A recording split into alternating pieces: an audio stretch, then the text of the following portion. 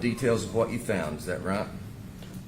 We are told to record the details of what, a narrative, what we see, and what we're doing on the scene.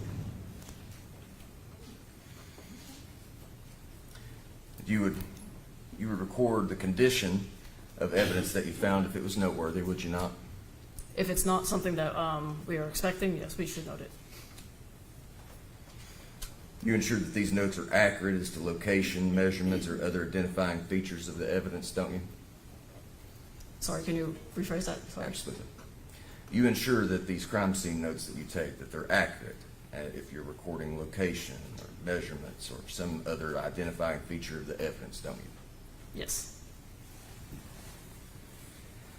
You also make sure that those notes are complete, meaning you don't leave out details that could be easily forgotten or confused with all the other cases that you've been processing since you processed this scene. Is that right? When we process the scene, we try to do that. When it gets to a certain hour, it's harder to remember everything, but we do try to make sure we write everything down. And as the team lead in this case, you relied on all that training and those SOPs to process this scene, correct? That's correct. Now, the notes that you've been referencing throughout your direct examination and what I imagine you'll look at today, those are these crime scene notes that I've been talking about, right? That is correct. Along with your serology notes. Yes, I have a crime scene report and I have a forensic biology report. And you were the team lead of this unit in this case, is that right? In this case, yes. And your responsibility is to collect every team member's crime scene notes, is that right? That's correct. And you review each member's crime scene notes as part of being the team lead, isn't that right? Yes, to make sure that there's certain information on those notes.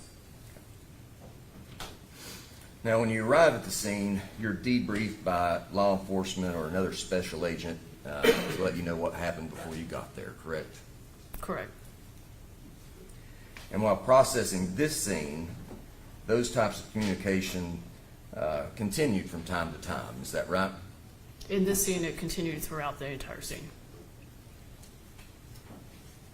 And likewise, you would report back evidence that you had uncovered. For instance, you would report that back during those conversations. Is that fair?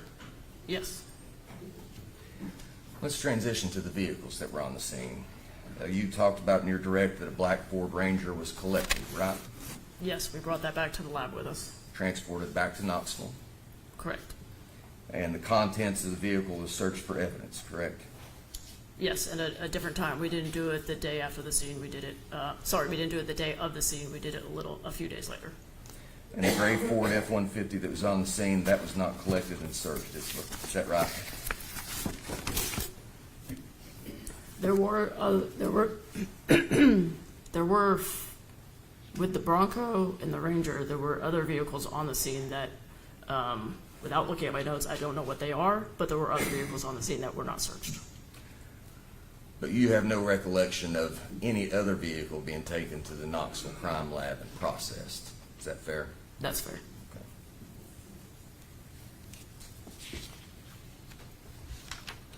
And to your knowledge, there were no implements or anything collected out of the bed of that gray F-150 pickup truck that was on the scene.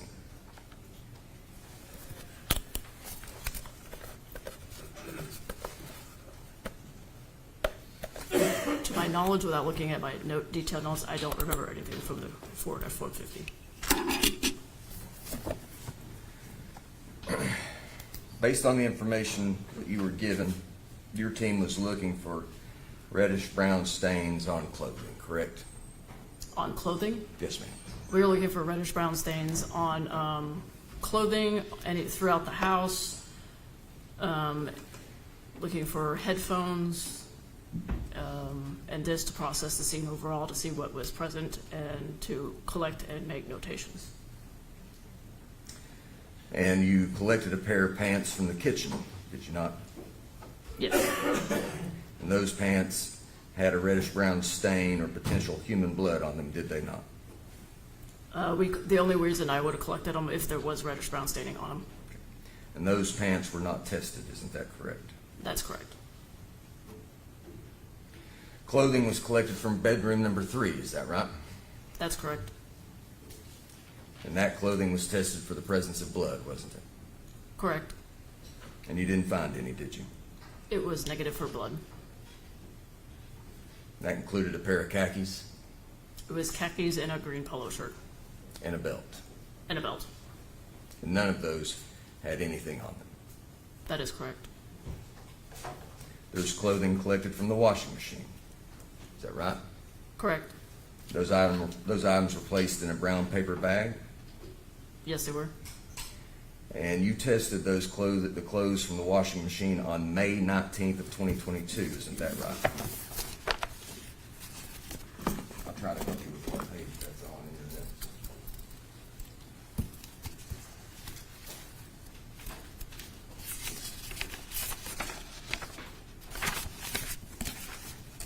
Looks like it may be on page 26.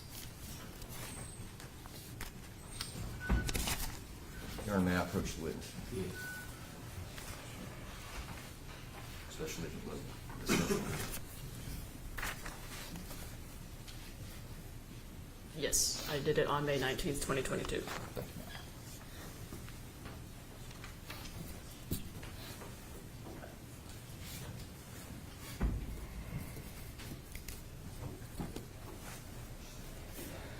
The clothing from the washer was not placed in plastic, isn't that right? That is correct. It was placed in a brown paper bag. It was not taken out of that brown paper bag and dried for any reason, was it? I do not believe it was.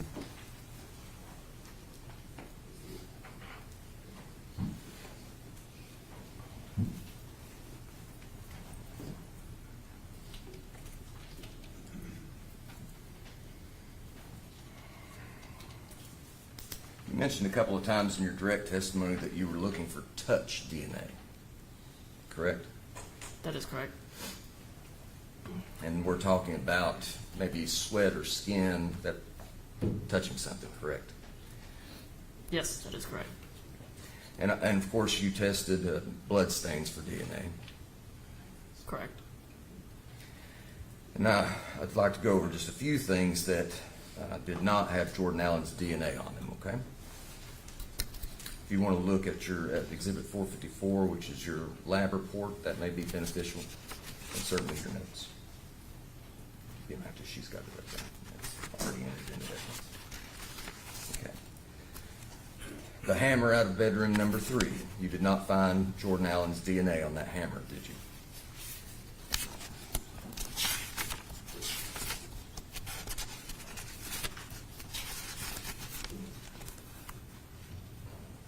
I did not.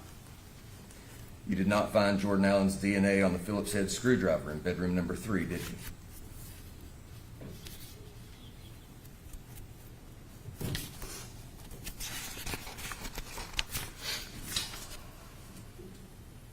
I did not. In fact, out of the screwdrivers that were collected, Jordan Allen's DNA was not found on any of them. Is that right? I only tested one of the screwdrivers, so I don't know what was on the other screwdriver. You did not find Jordan Allen's DNA inside the boots from bedroom number 3. Isn't that right?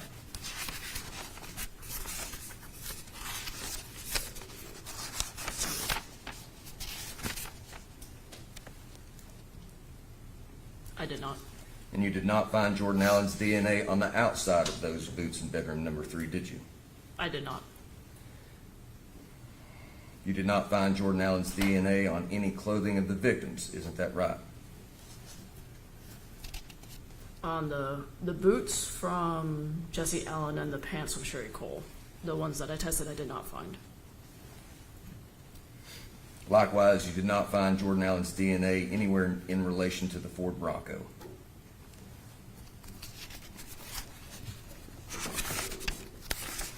I don't think anything was collected from the Ford Bronco.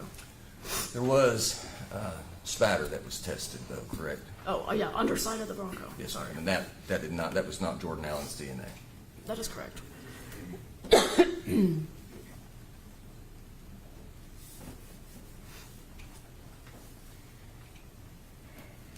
You did not find the presence of blood on the clothes from the washing machine, did you? I did not.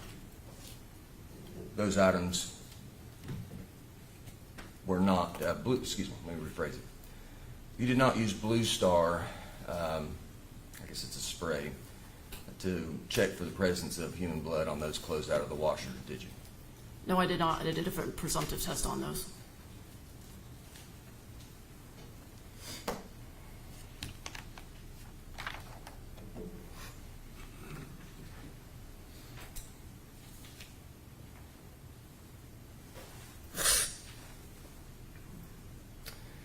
The only DNA you found belonging to Jordan Allen was a 1 by 1 centimeter stain on the bed sheet closest to the window in bedroom number 3. Is that right? That is correct. And there's no scientific method available to you to tell us when that was deposited there, is there? I cannot tell you when it was deposited there. The hammer that was collected in bedroom number 3 was on the bed sheet closest to the dresser, isn't that right? From what I remember, yes. You did not collect any of the sheet material that laid underneath that hammer, did you? Did not. If it had had any sort of staining or something that made you believe there was a biological agent on that sheet, you would have, wouldn't you? Yes, once I noticed the staining was on the other portion of the sheet, we did look at the sheet to see if there was any other staining, and at that point, we didn't see any, so we only collected that one portion of the sheet. Let's talk about some things that weren't tested, okay? Okay. So 002-A, that'll be in Exhibit 454 there, your lab report. That's a cigarette butt for marker 1. That was not tested. Correct. Same with 003-A, cigarette butt for marker 3. That was not tested, correct? That is correct. 007-A, the khaki pants hanging in the kitchen, marker 12. Those were not tested. They were not tested. 010-A, flathead screwdriver under Bronco, marker 22, not tested. Not tested. There were also some samples taken from Rick Williams' vehicle by Blake Ketron. Those samples were not tested either, isn't that right? I don't recall those at all, so I don't know if they actually never came to the lab. Okay. One moment.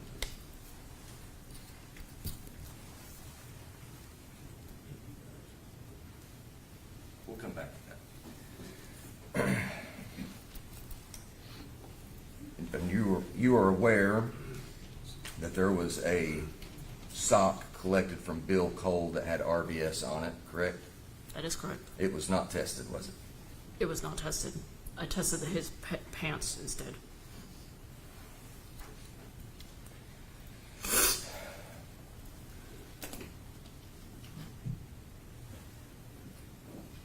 The pants that you tested, you found Sherry Cole's blood on the, as you were, on those boots. Let's go to the boots. Okay. With the Boots out of bedroom 3, yes ma'am. That would be 008-A, marker 16. Sherry Cole's blood was found on the heel of the left boot, correct? Should be page. She was the major contributor of that portion. The heel of the right boot from bedroom 3, that was not tested though, was it? The heel of the right.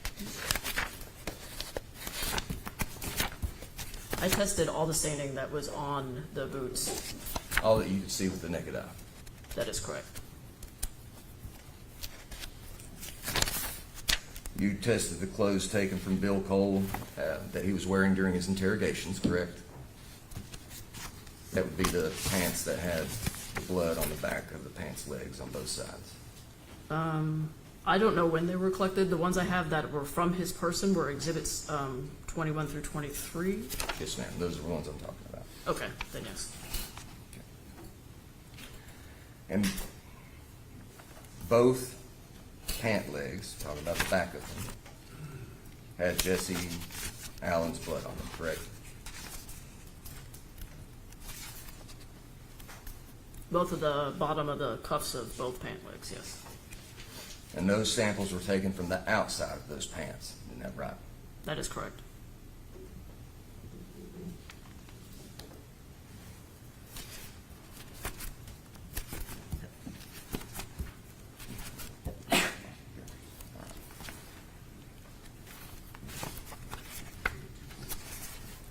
I want to bring up Exhibit 243 onto the screen. This has previously been entered into evidence. It'll be on the TV. You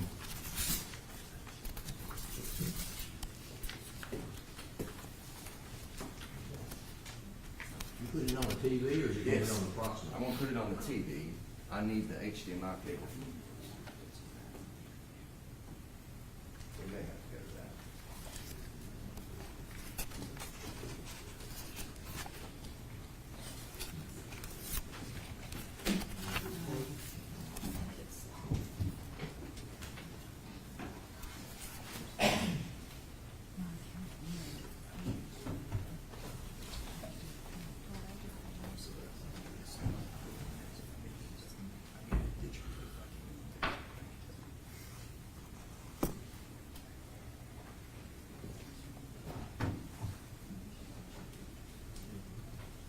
Technical difficulties with stuff. Give me just a second.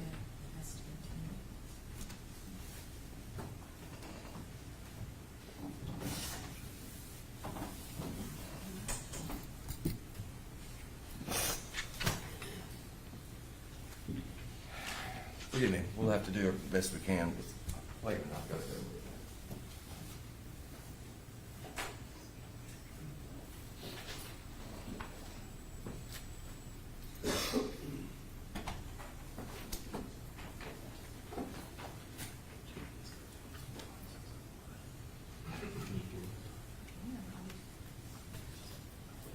You want Miss Allen to pull it up?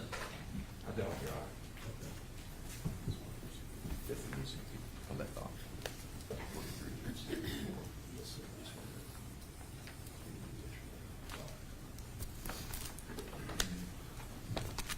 Special Agent Lowe, I've handed you Exhibit 243. It's going to be difficult to tell in that photograph or even if we project it, but if you would look up against the wall of the house, you're going to find two pair of black pleated shoes with a white sole.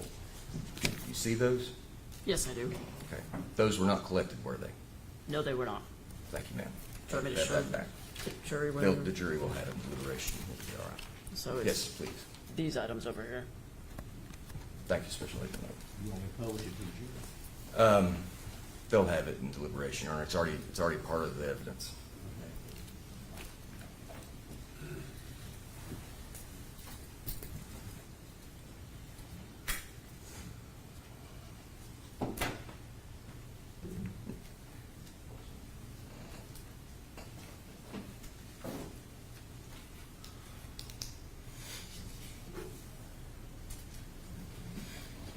Okay, those boots from bedroom number 3, which I believe in your lab is 008-A. And Miss Allen, if you would be as kind as to bring up page 8 of Exhibit 454.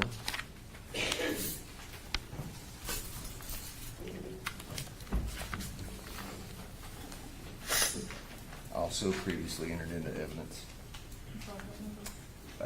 It would be page 8, it's probably 454, sub 8. Could be it. Maybe or not.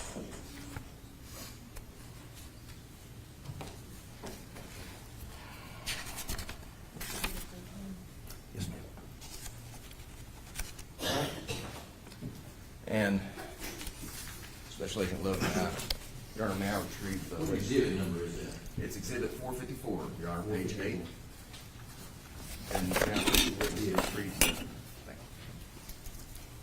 Thank you very much.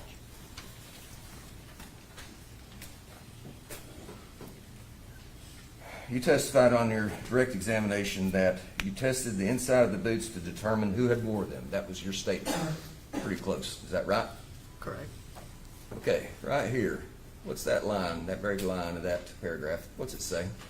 Wear, inside heel, and tongue. Okay. Now, one of the things that you did that's better encapsulated, I believe, in your notes, is that you took samples from both the heel and the tongue, correct? Of both boots, yes. Of both boots, right. So there was 4 areas that you sampled, the same place, the same 2 places in each boot. thereabouts. Is that right? So heel and tongue from one boot and heel and tongue from the other boot, Yes, and then sir. I combined them both. Right. Heel and tongue from both boots, you combined those, and then you did your DNA analysis, correct? That is correct. And the DNA that you found belonged to Bill Cole, isn't that right? The major contributor belonged to Bill Cole. And anything else that was there was inconclusive, isn't that right? That is correct.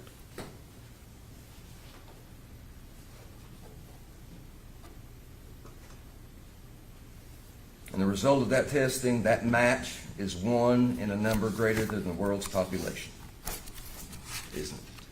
Correct. Your Honor, I'd like to publish Exhibit 495 that I brought into evidence with Ketan, if I could have a moment to speak with my team. 495? Yes, Your Honor. Would be the crime scene notes of Ketan.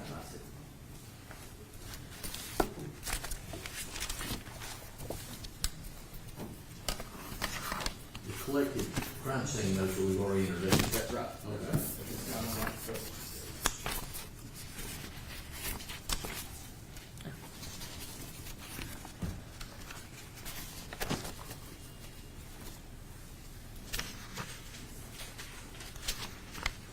Nothing further. Thank you, Special Agent. You say you want those published to the jury. Did we already publish them to the jury? We had not. I had asked that they be retained. 495. You got them, pass them around? Thank you. Let the jury look at them for a second. Let them look at it. Yes, Your Honor. Those notes aren't from Kenna Isaac. As you were, that's correct. They are from Melanie Carlisle. Thank you very much.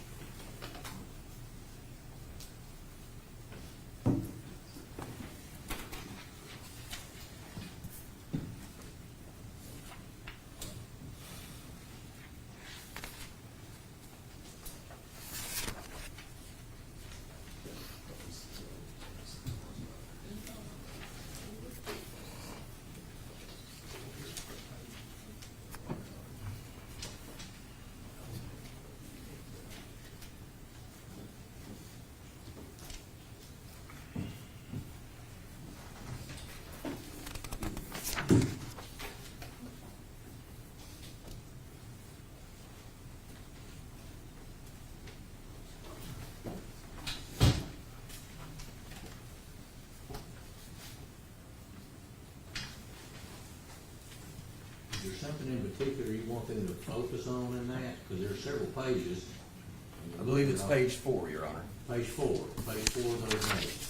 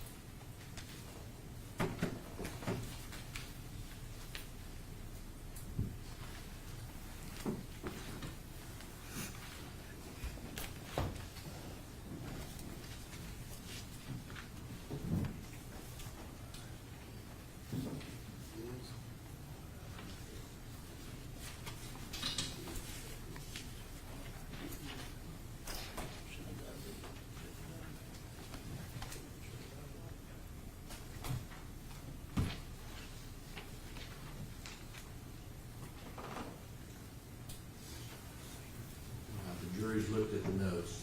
All right, Mr. Mills, you have redirect. Yes, Your Honor, just a few follow-up questions.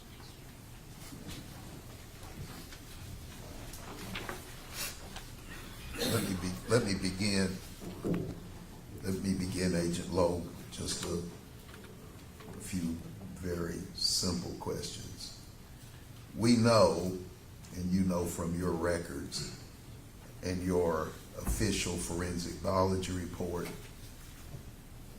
that another set of boots was worn by Bill Cole when he went to the Greene County Sheriff's Department, because you tested them. That would be 22A of your report. That's correct, isn't it? Yes, that's correct. You have told the members of the jury there's no way to tell when DNA was left on any item. That's correct. There's no way to tell when Bill Cole's DNA was left on these boots. That's correct. It is also true that it's more likely than not that Bill Cole was not the last person to wear those boots. I can't tell you who the last person to wear Yes, the boots ma'am, were. but you've talked to us about this before. Is it more likely than not that Bill Cole was the last person to wear those boots? I can't tell you who the last person to wear the boots were. You cannot tell the members of the jury who was the last person to wear them. I cannot. Now, you identified this term on page 8 that's been brought out, and it used the term wearer. Not sure I got that. W-A-R-E-R, wearer. What do you mean by that? So it's just looking for somebody who may have been wearing the shoes in this case, and then I verified, I looked at the inside heel and the tongue of both of those boots. But you're not telling them that he was the last person to be wearing those boots by this report. That's correct.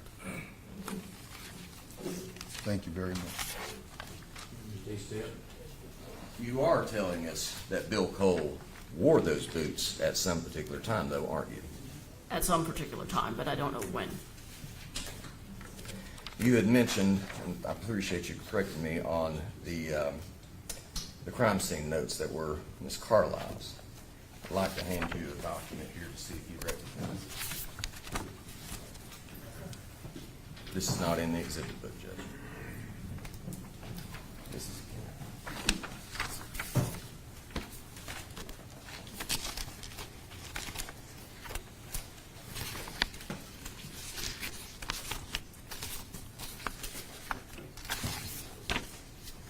It looks to be a copy of Ken Isett's, one of pages of Ken Isett's crime scene notes. And you figured that out based, I believe, on the initials in the top left-hand corner? That is correct. And your initials appear in the bottom right-hand corner. Correct. That's where you reviewed it, correct? That's where I put the page numbers and put a review on it. It's required to have my initials on those pages. Is that a fair and accurate reflection of that particular page dealing with the clothes in the washer out of Kenneth Isett's crime scene notes as you reviewed and made a part of your overall notes?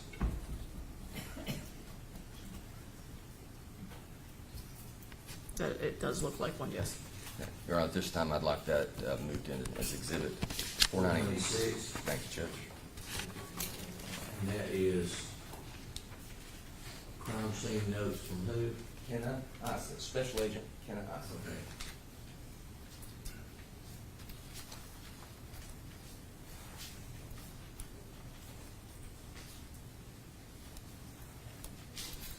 Let it be filed, 496, it can be posted to the jury. Yes, please. Thank you.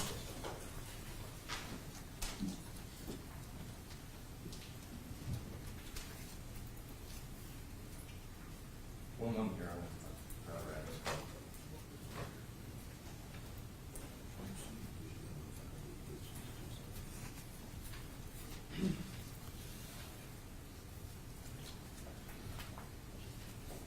Nothing further. Thank you, Special Agent. Anything else from her? No, Your Honor. Judge, you'll begin the courtroom whenever Mr. Eastep's expert testifies, if she testifies, he's DNA expert. I'd like to have her. Yes, Your Honor, that's part of the order, and I will let the district attorney's office know as soon as I can when Ms. Spencer will testify. So, does she need to leave and come back? She can go. I'm fine with her going to Knoxville and then giving them enough notice so that she can be It here. won't happen today, I don't No, see her getting I don't foresee it happening but today. you're gonna give her enough notice to get up here. Yes. That's certainly my intent. All right, then you're free to go and just be prepared for it to come back. Thank you, Mr. Gaines. What's gonna be the next, who's gonna be your next witness? Gerald Ray. Gerald Ray.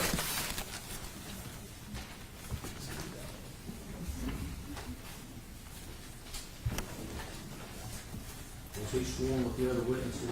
I think he was. Let's ask him, all right? I'm pretty sure.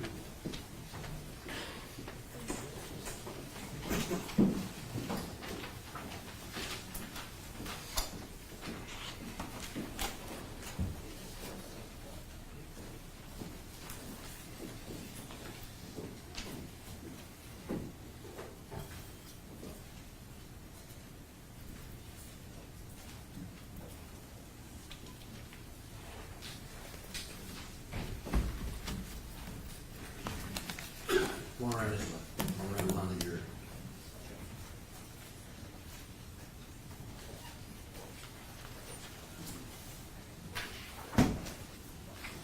Agent Ray, were you sworn on Monday? Yes, Your Honor. All right, you're under oath then. Have a seat, get comfortable, speak up. Jury.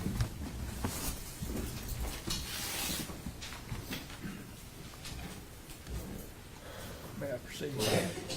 Sir, will you please introduce yourself to the members of the jury? My name's Gerald Ray. I'm a special agent with the Tennessee Bureau of Investigation. Sir, how long have you been a special agent with the Tennessee Bureau of Investigation? I started with TBI August 5th of 2019. And do you have any other law enforcement experience beside that? Prior to that, from 2009 to 2019, I worked at the Kingsport Police Department in the Patrol Division, the Criminal Investigation Division, and as part of the 2nd Judicial District Drug Task Force. And prior to that, in Ohio, from 2006 to 2009, I worked as a patrol officer. Do you have experience in investigating crime scenes? Yes, I'm a graduate of the National Forensic Academy, where I obtained a certification as a certified crime scene investigator through them. Don't think you did very much on the scene here, but do you have experience in investigating criminal homicides? Yes, I do.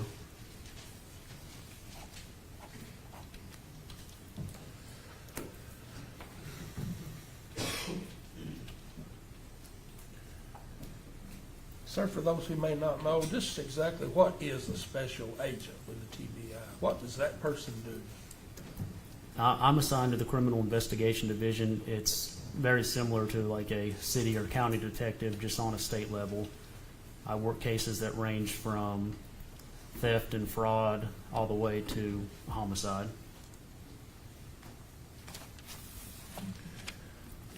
On April the 25th of 2022, did you receive a call about an incident that had occurred on Old Snaps Ferry Road in Greene County? Yes, I did.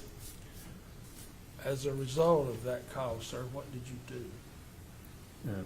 I was initially requested to go to the Johnson City TBI field office to get some equipment, and then meet with officers and other agents that were already at Old Snaps Ferry Road. Did you actually go to Old Snaps Ferry Road? I did. What do you see when you get there, sir? What do you do? When I got there, I delivered the equipment that was requested and parked along the roadway. There were several police cars from various different agencies. I was briefed about what initial preliminary investigation of the scene had revealed. How long were you out there, Agent Ray? I would estimate half hour to an hour. Did you do anything on the scene? Did you Other than being briefed about what the initial response to the scene was, I didn't do anything at the scene. I was requested to not transport, but there was 2 individuals that would be transported from the scene. I was requested to start interviews with those individuals. And did you do so? Yes, I did.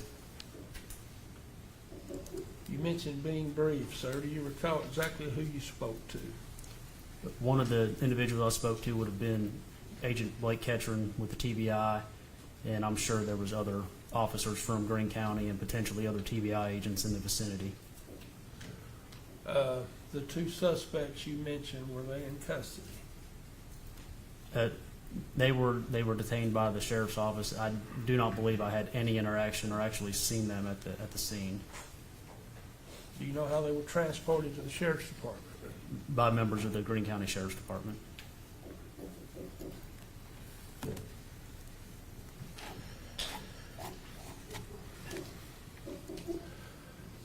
So, sir, who do you talk to first at the The- sheriff's department? Once we got to the sheriff's department, Jordan Allen was the first person that we talked to, but prior to talking to Mr. Allen, photographs were taken of Mr. Allen to document his what he was wearing and his physical description at the time. Based on what you had been told, did you look at Mr. Allen as a suspect? Mr. Allen was viewed as a witness. And why was he being viewed as a witness? The preliminary investigation from the 911 call was that Bill Cole had killed Sherry Cole and Jesse Allen with a hammer, and it was also relayed to me at the scene that Bill Cole had blood on the back of his pants. So you knew about all that, Yes, sir. and you talked to Mr. Allen. Yes. Before you do so, you mentioned you took some photographs of him. Yes. Can we look at those, please? Yes, sir. Let's go through them all. Let's start with 406, please.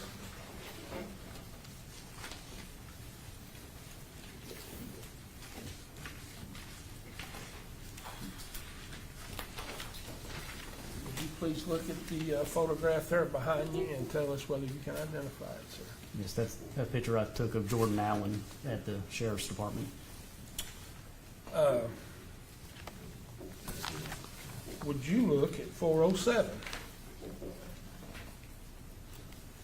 Were you able to identify that photograph? Yes, it's another picture I took of Jordan Allen. And 408? It's another picture of Jordan Allen. 409?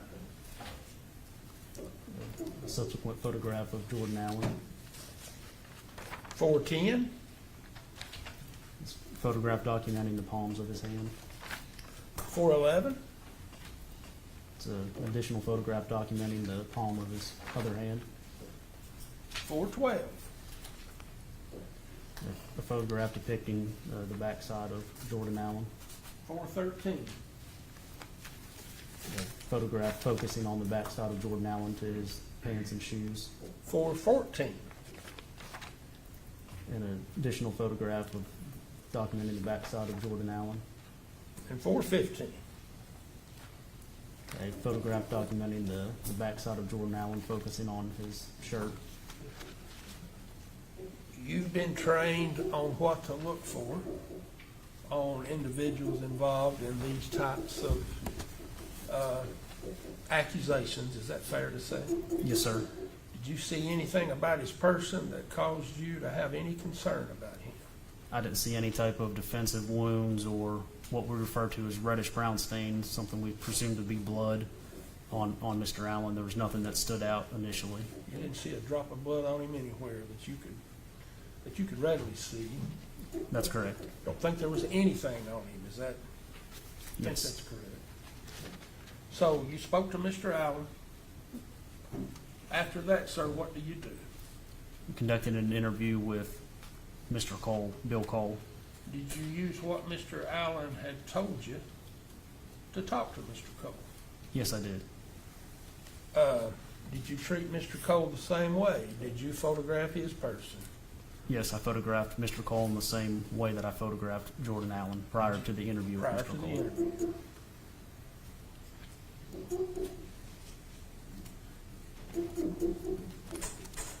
Sir, what time was it when you talked to Mr. Allen? Approximately 5 a.m. 5 a.m. You recall how long that interview was? Approximately 17 minutes.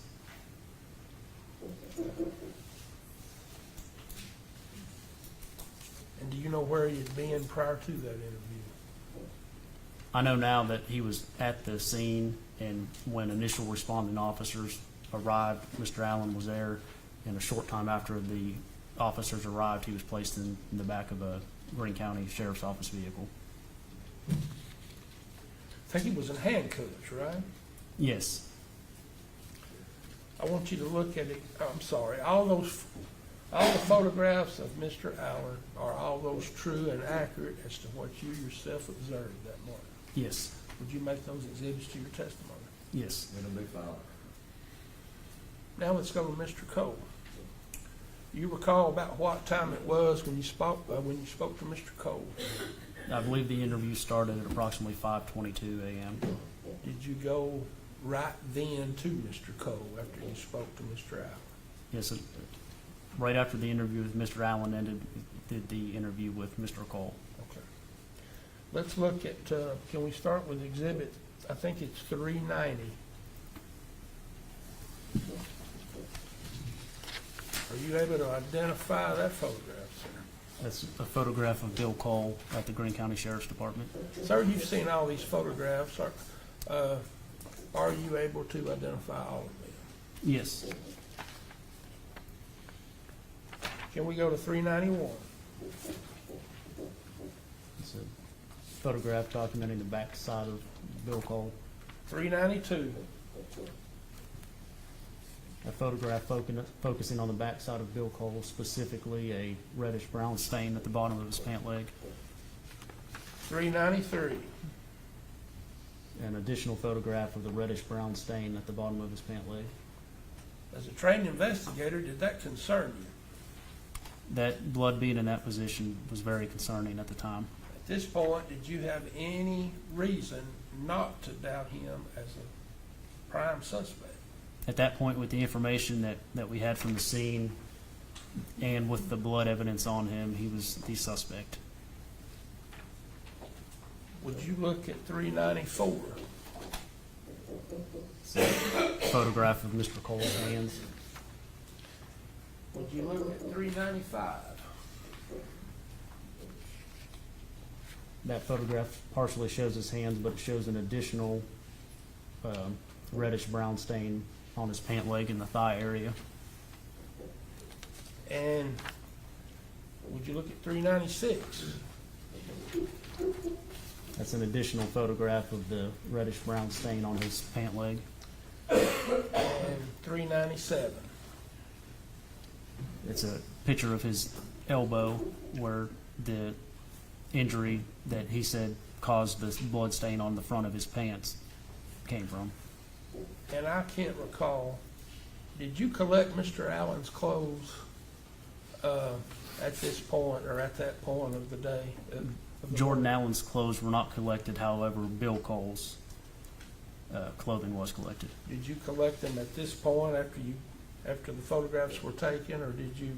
After the photographs were taken, the clothing was collected. Okay. You spoke to Mr. Cole. Yes, I did. About how long did you speak to him? The interview recording was about an hour and 41 minutes. You had a lot of questions to ask him. Yes. Can you recall the types of questions that you asked him? We asked Mr. Cole to account for his day, starting from the time that he got up, give us kind of a rundown of everything that he did that day, up until the point where police arrived at his house. Did he answer your questions? Yes, he did.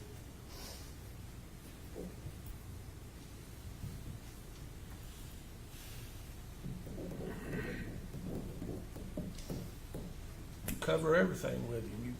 You had seen blood on him you saw blood on the bottom of his pants, on the front of his pants. Looked like you were taking a picture of his elbow. Did you ask him about all those, At all some, those observations that you had yeah, made? at some point during the interviews we conducted with him, specific questions were asked about the blood on the bottom of his pants and how the blood got on the front of his pants. Did you ask him about the crime scene? Yes, I did. Ask him about Jordan Allen? Yes. Ask him about Jesse Allen? Yes, sir. Did you ask him about Shirley Cole? Yes. Any hesitation in answering any question? No hesitation. Was he cooperative? He was very cooperative and forthcoming. He volunteered a DNA standard. When questioned if he'd be willing to take a polygraph test, he said he was willing to do anything and maintained his innocence. What, so that interview lasted what, approximately? I forgot what you said. The recording was an hour and 41 minutes. So what did you do at that point? At that point, I was notified that a search warrant had been obtained to go onto the property. So as our violent crime response team was processing the crime scene, I wanted to go out to the scene to be able to get a visual representation of what Jordan Allen and Bill Cole were explaining to me. So there was talk about them being in certain portions of the property and mentioning a hill. So I wanted to be able to get a visual representation to kind of view what they were talking about and test that against their statement to see if what they were telling me made sense with the physical evidence at the scene. I don't want to skip anything, and I don't want to go out of order. Did you say you took Mr. Cole's clothes before you interviewed him? Yes. What was he put in, or what kind of clothes did he have on? The clothing that his clothing was packaged as evidence, and then he was issued I guess, for lack of better terms, one of the jumpsuits from the jail, a jail uniform. Were those clothes sealed up and placed into evidence there at the sheriff's department? Yes. So you took some photographs of him in the jail outfit, the stripes. Yes. Can we look at those, please? I don't want to miss Yes. anything. Can we look at 398, Ms. Allen?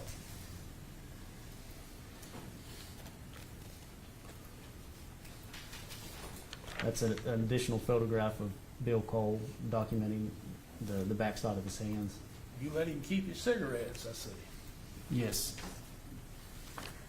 Would you look at 399, please?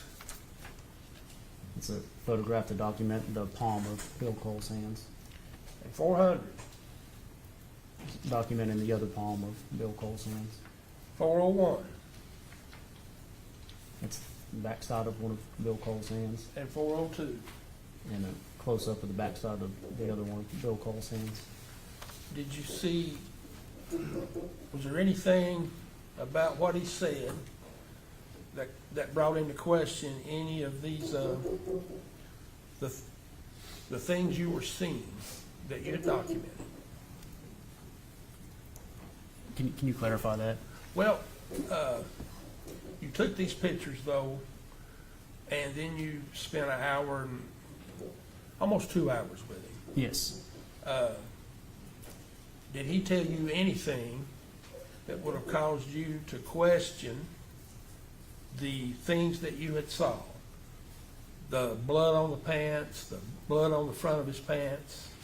At this point, I was still very concerned with the blood on the pants, and that's one reason for going out to the scene to see if there would be anything that could, Sure. substantiate his claims. Did you see any wounds about his hands? You took several pictures of his hands. I didn't see any type of defensive wounds or any wounds on his hands. Okay. Didn't see any blood or that you could see. Correct. Okay.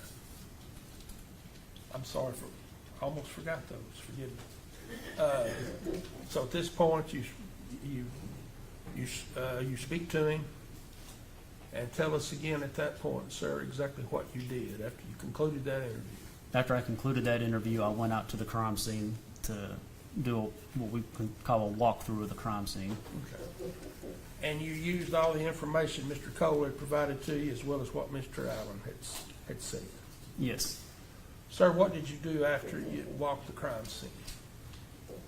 After walking the crime scene, I was notified by some members of the violent crime response team that a pair of lace-up style work boots were found in a bedroom that was presumed to be Jordan Allen's bedroom at the time, and that those boots had blood on, what was believed to be blood on the outside of them.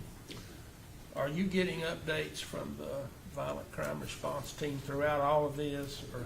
It's sporadically, I'm getting updates as if something was found that they thought would be significant to help with the interviews, then I was being notified. And was someone assisting you with all these interviews? Captain Jeff Davis with the Sheriff's Department was assisting, and then after the initial interview with Jordan Allen and Bill Cole, Agent Blake Ketron sat in on the subsequent interviews. So what happens after you go to the scene, sir? After I leave the scene, come back to the Sheriff's office, and we conduct a in-depth interview with Jordan Allen. You didn't Mirandize him the first time. I did not. Did you Mirandize him this time? I did. Did you go over with him what that meant? Yes, I read the form to him, explained it to him, and he acknowledged that he understood the form and was aware of his rights. Did you have any concern that he didn't understand anything you were saying to him or anything that he was reading? I did not. Would you look at Exhibit 426?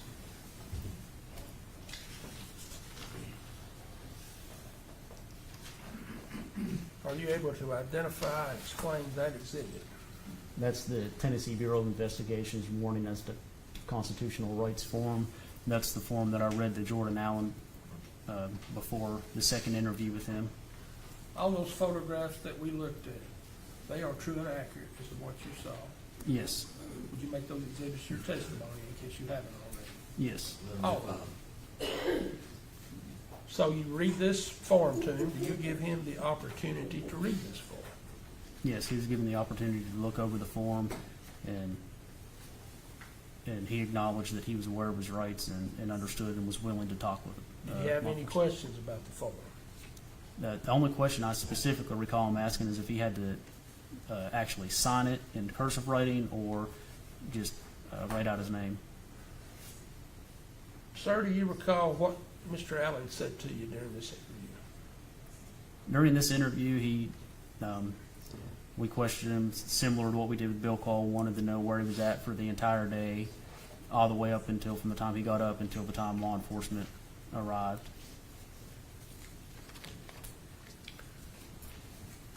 And did he answer your questions? He did. Well, you know what? I could ask you a gazillion questions about this interview. I think we should just play it. 426, would you make that an exhibit to your testimony? Yes. And can we put up 427 per N1? Sir, that disc, have you listened to the contents of that disc, the audio that's on those discs? Yes, I That's have. on that disc. Is this audio and visual? This is just audio. Your Audio, Honor. audio. Have you listened to that, and is it accurate as to what you yourself heard that day? Yes.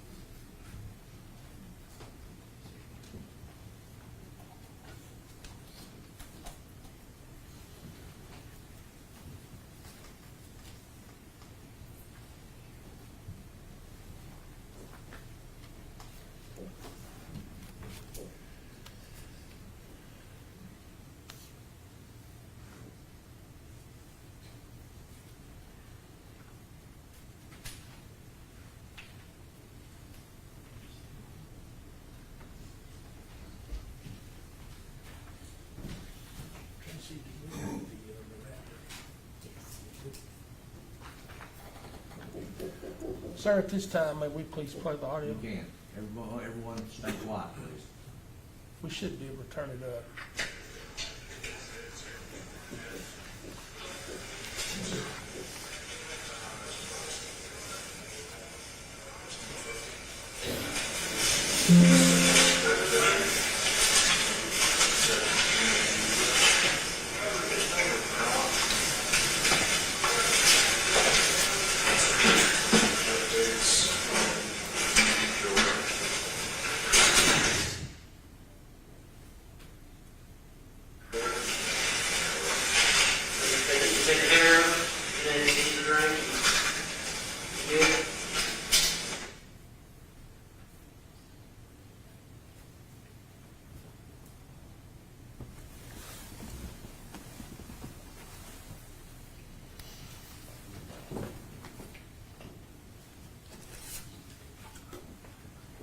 Well,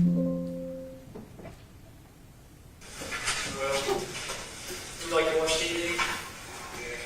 You watch any cop shows or CSI type stuff? Okay. So you understand that you've seen someone get their rights read to them, if you had your resumes and all that stuff? I'm gonna do that to you right now. We're not under arrest or anything. This is just when we're talking to you, kind of in depth about everything that's happened. You just want to make sure that we do everything right by the book. So before we ask you any questions, you must understand your constitutional rights. You're ready to be silent, you do not answer any questions. If you do answer questions, your answers will be used against you as evidence in court. You have the right to consult with a lawyer before or during questioning. If you can't afford a lawyer, one will be provided to you without cost. If you decide to answer questions now without a lawyer present, you can still have to start answering questions at any time until you talk to a lawyer.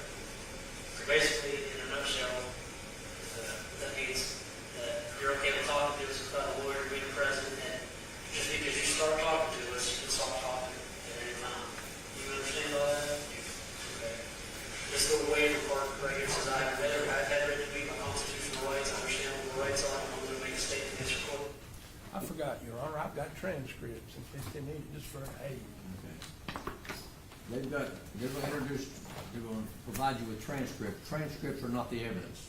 The evidence is what you hear. A transcript is only an aid for you to listen to what you're listening to look at it on a type. Somebody listened to it and typed it out. It may not be right.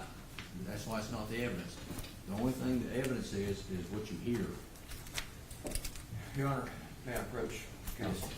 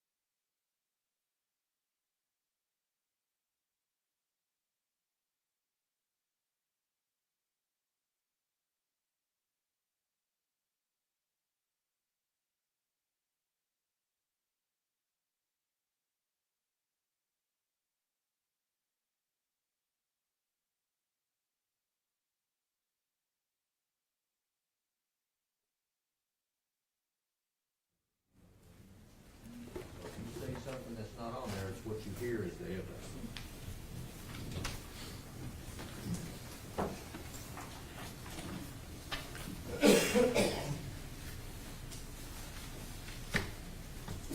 Blake.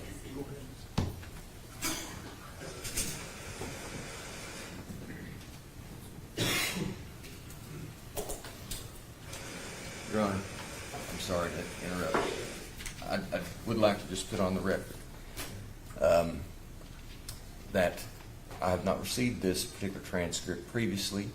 I agree with the court's ruling as far as that it's not evidence, and I'll review it as we go. I just want that maintained for the record. Thank you. It's not evidence. All right, go ahead. You know that? If you don't mind, put your name right there on it, by that X. That could be correct. How we will do. I know a lot of times we're already teaching customers for anymore, are they?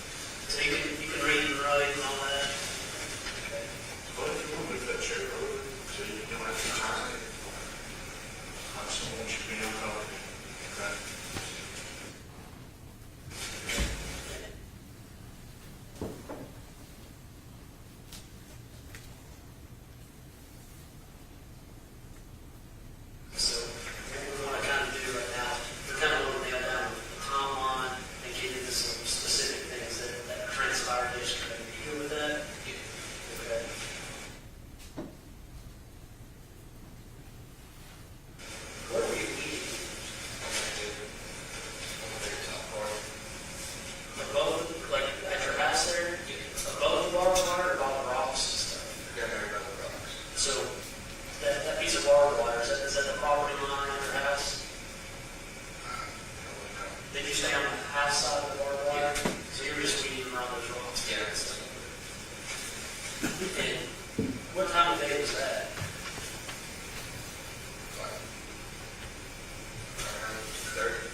So earlier today with Brian, Roger, Brian, But probably Saturday. Sunday, I don't have the county to work. But we did get, so we just went, that's what we need. so yet, right now it's Monday morning. So yesterday, is that what you were weeding or that was Saturday? Saturday. Okay, so what did you do yesterday? Yesterday, I went to work in town, and then we couldn't do that, so we came back. And When were you supposed to do work with Brian?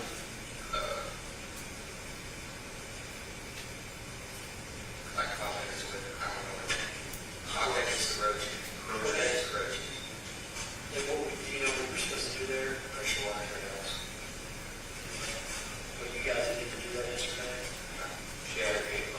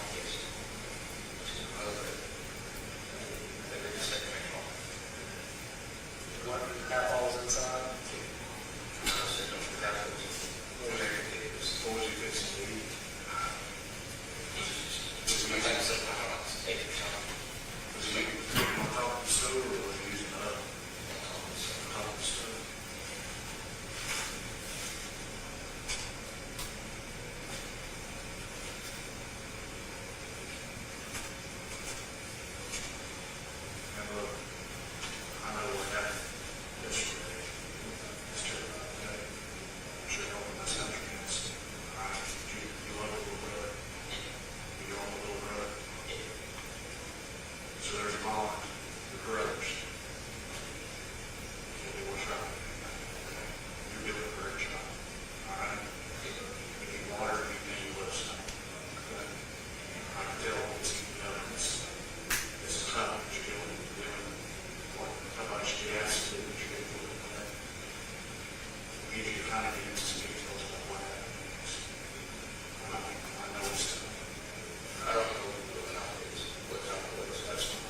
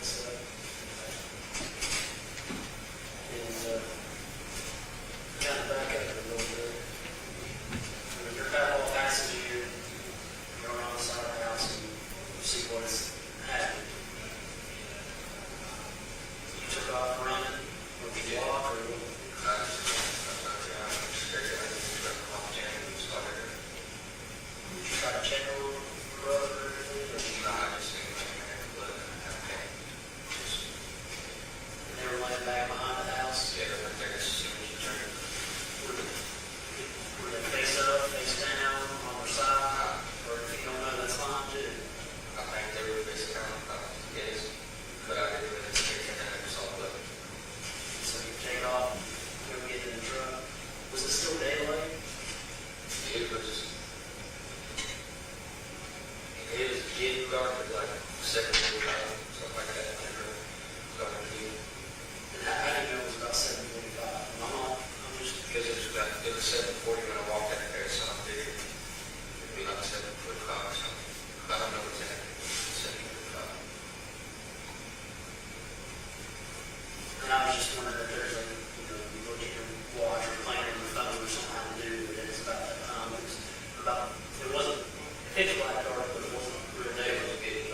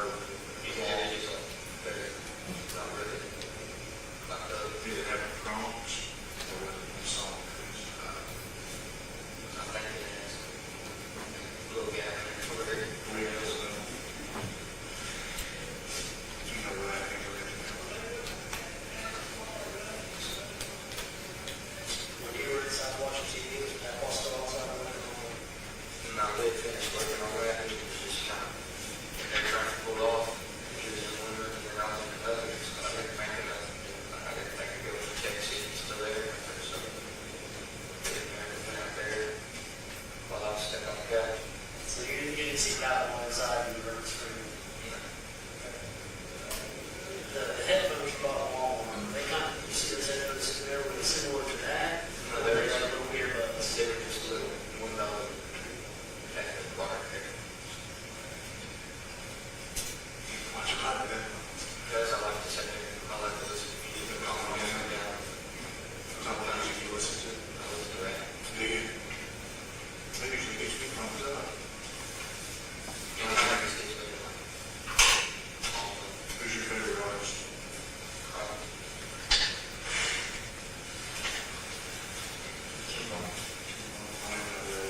don't know the Lil Wayne generations.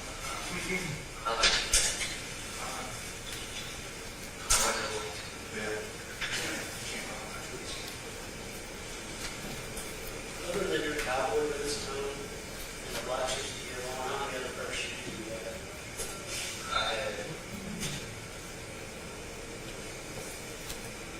I think I have, that's the one pair of mid,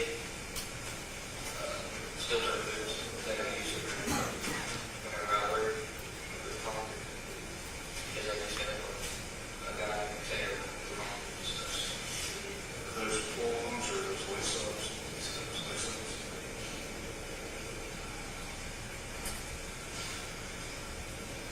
Did you have those on at all yesterday?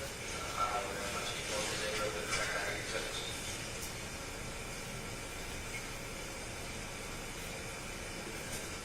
What about, and you said that you left that your pants were in the washer?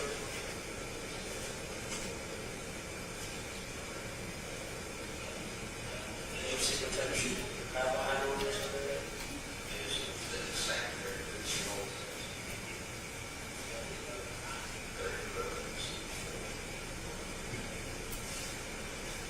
So the steel toe boots, did that have those on yesterday? What size are they? So you can't wear the steel toe boots? Okay.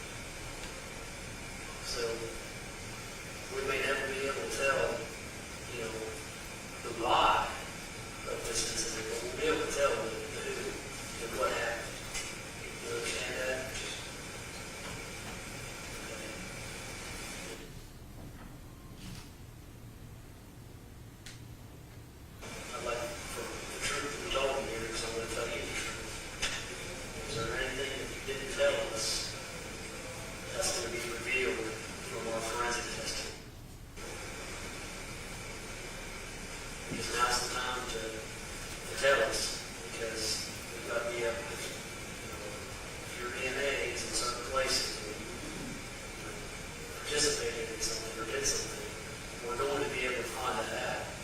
But Okay. I didn't want to say it because I thought I'd get in trouble to say it, but I did have those still took them on. I kind of like, I had them on every day. I found them. And I went over and kind of looked to see the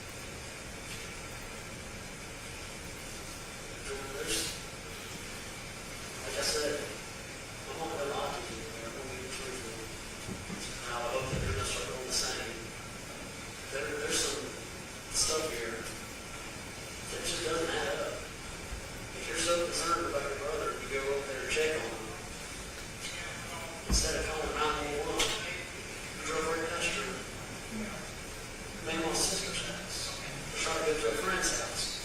You go buy pizza, you go to Walmart. There's several things that really are puzzling that we need to get through.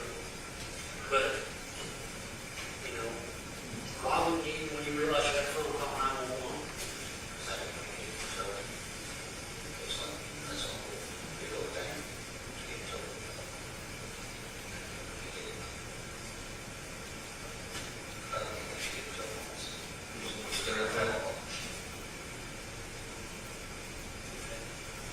So, you're concerned enough to leave.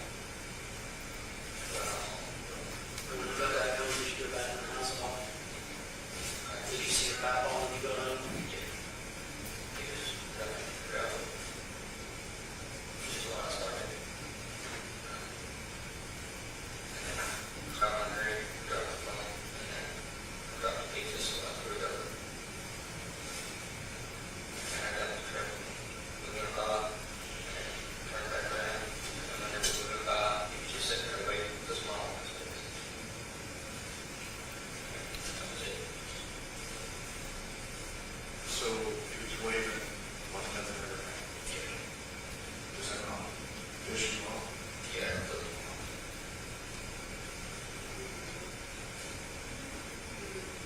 So I was just trying to get the kids out of there.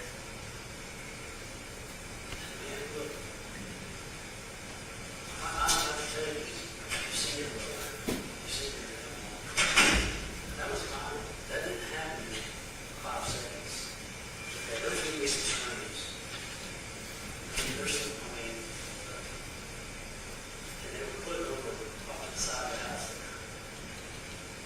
Did you help put it over to the side of the house? I don't think it's where Did they ever touch your memo?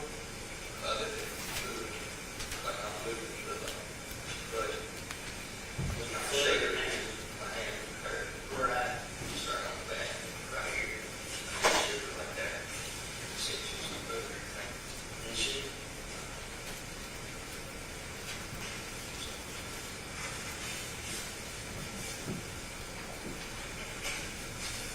Were you outside with your brother and Mamaw and Papa inside by himself at all? When this happened, you weren't hanging out on the hill with him, he was inside cooking? I think so, just right as soon as you went in, I went in, and they stood out there. Or they just like to hang out out there together? Or?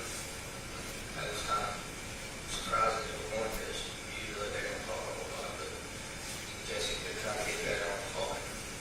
She had to try to get better on, not fussing and all that, so. Kind of not being, what she, I think she had Alzheimer's, or whatever it's called. And I think she was like, she would get that was released, and she would kind of like, nag to the point. But she would get better on that. She was trying to talk to me about school and stuff. Keeping in control of school? Not really, he did there for a while, but he's been straightening up, trying to look at stuff. Pretty good kid.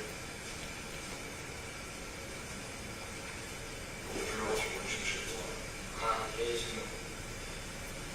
it was kind of awkward to the point because Barry's my half brother. And it was just kind of, whoever has such an age difference, we didn't play a whole lot, but every once in a while run around and stuff like that, or play bars and stuff like that. But you were well over those sort of things.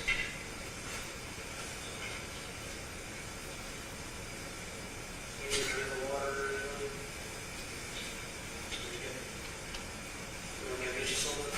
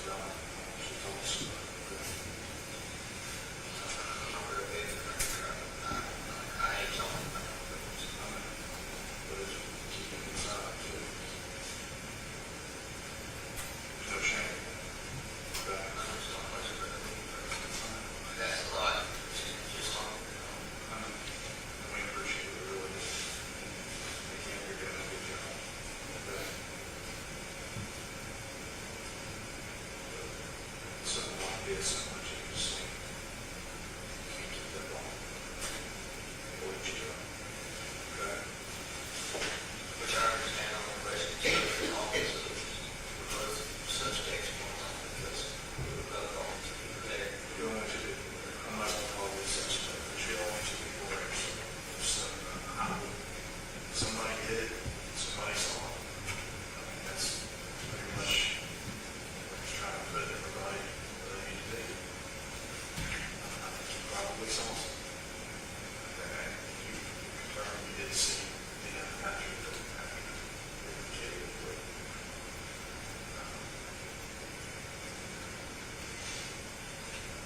Just don't want you to put yourself in the bind for your grandfather. He's lived life, his whole life. I don't want you to throw yours away if you're trying to protect him. Okay? So don't, like Joel was saying, whoever was very smart. They left a lot behind. Don't live out. You're out of laws and live in the town of the soul of your cheese. Okay? We'll get your DNA standard and all that. We rankings and all the evidence that are out there collected. I think they're well over 100 pieces of evidence. Okay? A lot. So that's why we're asking. Where did you touch it? Specific. Because we need to be able to answer for everything that pops up. I can tell you every movement didn't need laws. I can tell you exactly how it answers.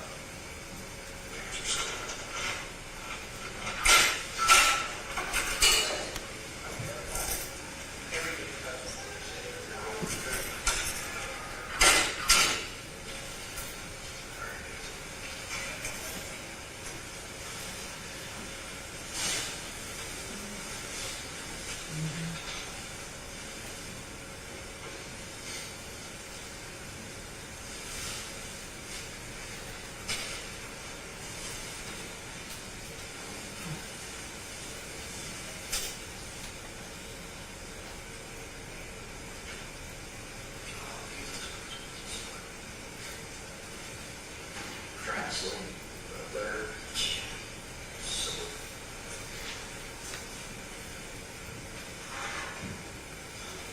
Got back to specific day. we will.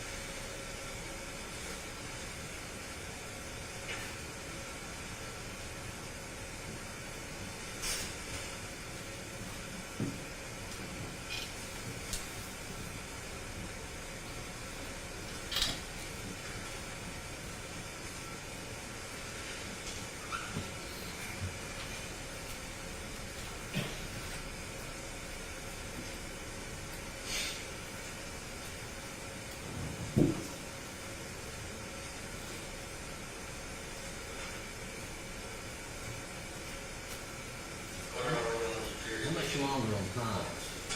People haven't had a bathroom break for a while. People hadn't had a bathroom break, we've been at this for over 2 hours. We've got a break, huh? And how many times on small group? 38 minutes. That's the end of it. That's what it is. Okay, all right, go ahead, finish.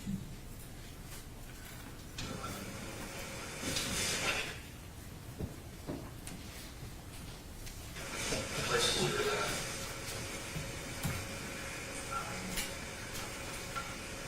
If this is what you're asking, we'll work all of Greene County, anything that's in Greene County. So like, how can you follow the stuff? Well, there's a little bit of olive branch that's in Greene County. It's considered olive branch, that's the mailing address. Different funds, whatever in that, so that's actually considered olive branch. So we can do that. Anything that's inside Greene County. I didn't know if that was kind of, I don't know what it was doing there.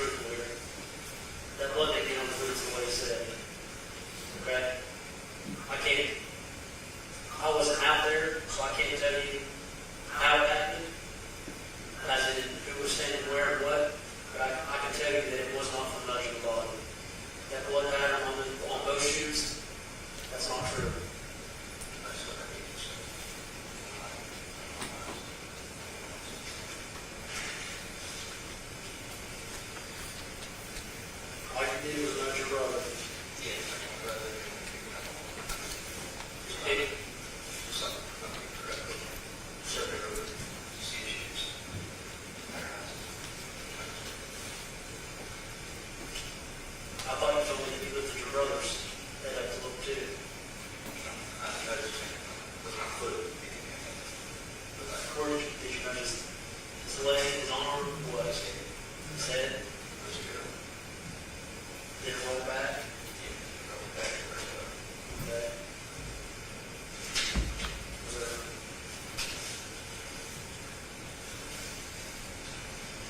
Can you pick, how did you pick up your manual? Okay.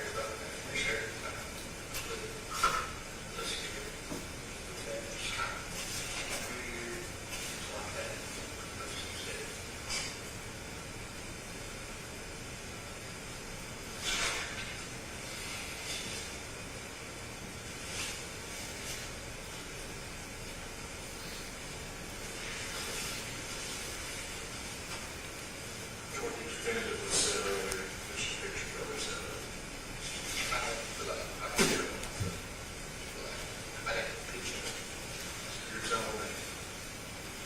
You're telling me that you love your brother. All you're willing to give him is a boot. So you're more concerned about getting blood on your hands. I'll check to see if your brother is alive. You definitively told us that you use your hand. Because I backed off a little bit, I wasn't asking about going in to wash your hands or anything. You definitively said, pick his head up, and you motioned with your hand over.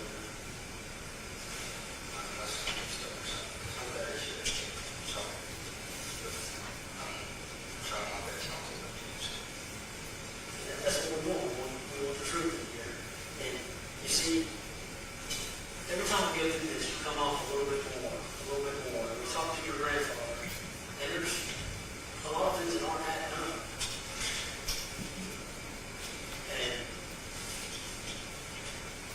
you said it yourself, you don't want to get your grandfather in trouble. But now's not the time to protect him. Okay? If you've seen anything, or you slept back off, moved bodies, or hit someone, or he told you to help, and you did because you were scared, or something happened, or you're standing there, and you don't want to get that boy in trouble. I mean, look, I understand that you don't want to get him in trouble. He's about one of the only, all you got. But you've got to tell the truth on this. There's stuff that is not adding up. Okay? I helped him move.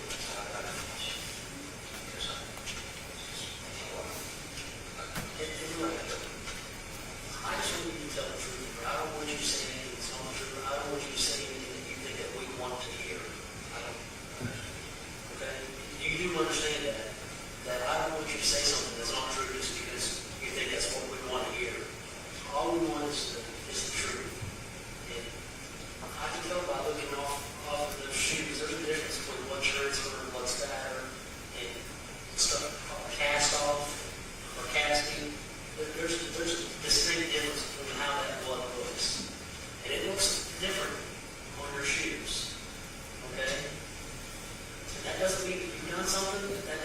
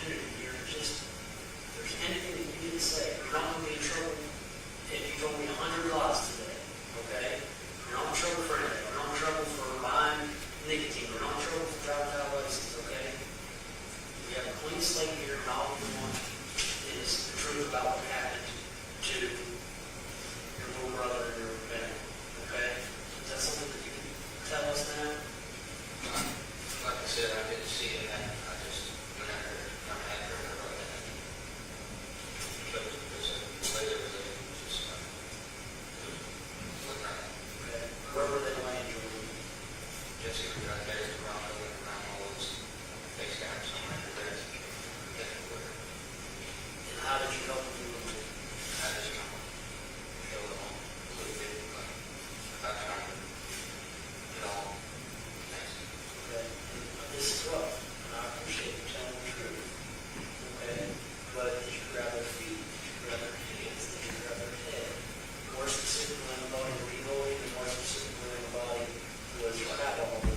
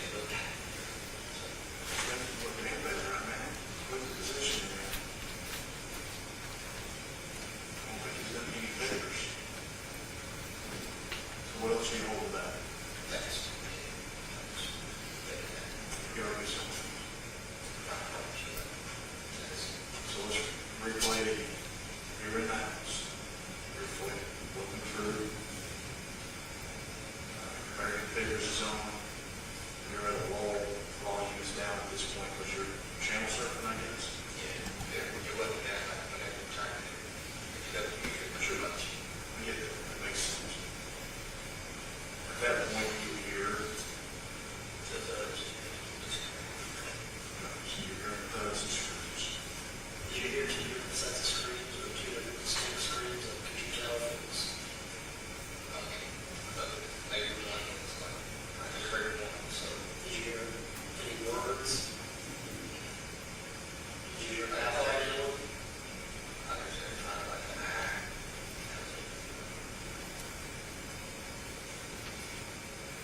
And then you go outside from there. Tell me again what you saw. So there's one out, Jesse's over there, you're from Coven, I didn't see that one time. Yes, I think she's like, crying. That the old roadway, she was right over there, and I was, over that road. I just went straight to Jesse, because that's all I kind of picked up. Were you just saying anything at that point? Just like, pushing it back.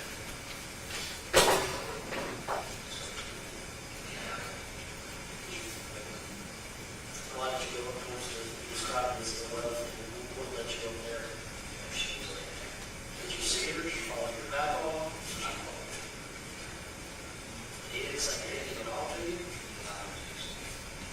she didn't say anything, we didn't interact, we go, all that. And what was it that he said? He just told me, it's kind of, when I looked,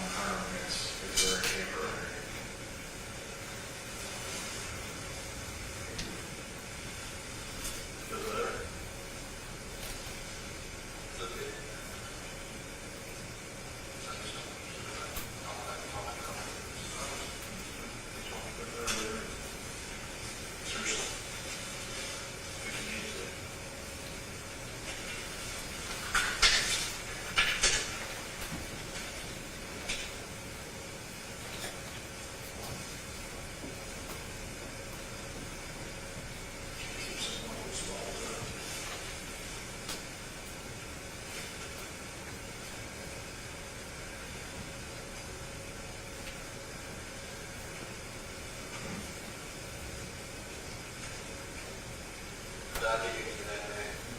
Just give you the things that I had with you. Sure, since you're probably, what do you have with you? I had the charger, the plug, the truck, which I'll get the ladder. He's not the guy, okay. But I think I'm ready to take it off.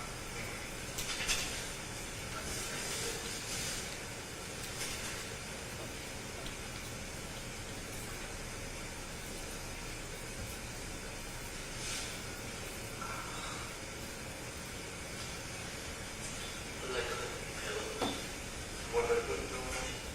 Like, everywhere, just here. I don't know, probably lead. I can tell you, I'm sure it's a little bit.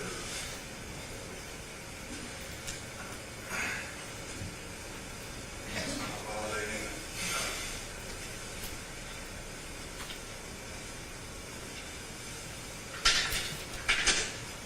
I'm not even sure compared to the Super 8.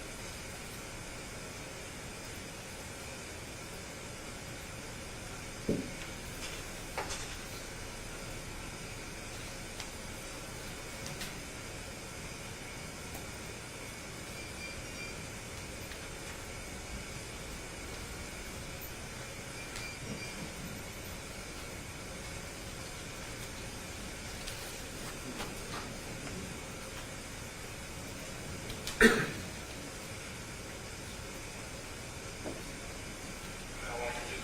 Is it your box?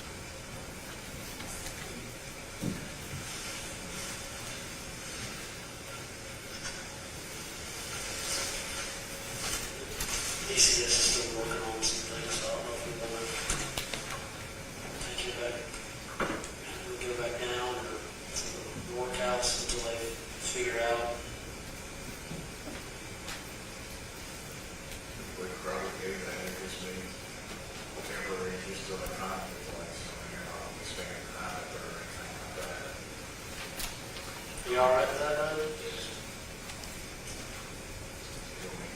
But there is one specific rules that I had to sit there.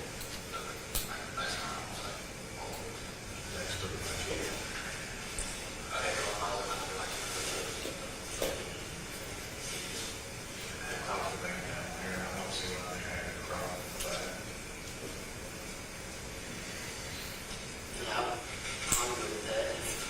Look, this has been a whirlwind for me, I understand that, so if you get down there and think, man, I should have told them that, don't hesitate, tell someone, come down and talk to you, bring you back up here, do whatever we need to do, because there might be something, you know, you're just sitting down there and all of a sudden it falls in your mind, oh man, why the heck did I tell them that, or oh hey, I remembered this, because you might remember something that you completely forgot, so if that happened, you know, make sure you tell someone down there how you talk. All right?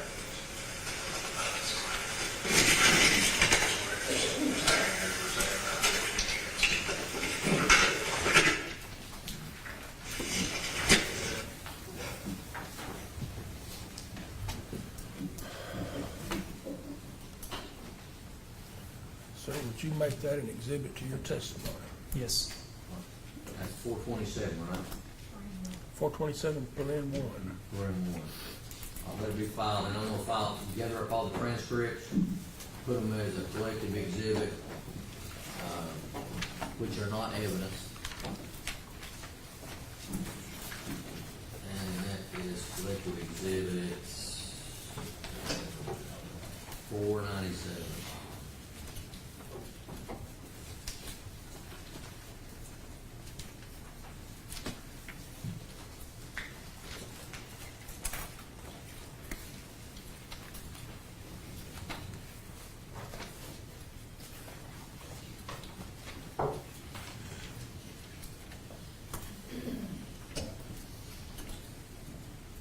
What else right now? Sir, I didn't know if you wanted to give him a break. We've been going. Yeah, but it's lunch, it's right at lunchtime, and his cross-examining will be lengthy probably, There's still quite a bit of direct. so you've got more direct. Absolutely.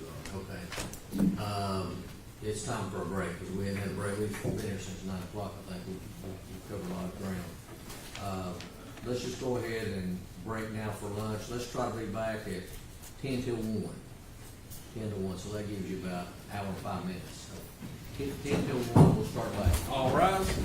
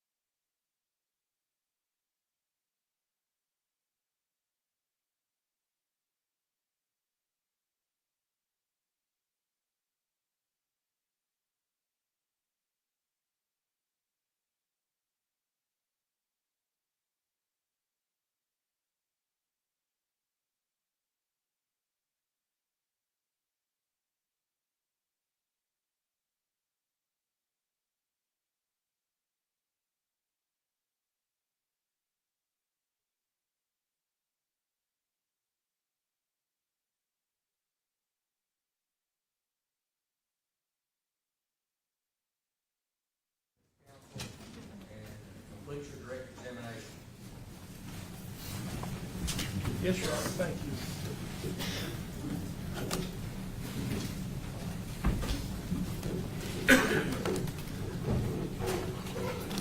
Special Agent Ray, sir, can you tell us what time it was when you interviewed him, or can you tell us what time it was when that interview started? The interview we just listened to started approximately 10:50 a.m.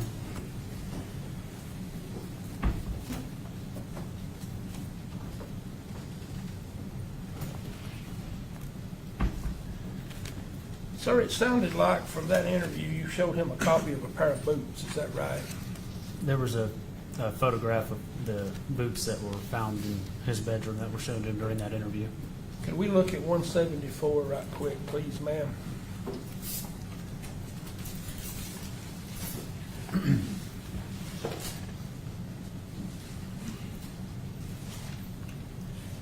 Agent Ray, when that gets up there, are you able to identify that photograph?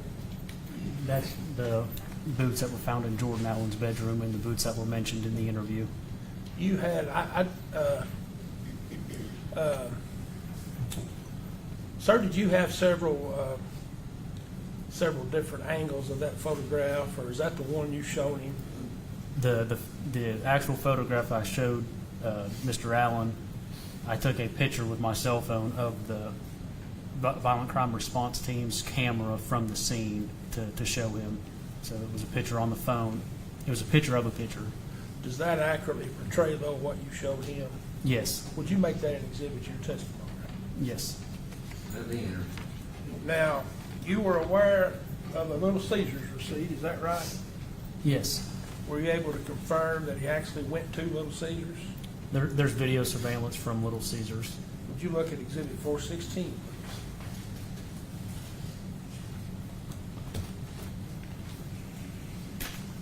Are you able to identify that, sir? That's a photograph of the video surveillance from Little Caesars depicting the black Ford Ranger. Sir, how was it you were able to obtain that? Agent Lowe from the Tennessee Bureau of Investigation physically went to Little Caesars to obtain that. Okay. Stephen Lowe, Yes. does that have a, sir, I don't know if you can see it, but does that have a timestamp on it? It says April 24th, 2022, and 21:26 hours. And were you able to confirm the trip to Walmart? Yes. So, April, will you check 417, please? Excuse me, not that one. Next one. Yes. Don't put it up. Yeah, that's it. Yes, well, you done put it up. That's fine. You able to identify that, sir? That's a transaction receipt from Walmart. It shows that earphones or headphones were purchased for $1 on April 24th, 2022 at approximately 22:35 hours. And sir, how did you get that information? Stephen Lowe, Agent Stephen Lowe with TBI went to Walmart. So, Mr. Allen was being truthful about both of those, is that? Yes, about his trip to Little Caesars and Walmart. Now,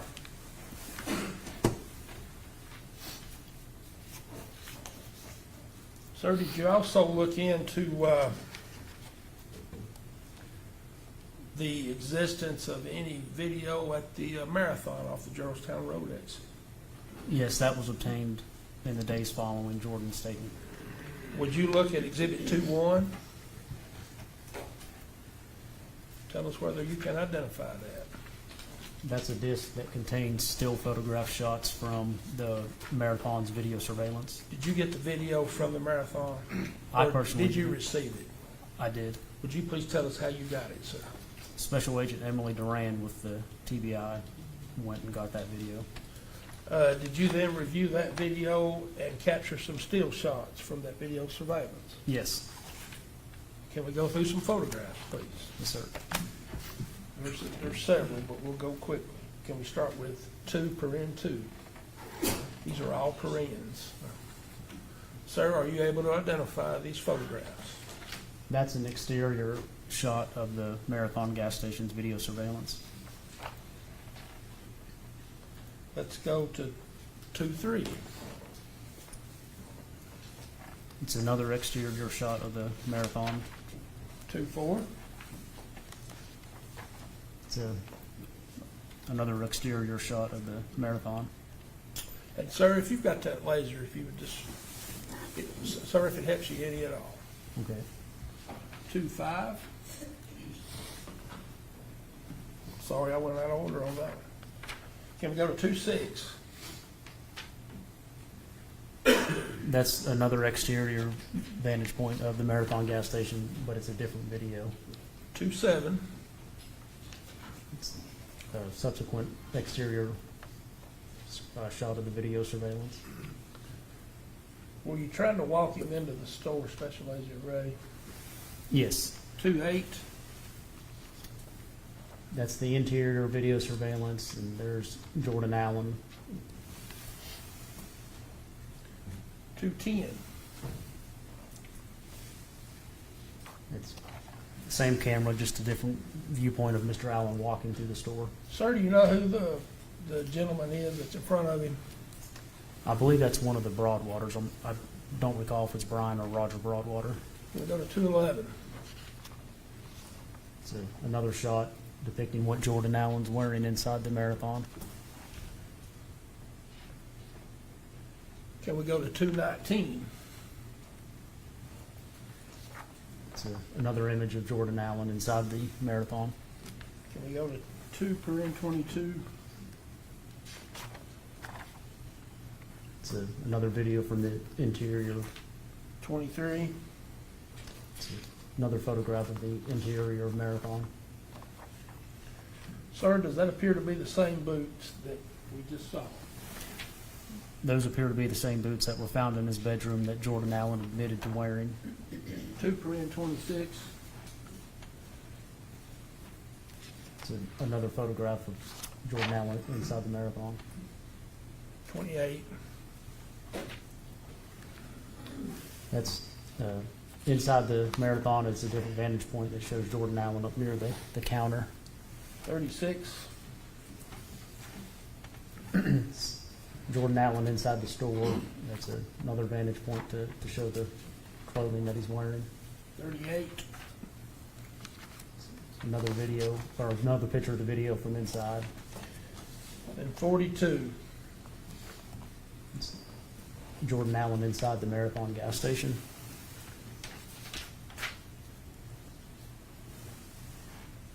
And sir, are all those times stamped with, or date stamped with the date of April the 24th? Yes.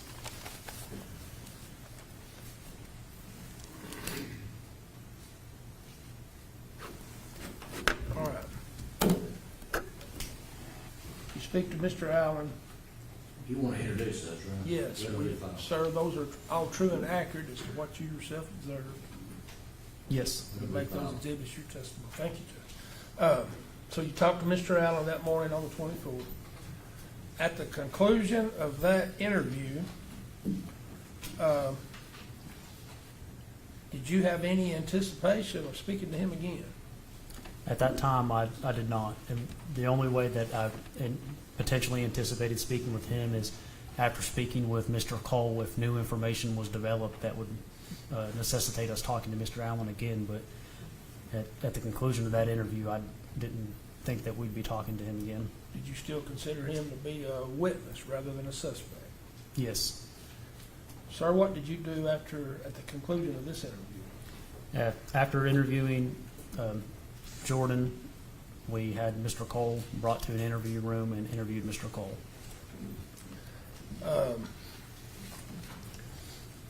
Did you question Mr. Cole using the information Mr. Allen had provided you? Yes, I did. You also received information from the scene as items were uncovered or discovered. Yes, and it was using my visual observations from the scene to assist me in the second interview of Bill Cole. Did you get with Mr. Cole pretty good? Did you question him hard about the blood on his pants? Questioned at the him bottom hard. of his pants. Yes, I did. Did you obtain Mr. Cole's socks? Through the course of that interview with Mr. Cole, we did obtain his socks. How'd you obtain those? As I was questioning Mr. Cole as to what happened, I let him know that it was very concerning, the blood stain on the bottom of his pant leg, and it did not make sense that he would, based off my observations at the scene and the blood that was in the yard and near the Bronco, I didn't feel there was enough volume of blood to cause a stain like that on the back of his pants.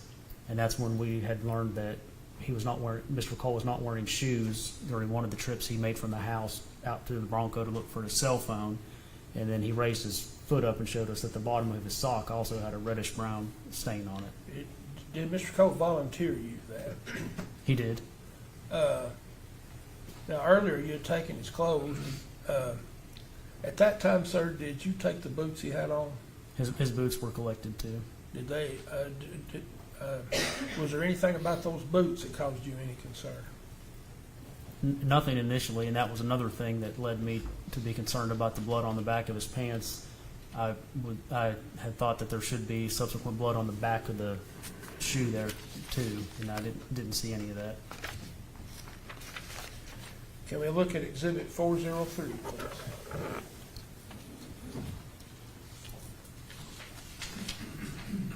Please tell the members of the jury if you can identify that photograph. Those are the socks that were recovered from Bill Cole during his second interview. Can we look at 404, please?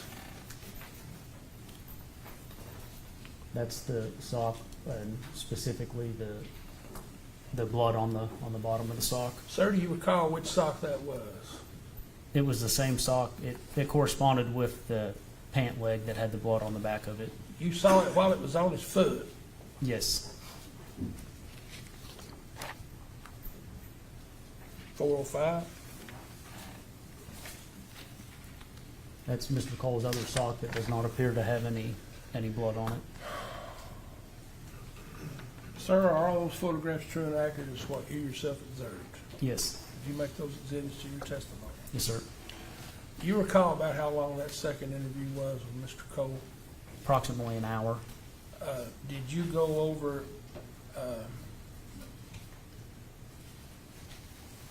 did you ask him each and every question concerning the information as it relates to what you had learned from Mr. Allen, as well as what you knew that had been uncovered from the scene? Yes. And were you still receiving information? Towards the end of the interview with Bill Cole, or shortly after the interview with Bill, the second one ended, I did receive information from the crime scene that a hammer had been located inside the bedroom of Jordan Allen. So what'd you do at that point, sir? At that point, we decided we needed to conduct another interview with Jordan Allen. What time was that? I would approximately 2:30 p.m. Approximately 2:25. Does that sound about right? That sounds correct. Would you, Miss Allen, now were the same people present for this interview? Yes, it was Were you by Captain. yourself, or It was Captain Jeff Davis, Special Agent Blake Ketcher, and myself. did you record this interview like you did the last one? Yes. Would you look at Exhibit 428, paren 1? Please tell the members of the jury whether you can identify that exhibit. That's a disc that contains the audio recording of the third statement from Jordan Allen.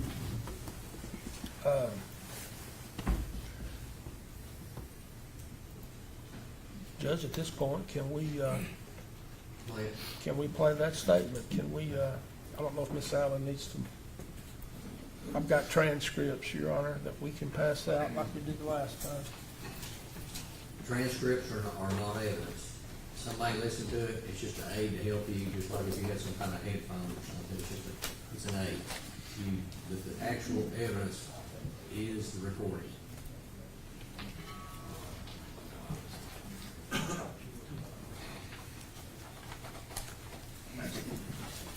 Should be one for the judge, too. You got this one, you want to trace that. You got it.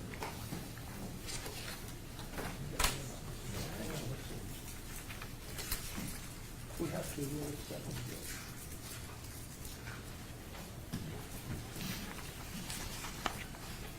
I've got another. I've got one.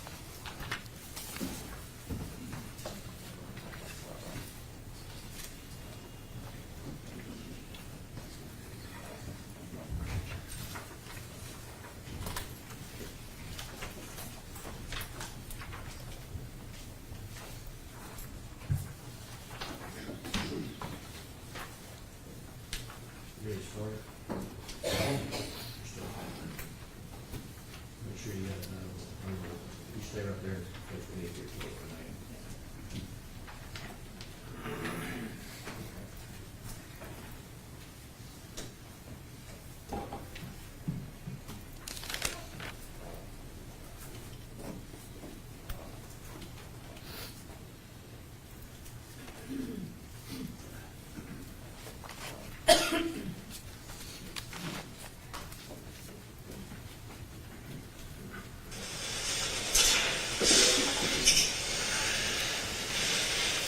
When we talked last time, I'm really rusty.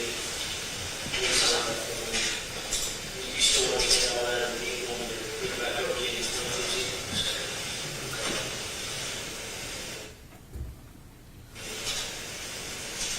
I've said one thing, that we just want to, okay? And after processing the crime scene, talking to Pat Hall, talking to Brian, talking to Jermaine, it's pretty clear what's happening. Okay? It gives we know what's happening. Okay? What we want is the truth, and it's time to tell the truth. Okay? I'm not going to beat around the bush. It's time to tell the truth. There's a 7-year-old boy with your man on, dead, little brother's dead. It's time to tell us what happened. Okay? You gonna tell him? Just right now. It's time.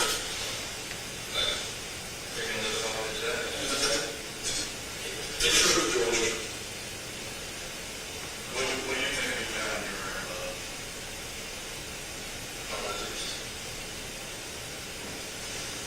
What else is on your room?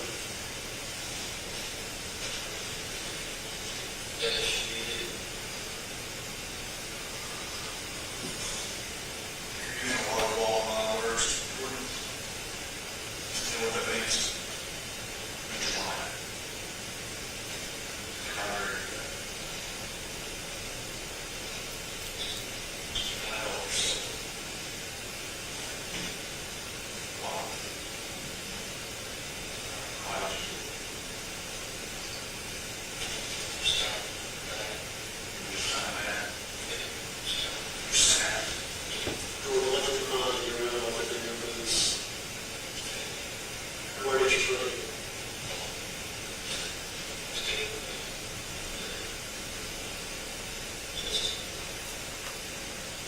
You know what you just done?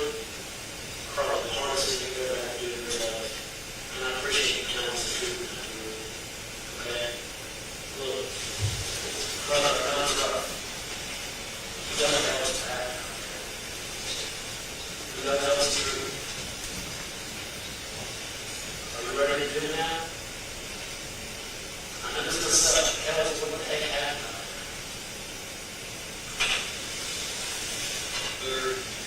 Sit there. And I was gonna play, so me and got into the fact of this. Just kind of the way she was, just kind of picky and stuff like that.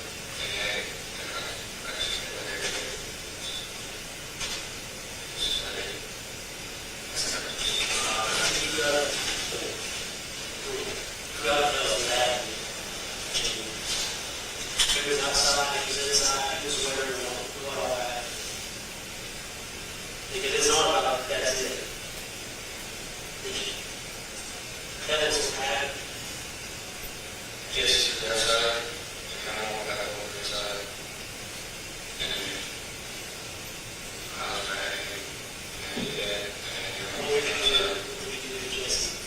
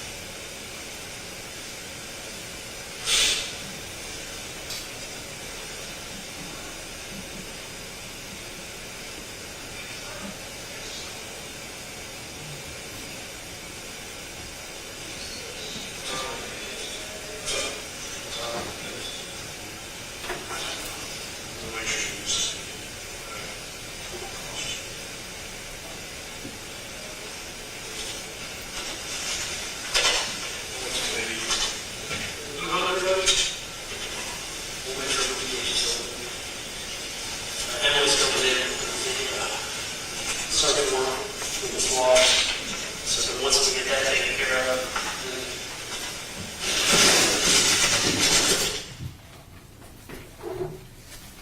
Together, the transcript on this collected number 498.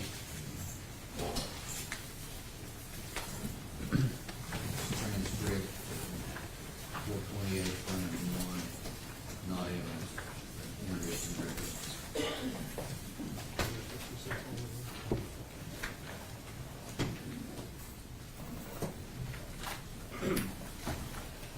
Mr. Collins. Thank you.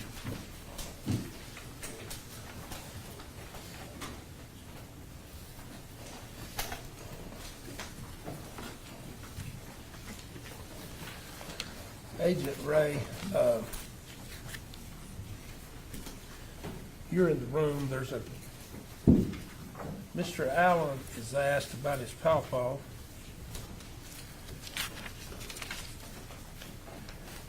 He's asked the question,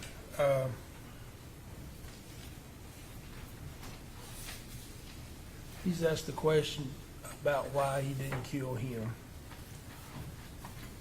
And there's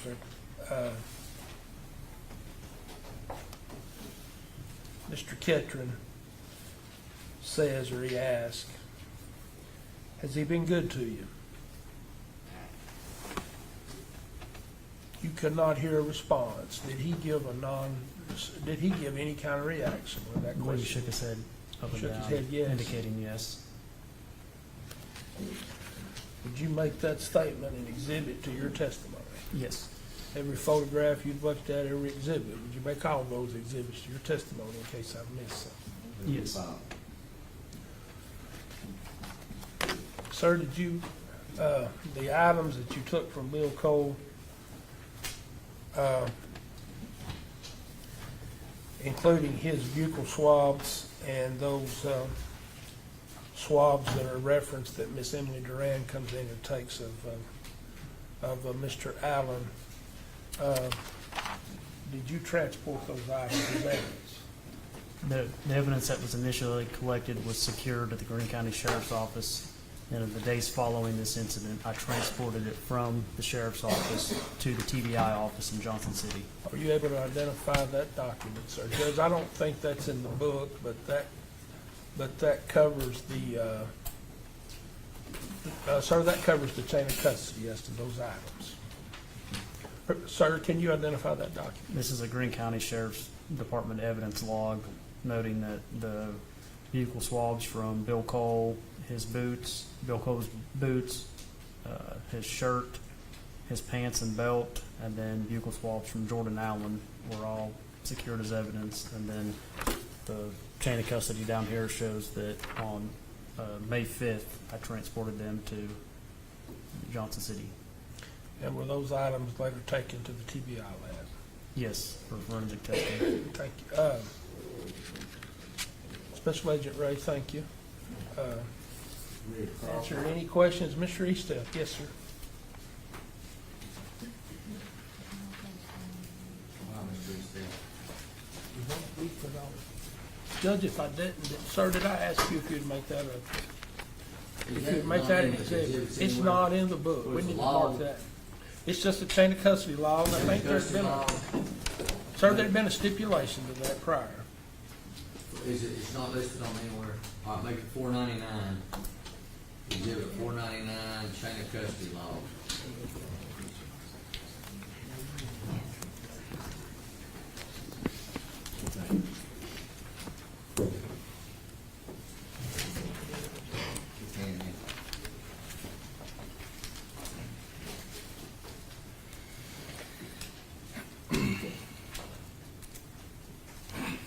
Special Agent Ray, the TBI has a certain standard, certain set of standard operating procedures, doesn't it? Yes. One of those standards is the TBI investigative report. Isn't that right? Yes. The investigative report is a document that, as the lead investigator, you're responsible for. Is that right? Essentially, whoever completes the action generally will complete a report. When I say that It's your responsibility. Any special agent that's working the case can add to it, correct? Yes. But you will have reviewed it all, would you not? The lead agent typically would review all the paperwork within the file. And you're the lead agent. I am not. Okay, so is it shared with Captain Davis as the lead prosecutor in this case? As far as TBI's role, Special Agent Blake Ketan was what we refer to as the case agent or the lead agent on the case. Okay. But you reviewed some of those things. Some of those things you just testified in your direct examination that Blake Ketan had done, correct? Yes. So you have an awareness of what all is in the case file for the TBI. Yes. Okay. Now, talked a little bit about your background and training on direct examination. When you went to the TBI, you had to go through a whole other school. Isn't that right? Yes. Despite the fact that you'd worked for 2 other law enforcement agencies prior. Yes. I went through the TBI Agents Academy. And in that, care if I call it boot camp. That's fine. All right, so in that particular boot camp, you learn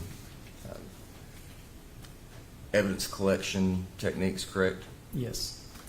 Of course, you had some of that as a CID in Kingsport, I imagine. Yes, sir. And then interrogation techniques, is that right? Yeah, there's interviewing and interrogations. Okay, and you have annual training on these things every year after you graduated from that boot camp, is that right? There's the TBI's role is a little bit different than Kingsport. Kingsport, you have an annual in-service every year. TBI doesn't per se have an annual in-service, but you do go to trainings that you seek out or specific trainings that are put on, but it's not the same as like an Things that annual- are available and fit with your schedule, you have the opportunity to go. Yes, sir. Now, at the time of this case, you had never been formally trained in the Reed investigation technique, is that right? Correct. What about cognitive interviewing? Through the TBI Agents Academy, we had a block of cognitive interviewing. A block, a couple of Yes. hours, A couple days. a couple of days? And are you aware how long that training is in completion if you attended a specific school for that? I don't know off the top of my head. And I'd say a part of your training is that if you find something that is inconsistent with evidence that you have or the theory that you're working, that you follow up on it. Is that right? You would Yeah. investigate. Yes, sir. And so on direct examination, you talked about how Special Agent Ketan was at the scene when you arrived, correct? Yes, sir. And Special Agent Ketan and Greene County Sheriff's Department are the people that debriefed you. Yes. And from that, in your direct testimony, you were aware that Bill Cole had RBS on the back of his pants leg. Yes. Did Bill Carr show you the photograph that he had taken from the scene that had that on there, or did they just tell you? I don't recall specifically if he did or not. But you know who I'm talking about. He's a sheriff's deputy, correct? Yes. Okay.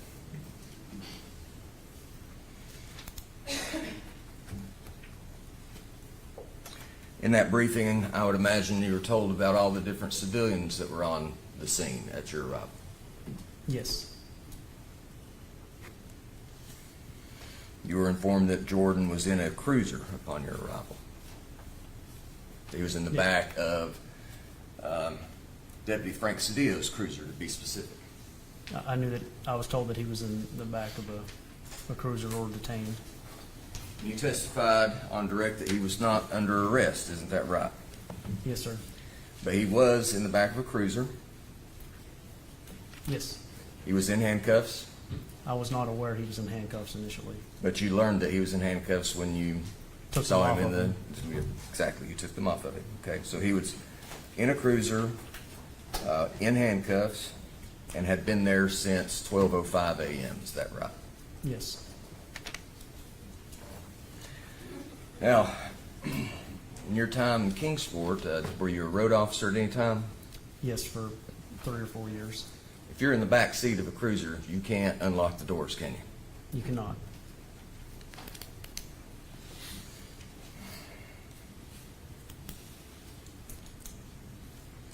You were also aware, based off your conversation with Jordan Allen, that he had went somewhere with Brian Broadwater earlier that day, correct? Yes. They were going to do a pressure washing job. Yes.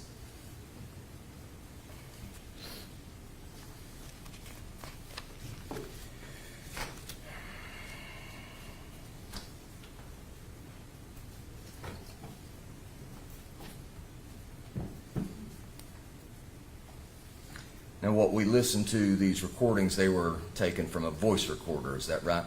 Yes, sir. And this was in the Greene County Sheriff Department offices? Yes. And Captain Jeff Davis was present? Yes. And did he have a cell phone? Are you aware? I believe he does, yes. Was there a laptop computer in the interview room? I know they have desktops. I don't know if there was a laptop in there or not. Do you have a government-issued phone? I do. Is it equipped with a camera?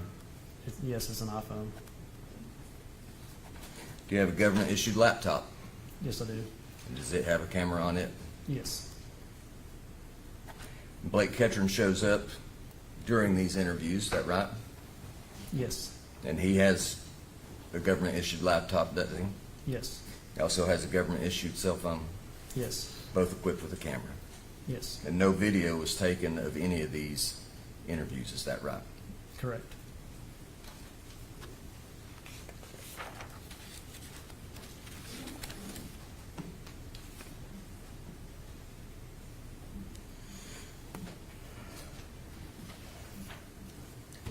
Now, there were several investigative questions that were asked that, as we go through this, that I'll have to make sure that I've got them right, okay? And so one of those is, let's go to Jordan's second statement, the first statement that we listened to here today, okay? Okay. All right. So you tell him that we just want to make sure that we do everything right and by the book. That's what you said, is that right? Yes. And certainly that was your intention. You went out there to investigate this case the way that you had been trained. Isn't that right? Yes.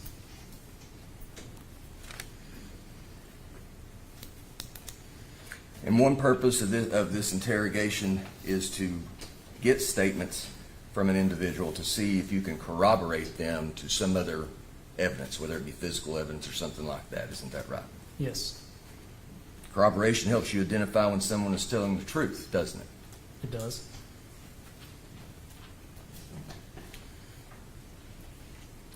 And when the subject tells you something that the physical evidence tells you can't be true, that draws your attention, doesn't it? Yes. That makes you curious whether or not they've told you the truth or not, I would imagine, right? Yes, sir. All right, so let's set the stage. So Jordan Allen had gotten up sometime around 9 or 10 o'clock in the morning on April the 24th of 2022 to go do this pressure washing job with Brian Broadwater. Does that sound about right? Yes. Okay. And so he's detained at 12:05, which we've already established. That's about 15 hours, if my math is right, isn't it? Yes. Sorry to put you on the spot. All right, so, and then it's another 5 hours until he's taken to the Greene County Detention Center, and that's at 5 a.m. Is that the first conversation you had with him? Yes, sir. All right, so at that particular point, Jordan Allen has been awake for 20 hours. Yes.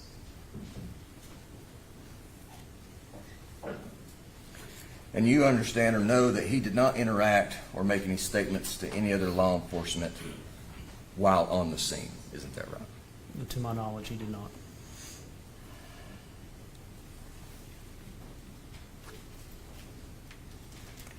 Now, you talked about, I want to clarify something. You talked in between the interviews, there were some conversations about the receipts and the videos. Okay, so that's where I'm trying to focus your attention just right now. But you didn't have those receipts or those videos in between any of these interrogations or conversations with Bill Cole or Jordan Allen. You didn't have the benefit of that, did you? I don't believe we had obtained those yet. Those were all after the fact. I believe so.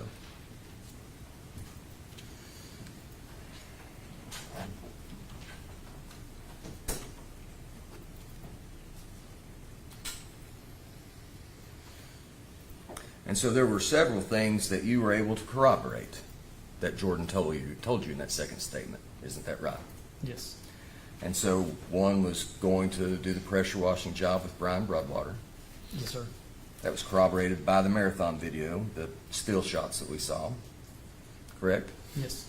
And I'm sure you looked over Agent Ketron's interview with Brian Broadwater, correct? Yes. I believe that's IR 6. So you've seen that statement Yes.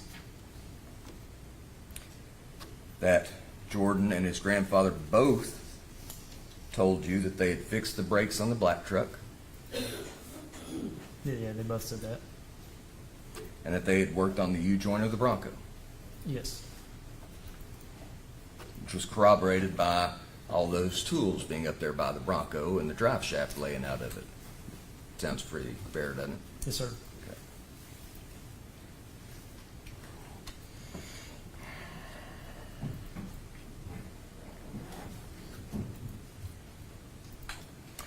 When you talked to Jordan about the clothes that he was wearing that day, he told you he had on his pull-on cowboy boots. Isn't that right? At some point of the day. I believe that's what he said. Excuse me? I believe he said that he had the pull-on cowboy boots on. And those boots are found in the back of the black Ford Ranger. Isn't that right? Yes.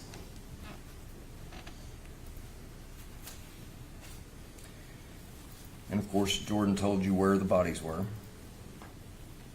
Correct? I don't recall him specifically telling us, but he led others to the location of the body. Well, in his statement to Brian Broadwater, he told Brian that the bodies were behind the corner of the house. Does that sound right to you? Does that refresh Yes. your memory? Okay. And he'd also told you that in the first statement, the first conversation you had with him. Isn't that right? Yes. And he admitted to you that seeing all this messed him up. Isn't that right? I believe he said something along those lines. At the 15-minute and 54-second mark, he says, "I wasn't thinking too good. Messed me up." You remember that? Yes. And Jordan told you that he found his papaw's phone in the black truck. Isn't that correct? He said in the black truck, and then in a subsequent interview, he said he got it from the house. That's right. On the third interview, he tells you that he got it from the house, correct? Yes.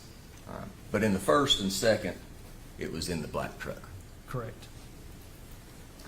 Now, you interviewed Jordan Allen, right? Yes. Bill Cole, Yes. and Romaine Williams.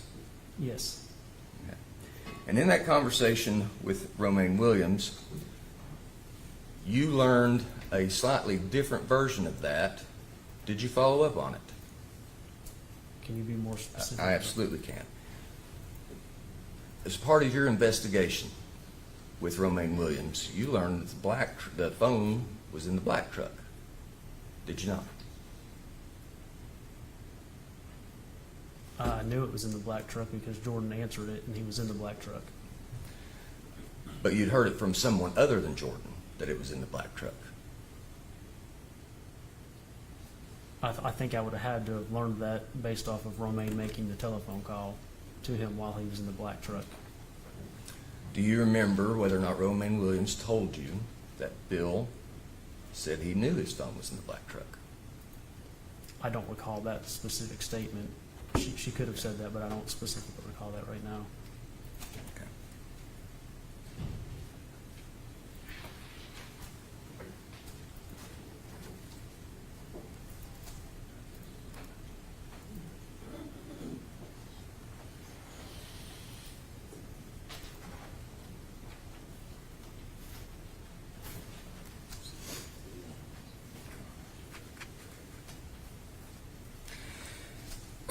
In the course of the interviews with Jordan, let's go back to those, okay? He told you that he called Chance Morrell, correct? Yes. You corroborated that that did in fact happen. Yeah, that was cooperated, yes. That's how he got Brian Broadwater's phone number, Yes. and that's who he called next. Yes, sir. And all of those things were corroborated, weren't they? Yes.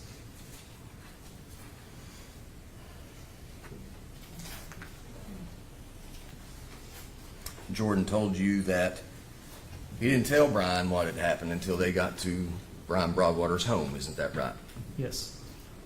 And that's also what Mr. Broadwater said in his statement that you reviewed in IR 6, isn't it? Yes.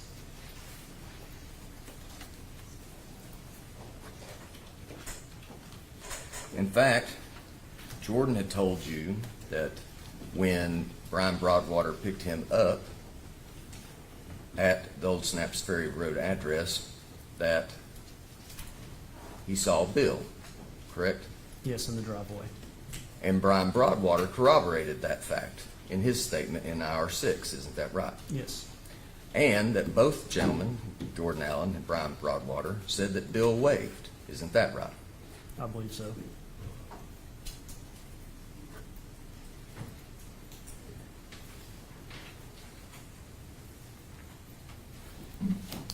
And in that second interview, we heard Jordan talking about his grandmother possibly having some Alzheimer's issues, Yes. correct? And that Jordan said that she nagged a lot. That's what he said, wasn't it? Yes. And so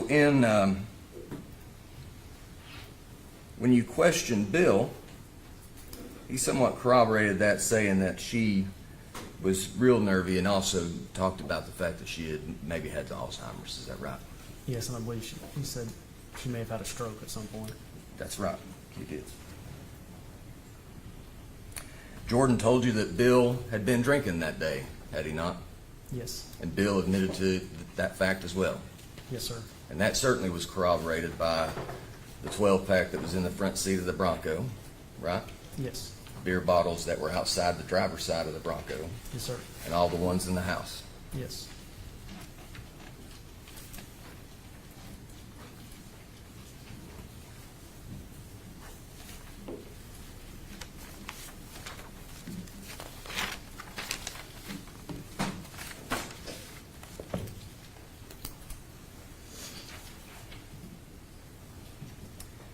Now, let's go to Jordan's third statement. Okay. So, at the 18-second mark, right out of the gate, you tell Jordan that each time I've talked to you, I've said one thing: we just want the truth. It's pretty close to what you said. Yes. And then you immediately confront him with the statements of Brian, Romaine, and Bill Cole. Is that right? Yes. And you say that you know what happened. That's what you said, right? Yes. Now, one of the things that you tell Jordan is that he had asked Brian to lie. Do you remember saying that? I don't specifically recall that.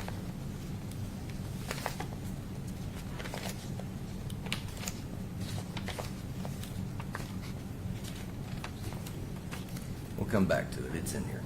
Okay. But you didn't tell him what those statements were.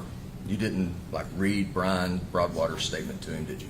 No, we didn't reveal specific details of anyone's statement to anybody else. And that includes Romaine or Bill's statements, correct? Correct. Could you bring that mic over? I'm just, Yes. for my benefit, I appreciate it. Thank you.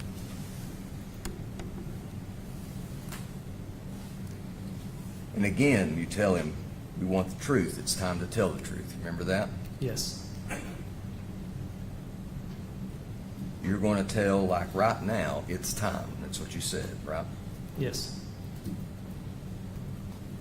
And Jordan responded, what I have been telling you. And your response was, the truth, Jordan. Remember that? Yes. And it's that particular time that you confront him with the bloody boots. Is that right? He was confronted with the bloody boots in the second interview, not the third. Okay. The boots may have been mentioned in the third interview too, but the specific confrontation was in the second. Well, let's go, before we get into those boots, let's jump back to the second statement. Okay? All right, so at the 24-minute and 48-second mark, you're probing Jordan about footwear. You're asking him what kind of shoes he wears, what kind of shoes this Papaw wears. You remember that? Yes. And you ask him specifically about the steel-toed boots, don't you? I asked him specifically what shoes he wears, and I believe he offered that he has steel-toe boots. And he said that Papaw couldn't wear those, didn't he? Yes.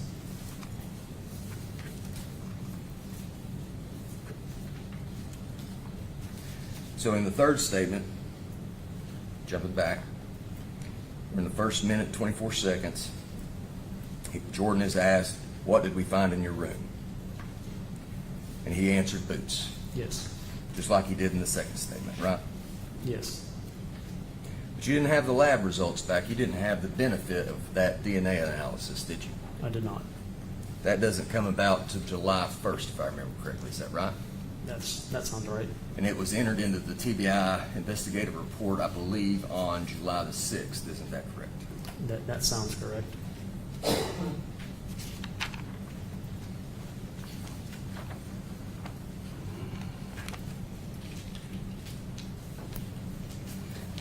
Right after that, at a minute and 30 seconds, you ask him, what else did we find in your room? And he replied, that should be it.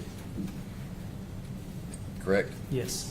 And then the follow-up is, you're lying, and you're not very good at it. Remember that? Yes. Agent Ketan said that. Yes, sir. To which the follow-up from Special Agent Ketan, I believe this was you, it said, do you want to help yourself? You remember saying that? I believe that was Agent Ketan. Thank you. Somewhat hard to tell you guys apart on the recording. And then at 2 minutes and 11, that's when it's asked, what else did we find in your room other than the boots? And then that's when he replied, the hammer. The hammer. And you asked him where he put it. And his reply was, on the table or the dresser. Isn't that right? Yes.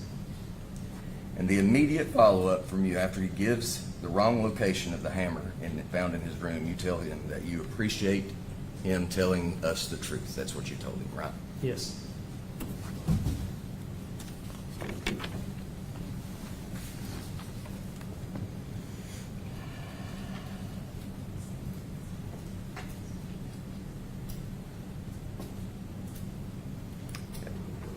So let's go back.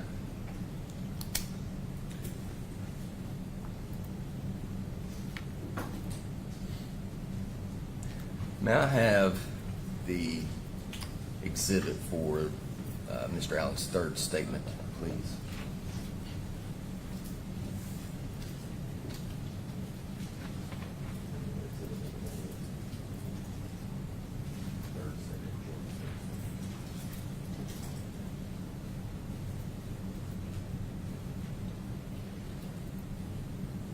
.428, please. 428. Yes, can I get can I have the collective exhibit of the transcripts real quick, please? Third, please.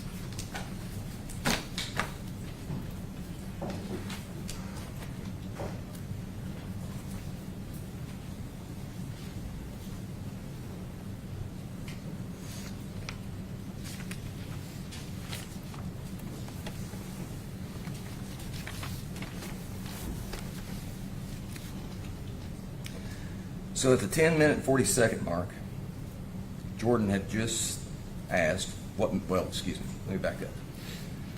So Special Agent Ketan is asking him, what made you pick the hammer? You remember that? Yes. Okay.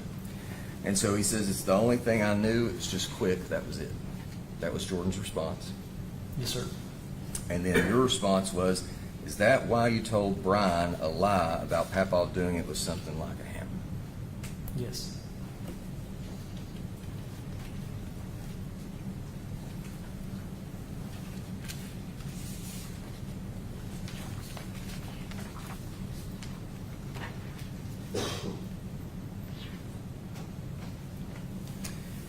Now, Jordan doesn't ever get an opportunity to answer that question. There's quite a bit of dialogue there from you, and then Special Agent Ketan comes in. At some particular point, the next thing that you tell him is that you want to see him get help. Do you remember all that? Yes.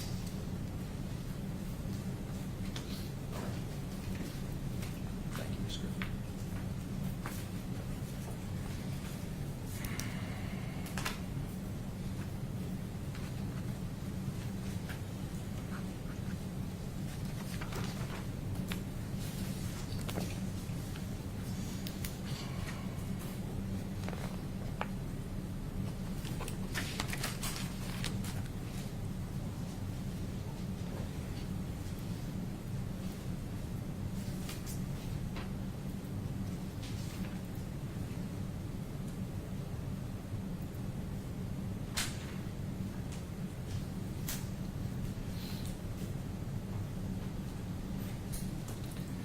Okay.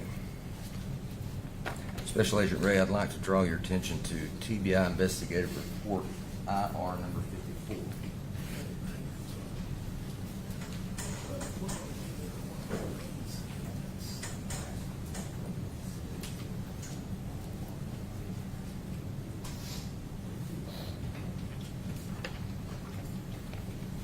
There's no exhibit number. This is not, no exhibit. Do you recognize that document? I do. You want to take a second to refresh your recollection? I know I'm just springing it on you.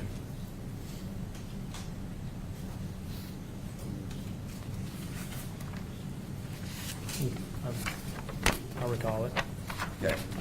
Based on that interview was on July the 1st, I believe. Is that right? It says the activity date is July 6th and the report date is July 12th. Okay. And so, out of what was learned in that in that part of your investigation, did you follow up on anything?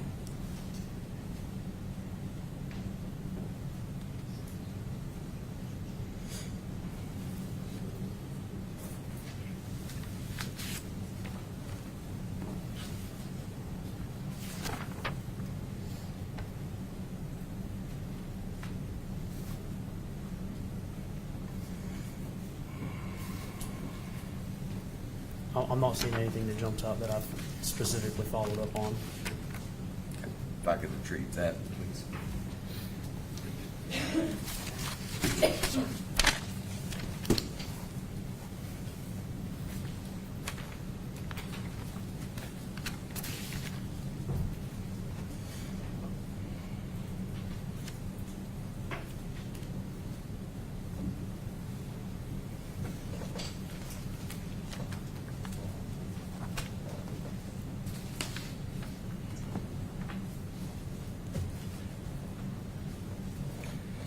All right, in the second interview, when you talk about how the TBI's CSI team is going to know what happened after their analysis, that's an interrogation technique, is it not?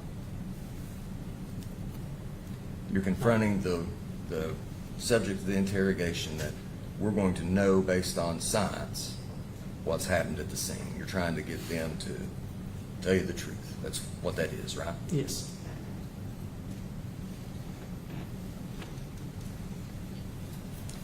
And as we've established, the lab, that doesn't come back until 3 months later, correct? Correct.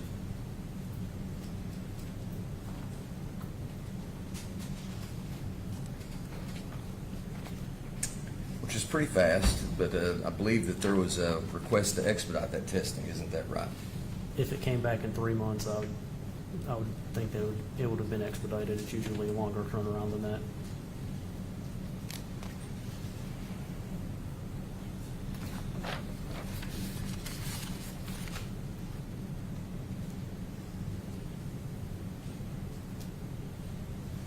And in that second interview, after Jordan retells the facts, he does that a couple of times in that second statement, doesn't he? Yes. You confront Jordan, and I'm going to quote you here. It says, "It will be your story. It'll be his story." You're talking about Bill. And also the story, correct? That sounds correct. And that's when you start going into, a little later actually, and about a minute later, you go into explaining to him that they're looking for DNA, they're looking for fibers, all kinds of analysis that can be done. You remember all of those statements, correct? Yes.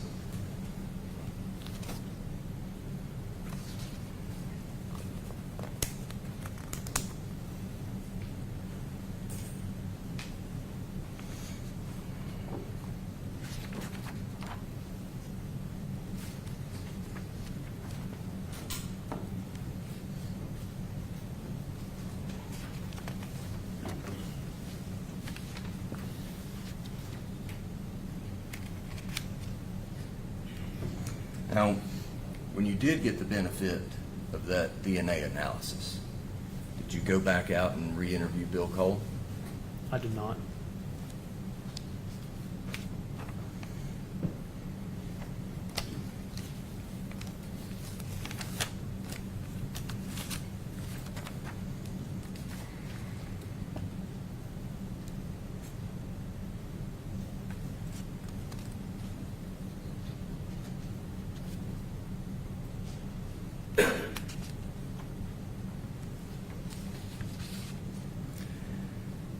Multiple times in all 3 conversations that you had with Jordan Allen, you told him the CSI was going to tell you who.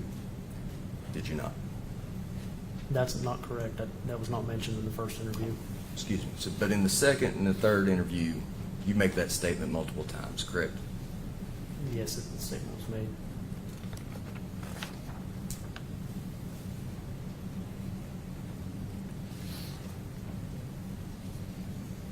All right, let's talk about Jordan's first statement. As you testified, despite the fact that he was in a cruiser, handcuffed, and had been for 5 hours, he was a witness only at this particular point, correct? Yes. Okay.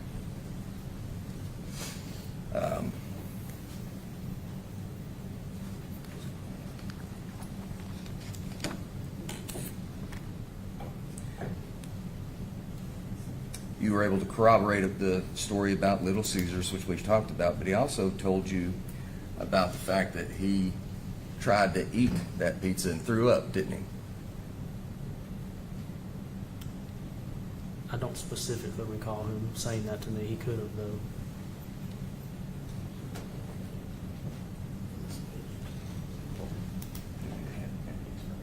May we approach the manager?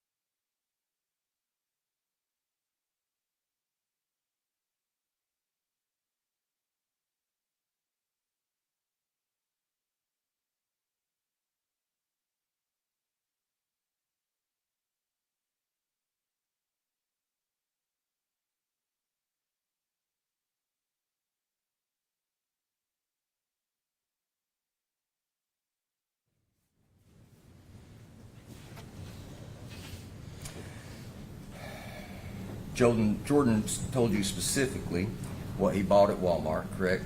Yes. And of course, the receipt showed that, right? Yes.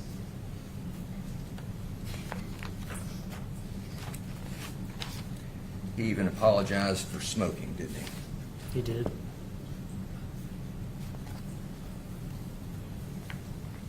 And in that statement, you told him that you were going to be honest with him the whole way. Is that right? Yes. You told Jordan that DCS would have to be contacted to make some arrangements on where he was going to go, because like you said, at that point, he wasn't necessarily a suspect, correct? Yes. And he told you about family members that he had, his Nana and his great aunt, right? Yes. You explained to him that DCS would take care of that part of it, right? DCS would have to be the one to place him. They make that decision essentially. Yeah, I don't have the authority to. But he was housed in the Greene County workhouse after that first interview, isn't that right? Yes, And you recall that that Jordan was told that he wasn't going to stay the night in the jail, isn't that right? yeah, that he was not going to stay the night at the Greene County Jail, correct? But he did.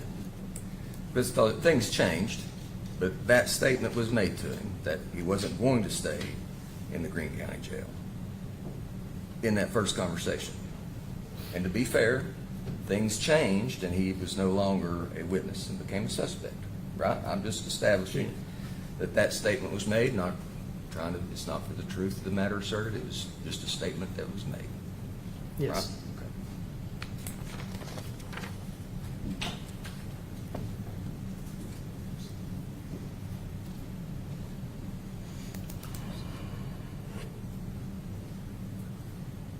In that first interview, you told Jordan that there were people who specialize in interviewing people who aren't adults, you know, juveniles and teenagers. That was your statement. You remember that? Yes, And at the 12:27 mark, you said, and I'm quoting here, that they're probably better than Jeff and I, a lot better doing this stuff in this specific situation. That's what you told him, correct? correct. And you were alluding to the Child Advocacy Center, correct? Yes, sir. Those folks have a specific forensic and interviewer trained to interview children, isn't that right? Yes, And you've dealt with these types of the cases that have had CAC interviews, I'm sure, haven't you? yes, sir. Do you know how the interview room is laid out?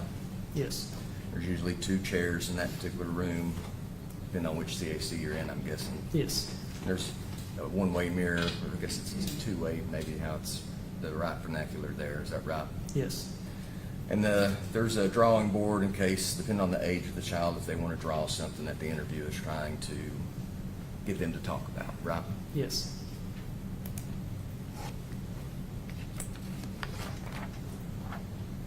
And part of that's because the child's brain just isn't quite fully developed, right? There's for the CAC part, that there's people that are just trained to deal with that aspect of interviewing juveniles, isn't that right? yes,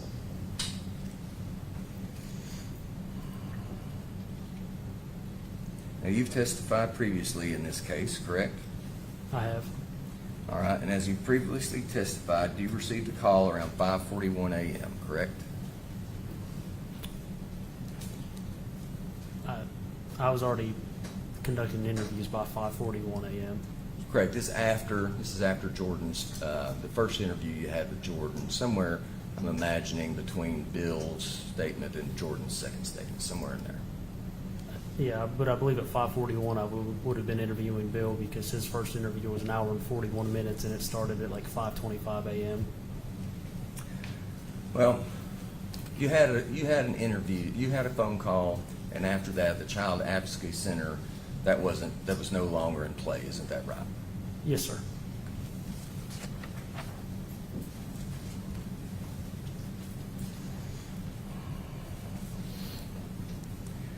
Let's talk about some of Bill's statements. Some of it has been mentioned before. You've not had an opportunity to hear that, but you were asked on direct that you questioned him hard. That's something that was asked of you, and you replied yes. Yes, sir. Okay. So, in Bill's first statement, he tells you, I believe it's 3 different times, that he only drove the Honda to Romaine's house. Isn't that right? Or maybe the 3 trips to Romaine's house, he only drove the Honda. Isn't Yeah, that right? in his initial interview he said the Honda. And to be fair, in his second statement, he tells you otherwise. Isn't that right? Yeah, he says he got into a truck, and I'm not quite sure if he made it to their house in the truck. There was some confusion there. He may have turned around early, but he did say that he did try to get into not the Black Ranger truck, but an F-150. The gray that was- F-150. That was on the property, yes. And Bill had about 6 hours since that first statement until he told you about the gray truck in the second statement. Isn't that right? That sounds about right.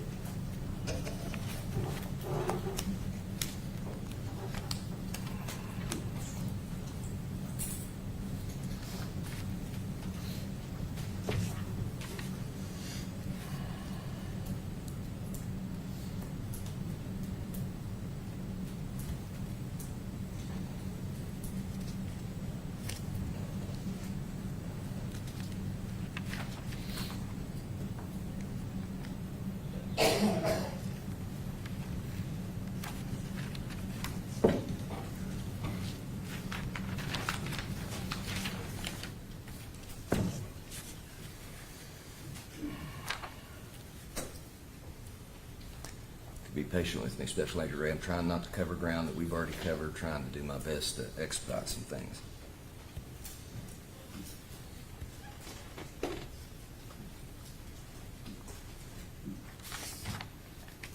Doesn't always come out the way you think it will.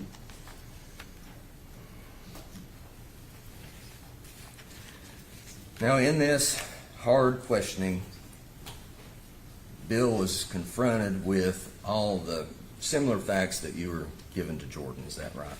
That's correct.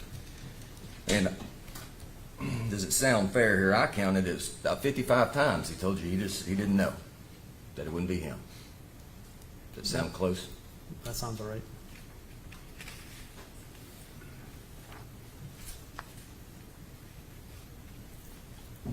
Did you have an opportunity in the review of this case to review any of the walkthrough videos that were done by the CSI team? I believe I have seen some of those videos. Do you remember seeing a purse on the bed in bedroom number 1? I would have to specifically view a photograph or look at the video. I don't recall that. I understand. That's a perfectly good answer.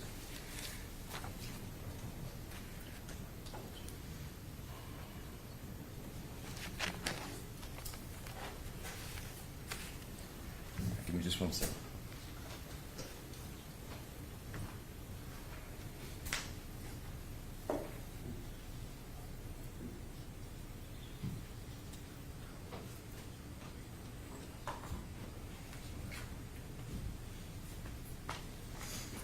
Early on, I asked you, whenever you found out new information, you would follow up on it as part of your training, right?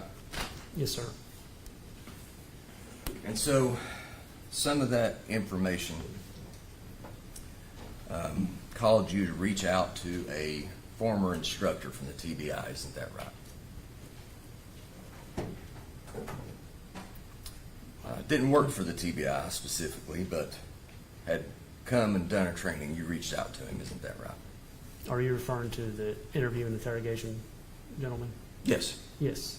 Keith Zupek, does that sound familiar? Yes, I reached out to another agent who had a contact with him, who in turn got us talking. And Mr. Zupek does trainings and interrogations, right? Yes, And he also does some false confession work, doesn't he? I believe so.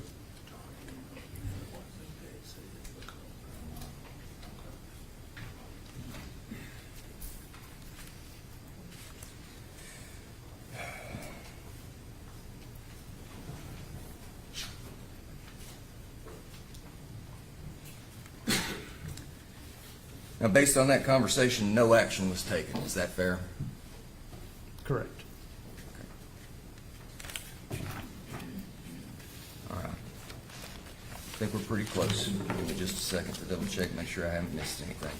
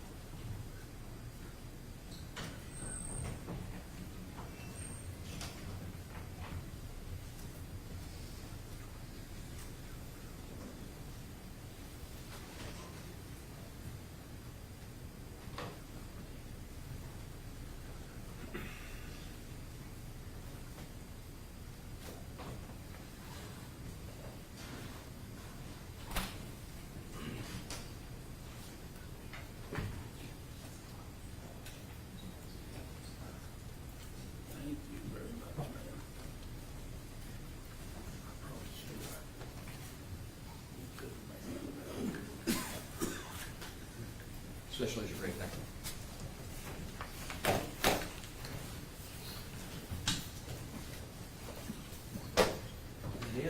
I don't have any redirect for Mr. Ray. Thank you. Your Honor, Mr. Ray is under the defense subpoena, and there is a small likelihood that I'll need him You in need to case. stay, so you'll step outside. Yes, sir. All right, let's take a 10-minute recess, and then we'll come back, and you have your next witness ready to be sworn if they need to. All rise. Take the jury out, 10-minute recess.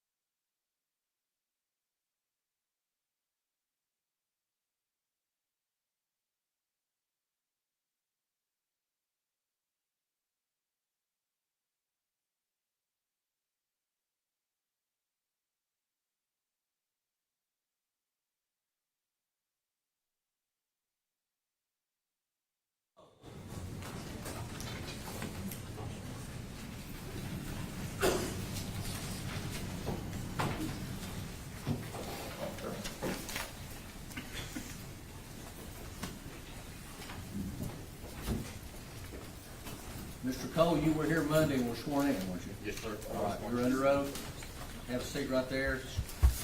Scoot up to the mic. Get comfortable and speak up.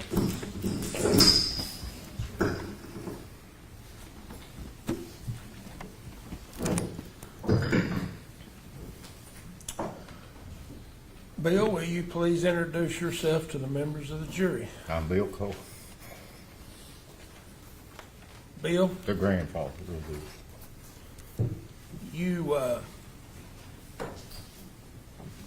you've been interviewed about this before. Yes, sir. You've testified in court before. Yes, sir.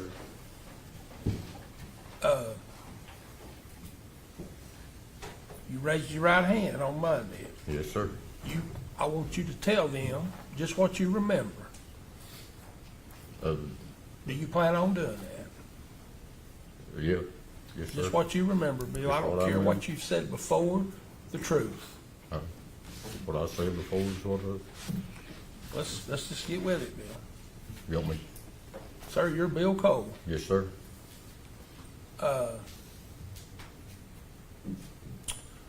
Sir, Just Bill. just Bill. Bill, do you know Jordan Allen? Yes, sir. My grandson. Who is Jordan to you? He's my grandson. Bill, how long has, is that your, is Jordan your daughter's, son? Yes.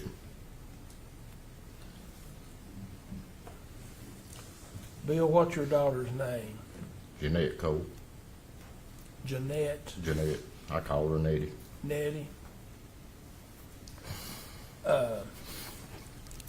Bill, how long have you had, as of April of 22, April 24th of 2022, was Jordan living with you? Yes, sir.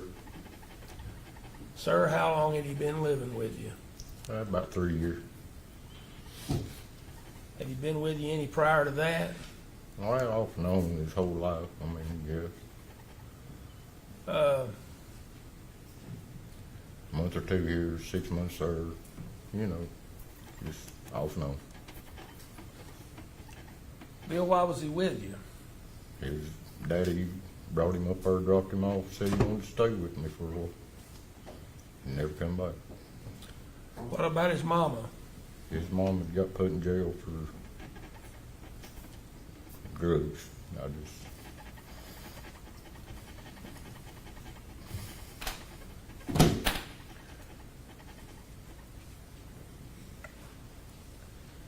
Bill, did you know, sir, who was Jesse Allen? that was my grandson, Nettie's other son. How old was Jesse? He was 7.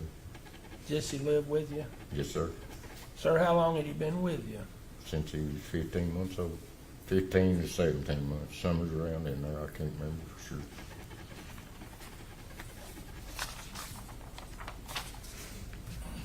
I want to put up Exhibit 484. You're going to see a photograph behind you, and I want you to turn around and look and see if you can identify that photograph.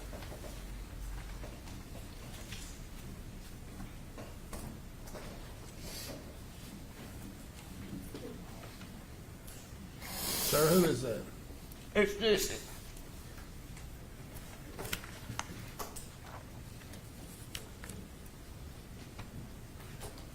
Sir, who,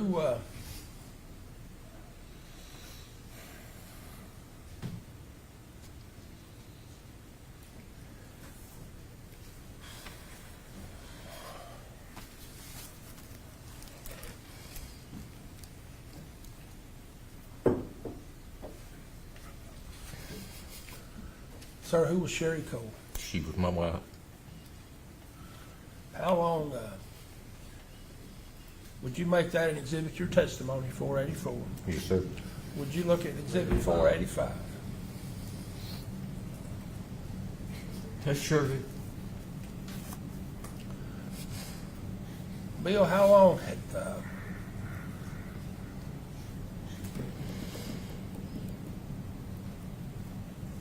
Sir, how long had you and Sherry been married? 44 years. Sir, when did you and Sherry get married? 1979, July 14th.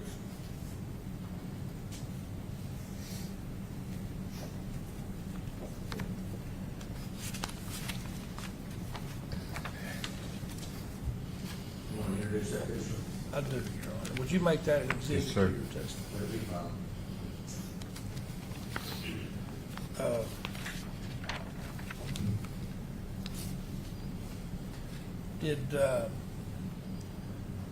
Bill, what kind of relationship did you and Sherry have?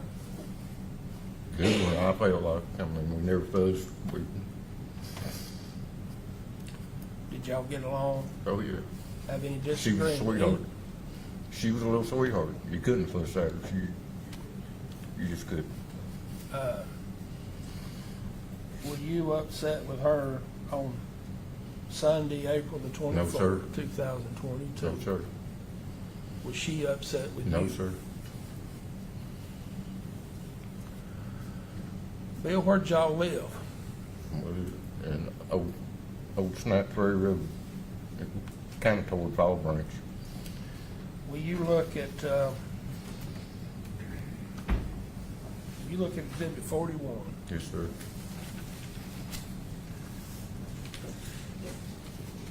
Are you able to identify that photograph? That's the house. It's still the house. I still live there You today. still live there? That's exhibit what? 41, Your Honor.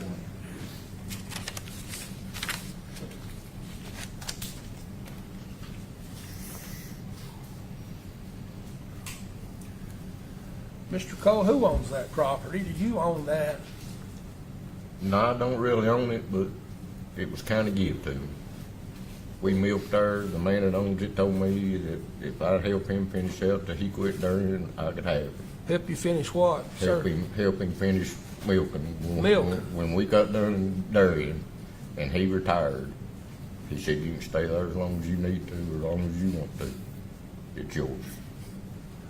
Sir, how long had y'all lived in that residence? Maybe about 10 years or something. Maybe a little longer. I don't know, but around in there. So where'd y'all live before, if you don't mind me asking? We had another house across the hill. There's a great old big house. It ended up being just me and Sherry and one of my other grandkids, and we moved in that smaller house.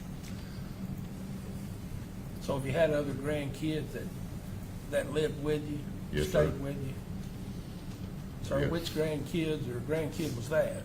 Austin Bales was, he was there the longest, and I had a granddaughter. Stayed for a little while when she was a little baby. We raised her until she was 2 years old.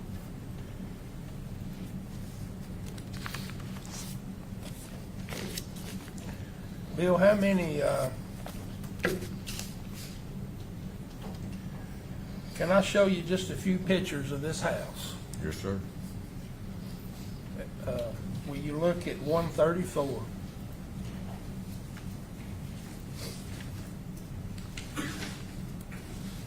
Are you able to identify that, Bill? That was the main bedroom, was mine and Sherry's for the most part. I mean,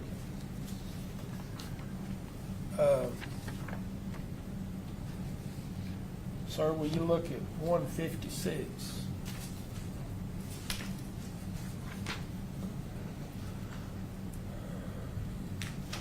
that was little Jesse's room. Proud of the pictures he painted. They just tickled me to death. Sorry, Bill, I couldn't hear you. I said Jesse was proud of the pictures. He wanted to hang them on the wall. He just, Bill, what kind of kid was Jesse? just a little 7-year-old boy. Liked to play, just a little sweetheart. He really was. Did Jesse and his brother get along? Nah, off and on, kind of in a way, not really. Just off and on kind of thing. Age difference, you know, I mean, it was plain simple age difference.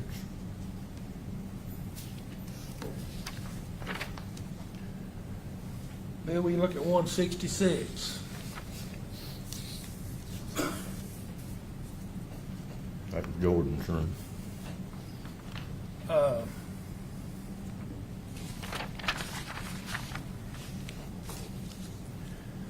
Bill, did y'all make a difference between Jesse and Jordan?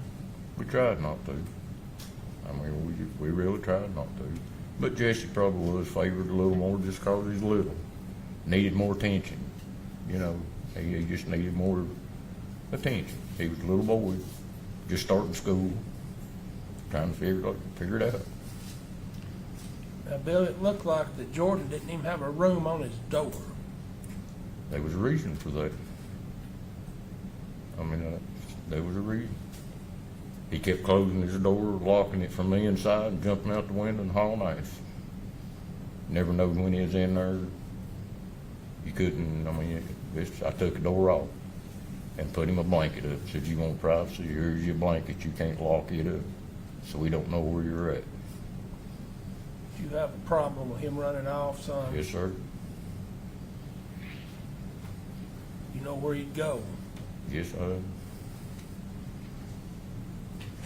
you want me to tell you? Can you tell us where he'd go? I worked with a couple boys at the feed store named Brockwaters. He'd jump out the window, and anytime he had a chance, if he walked out the door, he'd take off. They lived across the hill. He'd go to there, and if he didn't walk outside or go to bed at night time, he'd jump out his window and be gone. Lock the door so we couldn't. We'd think he's in our sleep. Come find out he's just gone. I saw where, I tried to give him privacy. I promise. I saw where it looked like there was a four-wheeler out there. Yes, sir. I just saw one. That was one. That was the only one they had. I mean, it was given to Jesse actually, but him and Jordan shared it. How'd Jesse get that? He got it for Christmas. Community bought it for him for Christmas. Did you get Jordan anything? Oh yeah. They got him as much stuff as kind of equaled that four-wheeler, price-wise probably. But for for bigger young'uns, shirts, shoes, watch, boots, stuff like that. But you said they shared the four-wheeler, so Jesse let him ride the Oh, yeah. four-wheeler. Yes, he let him ride it.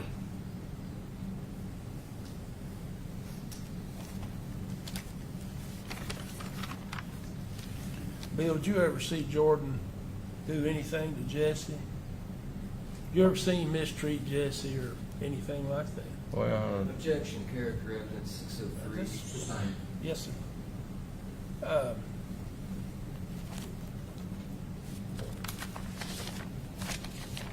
Bill, all those photographs we've looked at, would you make those exhibits to your Yes, sir. testimony? Big file.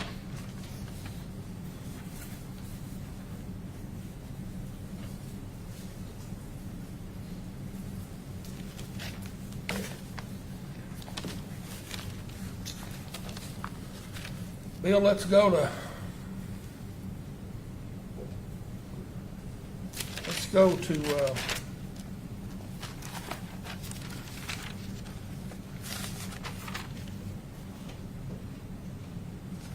April the 24th. You remember that day? yes, sir. 2022. Yes, sir. On that day, sir, who all lived at that house we just saw? Me, Sherry, and Jesse, and Jordan. What was going on that day? Normal Sunday. I mean, for the most part. What did you do when you first got up that morning? Do you remember? Well, I mean, we got up, eat breakfast or whatever. Me and Jesse and Jordan went to the dollar store and got a few odd and end things. Come back home, I put brake shoes on the little black truck that I had. What kind of odd and end things did you get at the dollar store? I was supposed to got drinks and I forgot them, but stuff she needed, like lard or butter, or I don't remember what all we got. Got Jesse a little telephone to play with. Got Jesse a little telephone. Yeah, just a little play telephone. Will you put up 315, Miss Allen?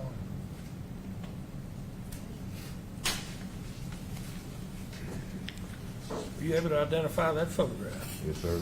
That's the phone. Does that look like the phone you, Yeah. It played music, just he could punch up numbers and, you know, just like a little learning telephone, kind of help people. now, did I hear you say you and the boys went to the dollar store? Yeah. they Remember would- about what time it was? It would have been 9 o'clock or a little after, somewhere, like, give or take, you know.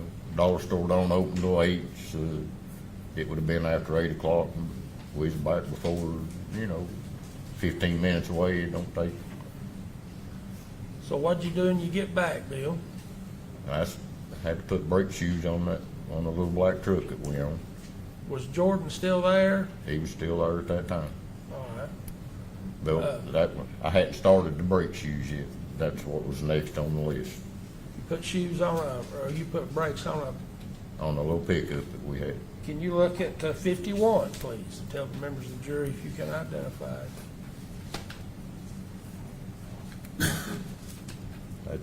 That's the little truck. You put brakes on that truck that Brakes on- morning, Yeah, sometime up in the morning. yeah. Well, it was after 10, let's say. Or started after 10 on.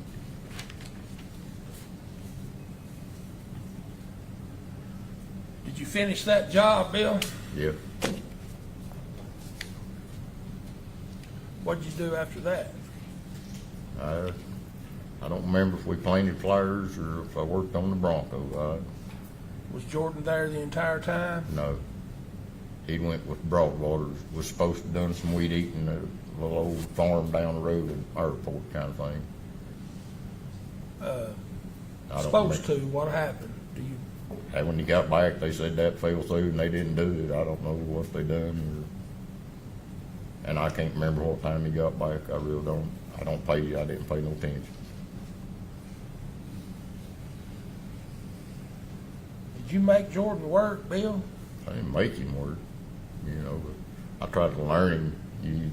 Life don't hand you nothing, you know.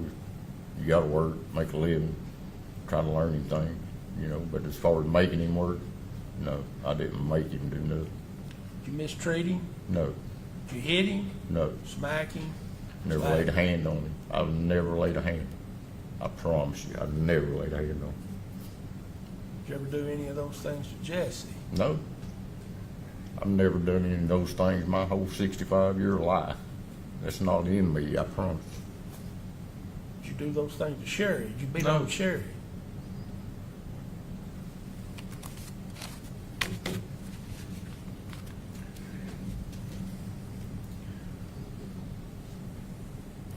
Did you ever make Jordan leave? No, Make him sleep outside, no, under a car or a truck? no. Withhold food from him? Did you feed? No. Did you feed him? Oh, yeah, we fed him. We might not have had much, but he had food. I mean, you know, we poor people. I ain't telling you. We had it all. We didn't have it all. Life wasn't perfect, but we had food. You said you had it all. I had 2 dogs. I said we didn't have it all. Oh, okay. We normal, everyday people struggling through life, do what we do.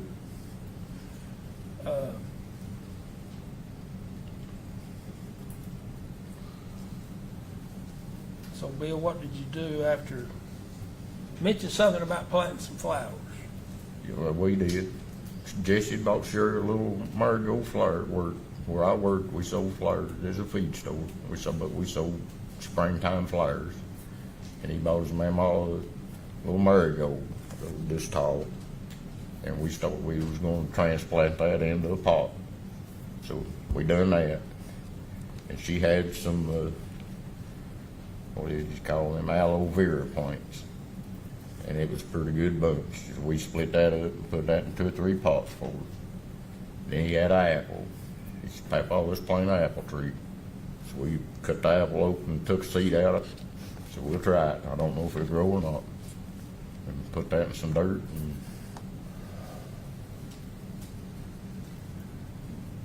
he didn't get to see whether it worked or not, but it did.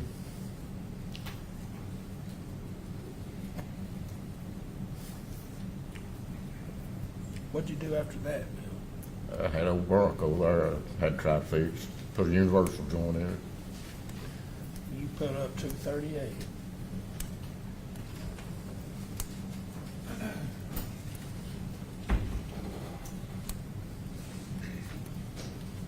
You able to identify that photograph, Mr. Cole?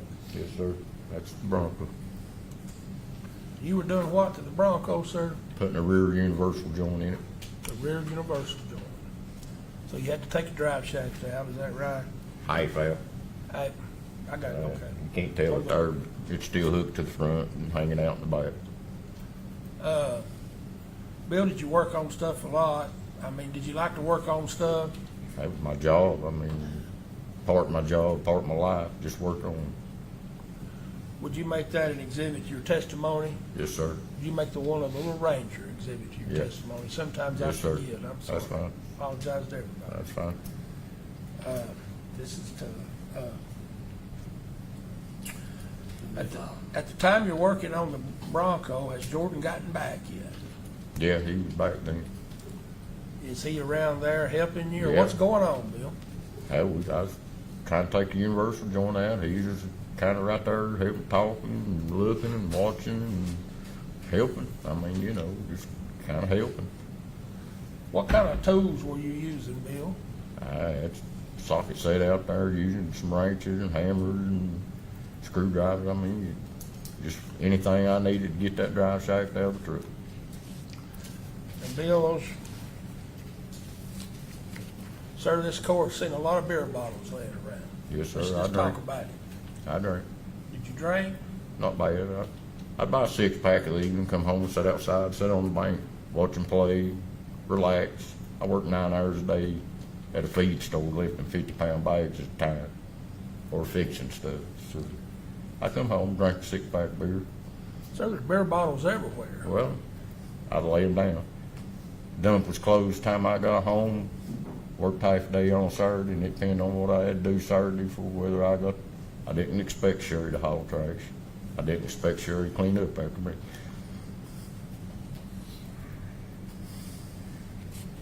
They might lay there a couple of weeks before I cleaned the mess up. But eventually, I'd say I got through. I didn't expect Sherry to do it. Drank a little bit every day. I did, 6-pack a day.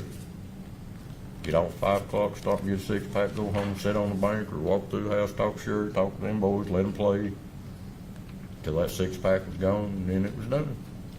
Did you ever spend your money on beer when you should have been buying groceries? Well, I'm sure, probably, but we never done without food. You know, I'm sure I could have spent less, but no, we didn't do it without food.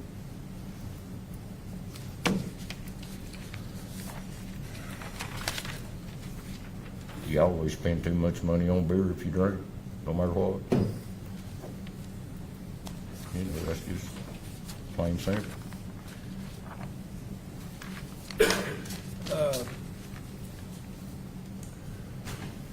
Bill, were you able to get the U-joint in that truck? I got it out, but I didn't get it back in. The one I had wasn't right, so I quit. I figured I'd get me one tomorrow. Did you get aggravated? No. Hot? I know it's a 50-50 chance. It was a used one anyway. I know it's 50-50 chance. It might fit, it might not. It didn't. Parts store hooked to the building that I worked at. Know the owner. Did you? Could have I got mean, did you more. get too drunk to even know if it fit or not? No. I don't make a habit to get drunk. Drinking a beer and being a drunk is two different things. I know my limits.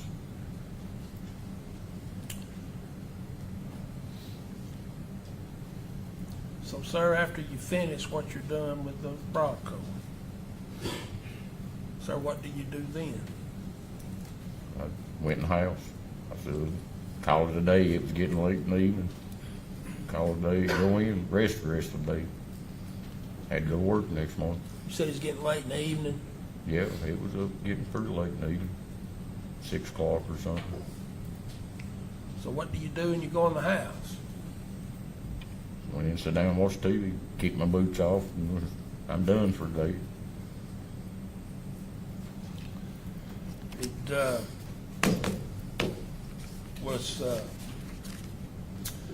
so, sir, can you tell us where Sherry and the boys were? Well, she was in the house till I went in, and Jesse liked to stay outside and play. She said, well, I'll go out here and watch Jesse. And the last I was told, they was up, sitting up on a little hill behind the house where they were sitting up there talking.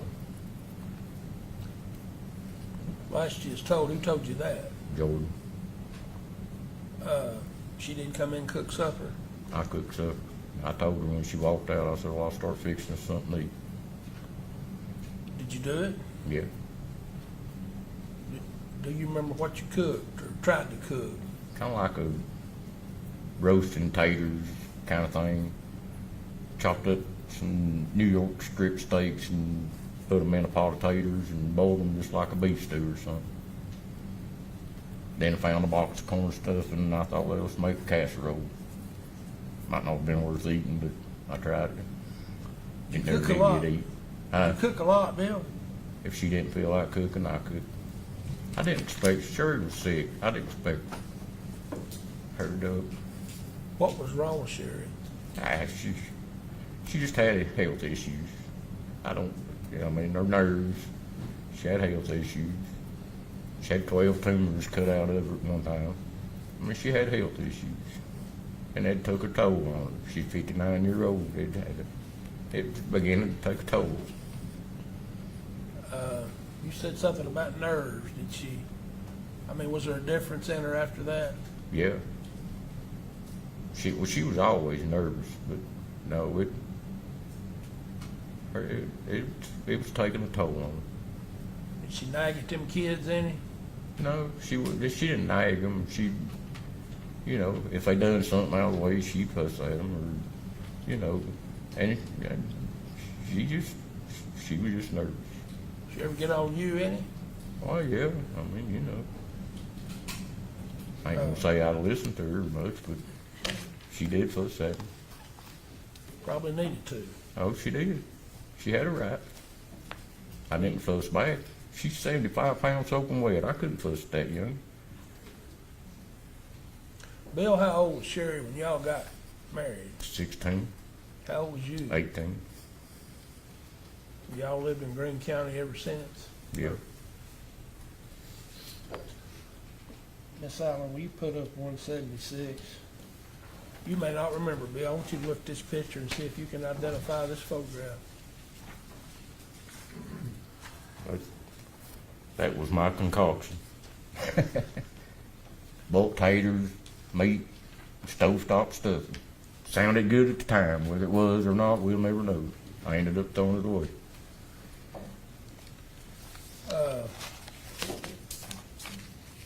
Ended up throwing away. So so did you get supper cooked? I got it cooked. Well, I guess it's cooked. It looked cooked. Best I can After say. you got it ready, what'd you do? I hollered out and said supper's ready. And kind of just poked my head back in the house. Went in, sat down, and waited on them. Nobody showed up. About how long did you wait? I don't know, a few minutes. Did you get bothered when they didn't come? Was it? Well, I thought maybe they just didn't hear me or something, so I poked out again and hollered again. Mr. Cole, what'd you do then? Well, when I went to turn and go back in the house, I noticed my truck was gone. Did that concern you? Well, yeah, kind of. I thought, because I'd forgot drinks for the house. I thought, well, while I was in here, they went to the dollar store to get drinks, which is just right down the road, pretty much. So at the point, it didn't. At the time, it didn't really bother me. I thought they would just run to the store to get drinks. Was Sherry able to drive? Yeah. She was still able to drive. She didn't like to. But at that time, she got put in a position that she had to. We didn't have no other choice. She had to. Did you ever let Jordan drive? I'd let him drive. I didn't make a habit of it. But he's 15-year-old. He practiced. He used to drive tractors when we farmed regular. He used to drive tractors and stuff around.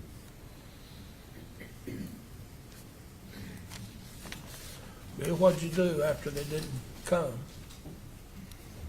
I give them a few minutes, and then I went looking for them, outside looking for them. By then, it got kind of dark. Jordan told me last day they was up on the hill. Been sitting up there talking, so I went up on the hill to look to see if they was up there. You said you'd taken your boots off. Did you put your boots back on? Not then I had. Is it normal for you to walk around and do you have your... From the car to the house or, to the fence or something other out in the grass. I can't walk on rocks or nothing. I'm not a barefoot walker, but if I kick them off at night and I need to walk outside the car to get something or do something, I can. Did you ever walk out to that Bronco? Yes, sir. Sir, why'd you go out there? I left my phone out there. When I was working on it, I laid my phone up in the seat because it kept falling out of my pocket and I was afraid it'd get broke. So I just laid it up to see that Bronco. So why'd you go out there and look for your phone? Because I was going to call, see if I could figure out. I was going to call her mama because Shirley left the house most time and she was going anywhere she went to her mama's. That's her and her mama was just peas in a pod. Miss Allen, you put up 99. Now, I want you to look at this picture and this view and see if you can identify it. That's my tool set and the Bronco, a few beer bottles. Did you walk out through there looking for your phone? Walked right through there to the driver's door to get my phone. I know that's where it was at. Did you not? Sir, by this time, about what time is it? Do you remember? Oh, it's dark then. Getting dark, huh? It's dark by then. I mean, it's 7:30 or something, I guess. You 8 o'clock. Notice anything out of the ordinary? No, I did. I really did.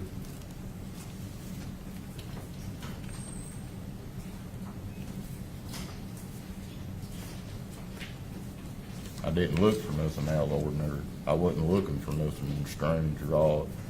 I was going after my phone. I didn't have no reason to look around for anything odd and ordinary,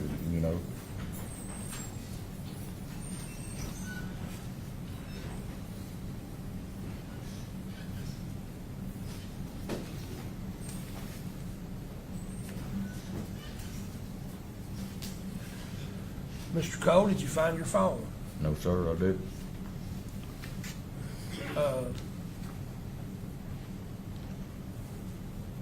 So what'd you do then? I went back in the house, put my shoes on. Got to kind of looking around a little bit more up there where he said they was at. Did you go up on the hill? Yeah, I was up on the hill where that's where he said they was at. I thought maybe, I guess at that time I started to think, something ain't right here. But it's still, you just don't think shit like that, you know what I'm saying? So you That's the walk last- outside, you walk over to the Bronco, Get my phone. you go up on the hill. I went back in the house first. I'm sorry.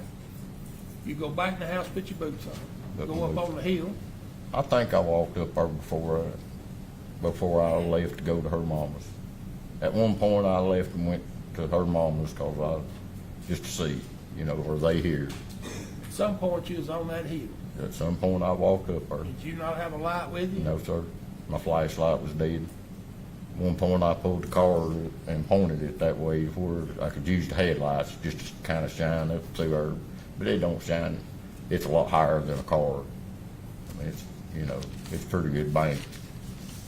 Car. Will you look at 178, please?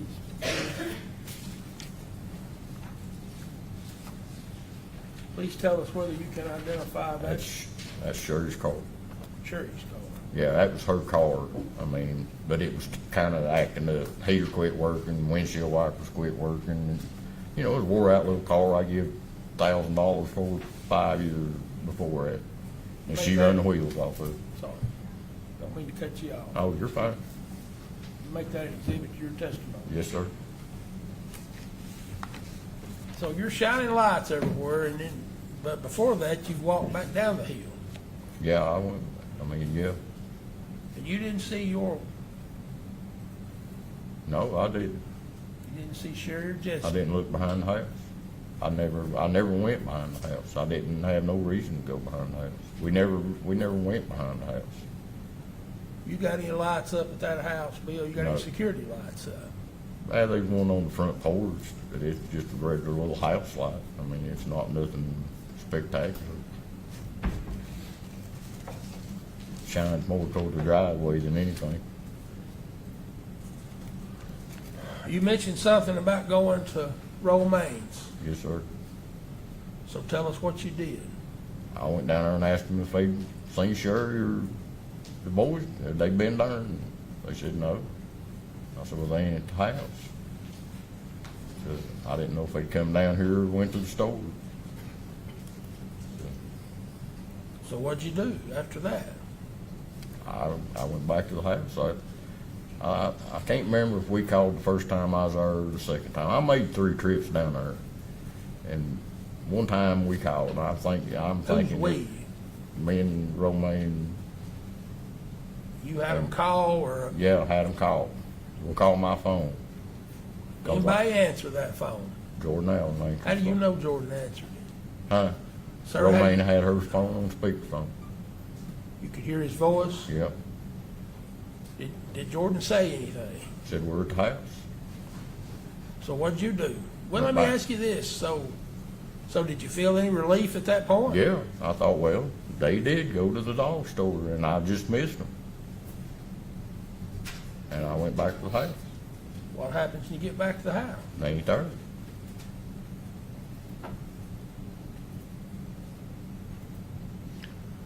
What'd you do?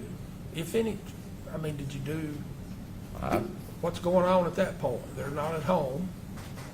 well, I know I got lied to at that point, for sure. So I went in the house, just kind of looked around, and I did poke my head in his room, didn't move nothing, didn't look at nothing, just see if there was a note or something. That maybe he decided to run off again, and Sherry and Jesse went the other way. I didn't know. You didn't see a pair of bloody boots? I didn't see nothing. I wasn't looking for nothing. Besides a note, laying on a bed or something, 'cause if he left a note, he just had it laying right out in the open or something. You said you was at home, now you said you cooked earlier, Yep, and did I hear you say you sat down on the couch watching TV? yep. Jordan ever come in the house? Well, he come in 2 or 3 times. I mean, just barking forwards. You didn't think nothing, you didn't think anything about it? Well, I didn't. He said they were still up on this hill talking, and I didn't pay no attention to nothing. I was sitting there. So, you look around and you don't see anything that raises a flag to you. No, So what happens then, Bill? What'd you do? I started and was going to go back down to her mom's, and because I had a phone, I didn't have no phone. I mean, I probably could have went to a neighbor or something, but it just I went to her mom's. Tell us what happens. I told her to call Rick because something wasn't right. Now, who's Rick? He's my brother-in-law. Do you, Bill, how long you known? I Rick. think That's Sherry's brother, isn't it? yeah. How old was Rick when you and Sherry got together? Oh, he's 7, 8 year old. Some You first remember him grade. as a little boy? little bitty fellow. He ain't too little now, is he? No. He's a good boy though. Is it?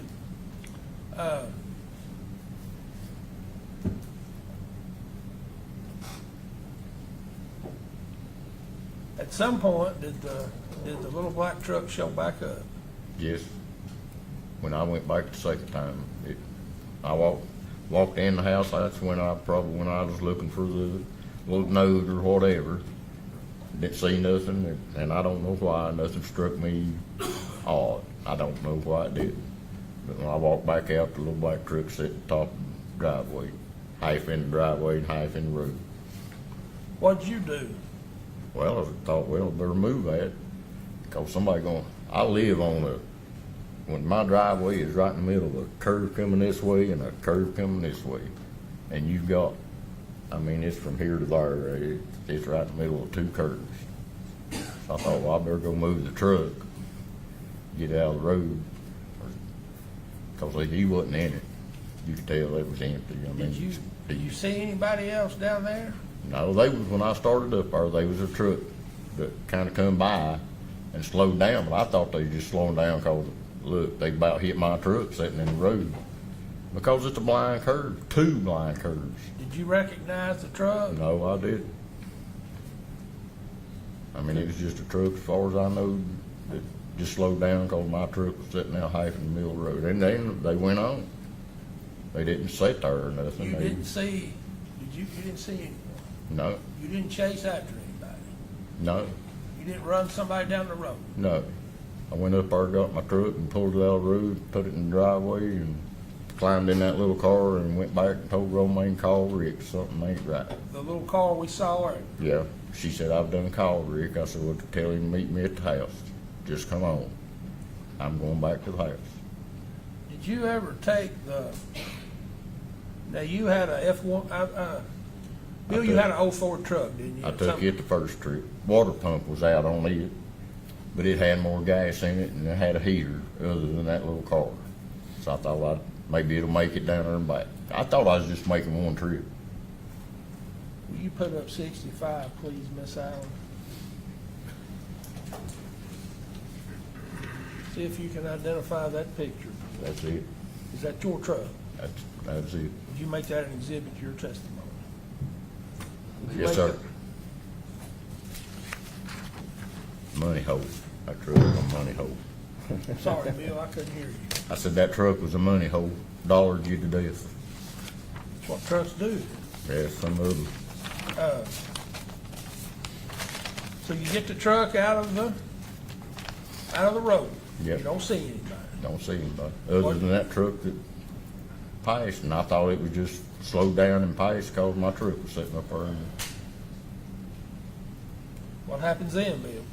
That's when I went back. I got in it, put it in the driveway, climbed the car, went back to Romaine, said, you call Rick? She said, yeah, I've done called him, he's on his way. I said, tell him to meet me back at the house. I'm going back to the house. Something ain't You're right. pulling out. Do you see Rick? Yeah, he was coming up the road. Did you talk to him? Yeah. I stopped him. He said, well, let's go up here and figure this out. I said, just come on, Rick. There's something ain't right.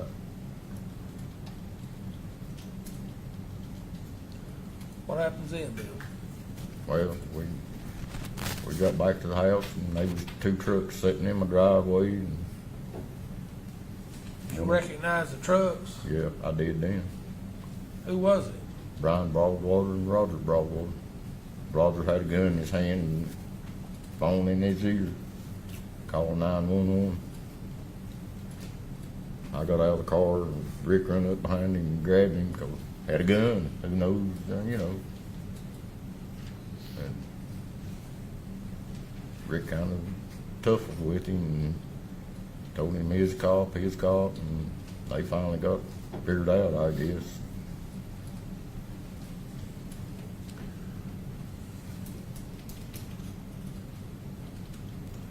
Bill, what's the next thing you experience? That Rick told him, you know, I heard him tell Rick there's two bodies, or he's either told Rick there's two dead bodies behind the house, or he was telling her who was on the phone, there's two dead bodies behind the house. You could hear that? I heard that. What went I through? mean, they screaming it. Couldn't help but hear that. And me from here to her, away from her, the width of a car, you know. Bill, what did you, sir, what was going through your mind at that time? I know what had happened then. I mean, you know, I don't know how to explain what would go through a man's mind when he found out something like it. What does go through a man's mind? I mean, that's what I say, a lot of things, you know. I don't know how to explain what goes through your mind when you hear something like it. Devastation, that's the only way you can explain it. Bill, how long had you been raising grandkids? 44 years worth of it, kind of. I mean, you know, Off and on? off and on.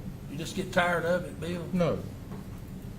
I still ain't tired of it.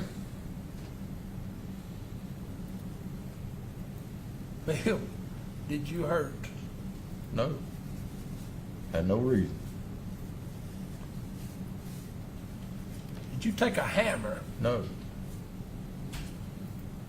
Did you take that black and white hammer that you'd been using to work on that Bronco to your grandson's head? No. No, Several sir. times. Did you hit him? No. No. I promise. No. I didn't. I did. Did you do anything to Sherry? No, sir.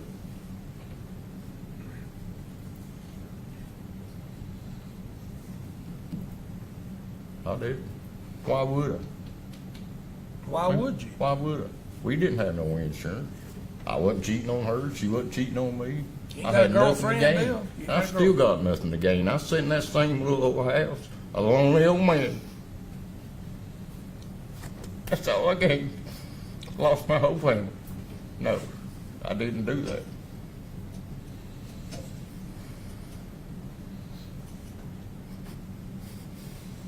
Bill, were you,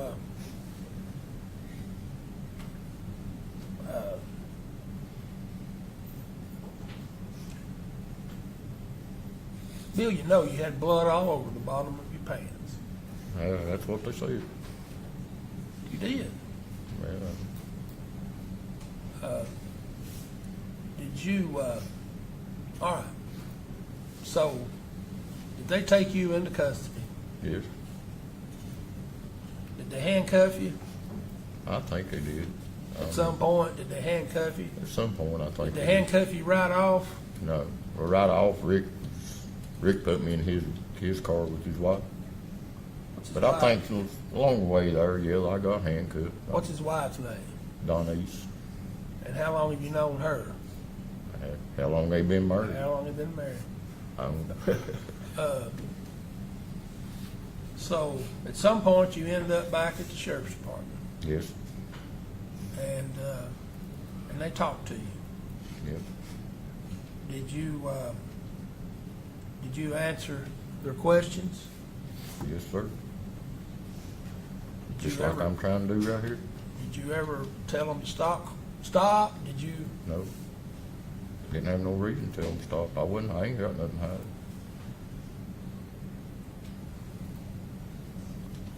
Bill, is there any other way that blood could have ended up on your side? I think I stepped on it. I mean, I think through the process, somewhere along the yard right there, I stepped on it. I didn't even know it was there until they told me at the police station. But I think before I went in and put my shoes on, I'd stepped in it, and I just didn't notice. Thought I was stepping dog shit or something. I had 2 dogs, you know. I mean, that's what. At some point, did you realize there was something on your foot, or? I just kind of scuffed it off in the yard as I was going in the house. Went in, put my boots on. Just didn't pay no attention. It was just, I don't know, I just, Bill, you had some blood on the front of your pants too. I Do you know how you'd have had some blood on the front of your pants? no, unless it was mine. I mean, I do a lot of bleeding. I cut myself all the time. I mean, it could have been mine. I don't know. If it was yours, you remember scratching yourself or anything? I cut myself working on a daily basis for the most part. You work on things, you know. At 5 silos at work, I had to keep unclogged. Little doors this big around.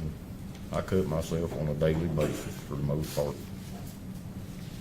Maybe not now, because I don't do much of nothing now. Bill, what do you do now? I spin around my little house where I live at, help Austin with his lawnmower thing, and just whatever, kind of whatever. You still work up the feed store, any? No. I used to go up there some, just because of the customers. It wasn't, had a lot of friends up there.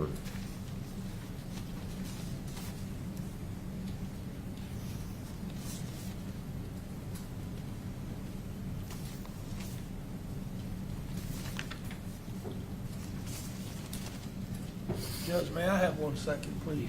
Thank you.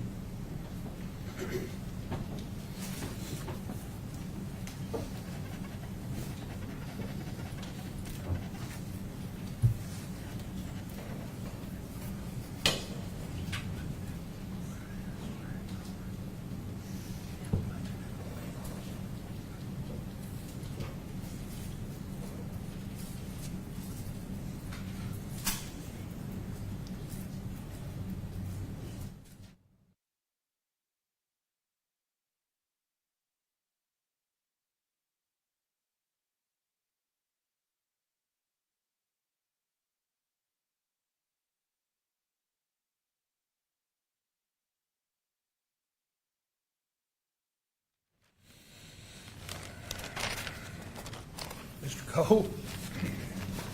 I wish you just called me Bill. Bill, thank you for answering my questions. You're welcome. And Mr. Eastep, I'm gonna have some questions for you. Answer his questions. I would. Well, I make this down, because you want to need just a minute.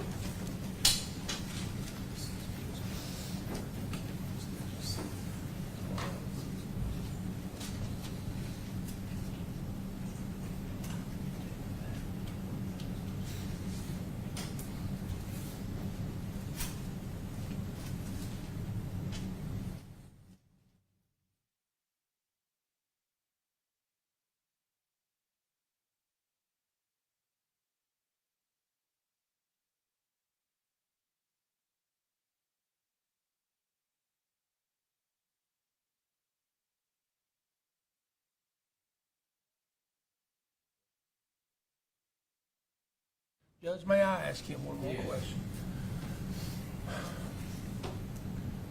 Bill, why were you even working on that old Bronco? Because I had to drive that to work. Till I got that fixed, me and Jesse, I took Jesse to work or to school when I went to work with no heater, no windshield wipers, whatever the weather. I had to take it. I was trying to get that fixed so I could use it. Sure, he had to have a black truck to take Jordan to school. How close was he to getting to drive? Hi, How close was he to getting to drive? how close was? How close was Jordan to getting to drive? Well, he's 15. I mean, you know, he had to get his learner's permit, license or something. But he still couldn't until, if he got his license, he couldn't drive to Plum to Greenville back every day with a permit. I mean, without somebody going with him.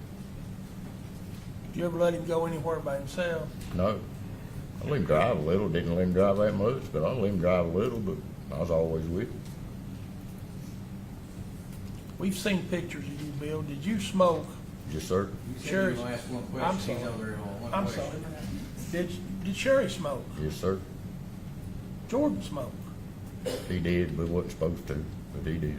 I appreciate your indulgence. I apologize to you profusely. Apologize to the court.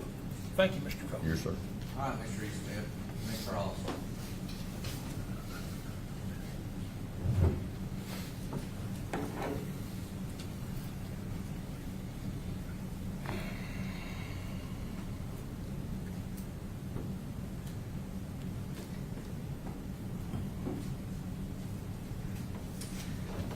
On direct examination there, Bill, you said that you weren't mad at her on I April never 25th. did, man, sure.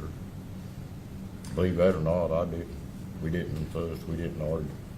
But she had always been nervous, hadn't she? Being nervous and nervous is one thing, bitching and complaining is another. I'm sorry. It's okay. And I wasn't insinuating that she did. Well, you kind of was. That's fair enough.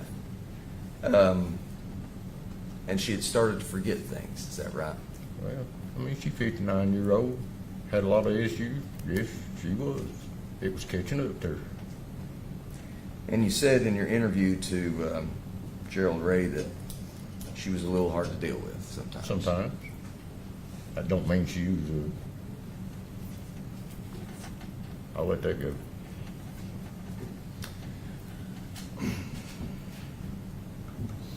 She You was ever dealt nervous. with anybody with dementia or any kind of, Yeah, my grandfather died from it, and I'm very familiar so with you it. know where I'm coming from? I do. I certainly All do. right. And I'm Okay. going to treat you. I'm All going to right. treat you right, Bill. I promise. Sure is a touchy subject. I understand that. Watch how you tread, please. So, she was nervous about DCS being around the house, Yeah. wasn't she? She had, had every reason to be. They had no reason to be there. Somebody told a bunch of lies, got them called. Well, she was afraid that DCS might take Jesse, isn't that right? No, I just don't think she was. I don't really think she was scared they was gonna take Jesse. DCS was there. They wasn't there for Jesse. They was there on account of Jordan. That's right. That's Exactly right. And they were there because he had missed school for 6 days, isn't that right? That wasn't my fault. That wasn't Sherry's fault. That was Jordan's fault. Let me clear that up. He hadn't not went to school. He hadn't been home in 6 days. Exactly. Right. But nobody had called law enforcement from Old Snaps Ferry Road and reported that he hadn't come home from school, isn't that right?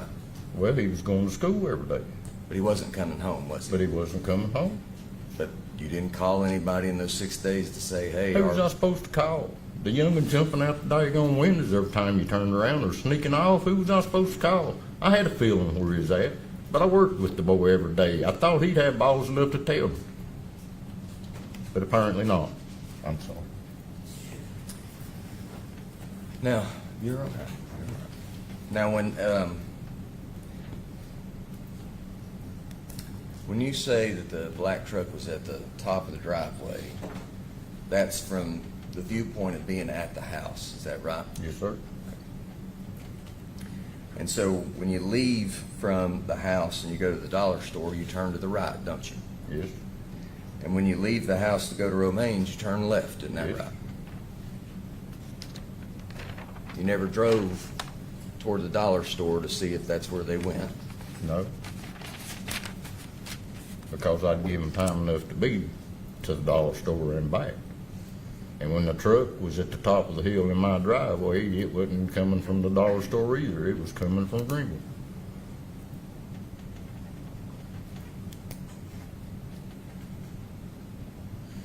Now,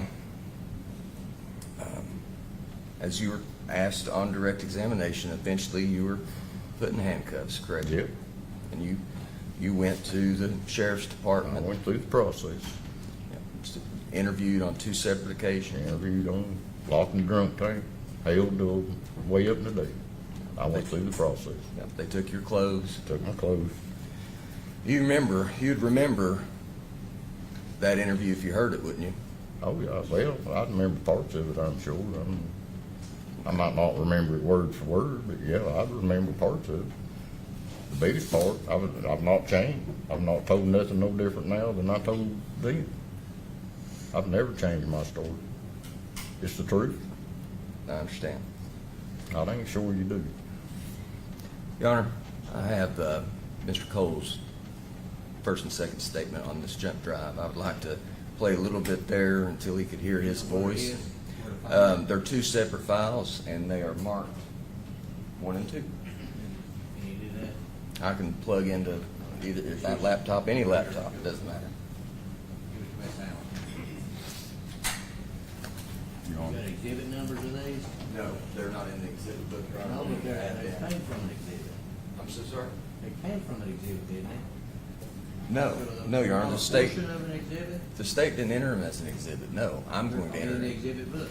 No, they're not in the exhibit book. Judge, we've never been able to enter a witness, our own witness's statements as exhibits. I know. I just didn't know if they were put in there for ID purposes or whatever. He can play whatever he wants to. Okay. Your Honor, I don't mean to be disrespectful. Question. We'll ask the question.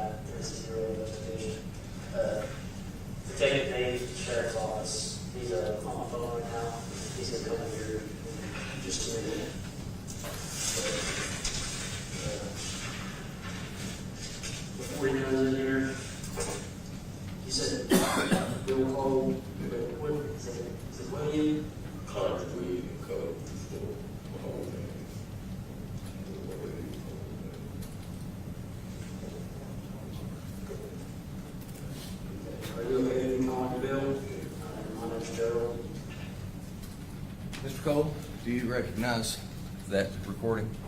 Yeah. Is that your voice that you hear, Yes, sir. sir? Is that a true and accurate reflection of what you recall of your Well, from what I conversation? heard there, Yes, sir. I mean- Well, I've got to authenticate it first. If you Oh, believe that's okay. right, then we I'm can listen sorry. to the rest of it. Okay, Nope. yeah. You're That's- fine. that's That's a my good fault. question to ask. Okay. So that's what you recollect from what the Yep. little bit you heard. Okay. Your Honor, I'd like to move that in as the next defense exhibit, please. All right, that'd be exhibit 500. I don't mean to be disrespectful to you, I really don't. Mr. Cole, I'm going to treat you like I would anybody I'll try my else. best, but I'm standing up for myself. Yes, sir. Exhibit 500 is, audio statement of Bill Cole. Your Honor, if you give me just a second, I'm going to talk to co-counsel, or to counsel Want me to here take for a just a brief second. recess? I think it'd be appropriate. All right, let's take him out for 10 minutes. All rise. 10-minute recess.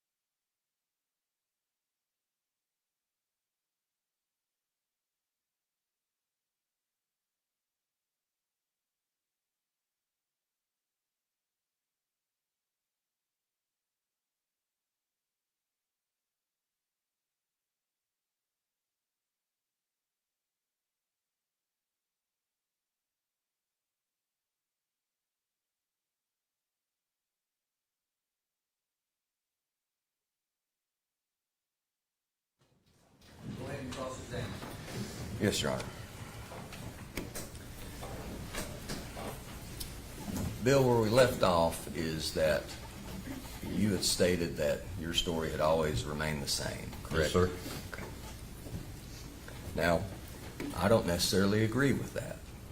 So we'll just talk about some of those things, and you'll have a chance to say what you Let's go like. for it. Okay. Now, this first interview that you had, it was sort of delayed while you guys were waiting on Captain Davis, correct? Is that right? Yes, sir. And so you and Special Agent Gerald Ray were just making small talk. Does that Yeah. sound right? And in that small talk, you mentioned the fact that he asked you if you watched CSI shows, didn't he? Yeah. And you told him that you did watch some cop shows, right? But not me. Right, and said something along the lines of sometimes you're messing with a felony. You remember saying that? To do what? That sometimes you messing with a felony. You were just talking about the shows in general. You remember making that statement? It was a throwaway statement, but Not really, but I ain't gonna say that I did, but I really don't remember.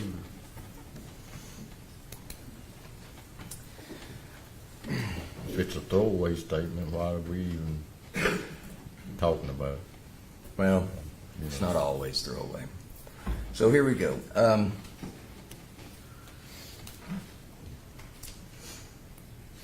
You didn't drive the black truck back down to Romaine's, right? Right. But you had fixed whatever had been wrong with it when you fixed the brakes. Is that right? Yeah, the brakes was the problem. Took it, filled it up with gas, got her ready for the next morning, and parked it in the driveway. When you talked about Sherry and Jesse, or excuse me, when you talked about Jordan telling you that Sherry and Jesse were up on the hill in their little flat spot, you gave a description of it in your statements. You remember that? I probably did, but I ain't gonna say word for word that I remember what I said. Well, let me see if I can help. All right. You described it as a flat spot that was always shaded. Isn't that right? Well, it kinda is for the most part. There's not a ton of trees up on the hill behind No, the but house. there's, There's a few all clumped together there, about halfway up the hill. Is that right? well, yeah. At the top of the hill, it is flat, but there ain't a tree up there Well, between. there's one or two kinda right at the top, but not necessarily right on top. Yes, sir. But they're kinda Right closer to the as it top. starts to turn Yeah. and get flat. Yeah. And there's several rock cropping out Eat in the up the hill. rocks. Yeah. And the flat spot that they like to sit in, there's a rock cropping along with two trees, and it's flat right there. That's the spot, isn't Yeah, it? pretty much. Okay.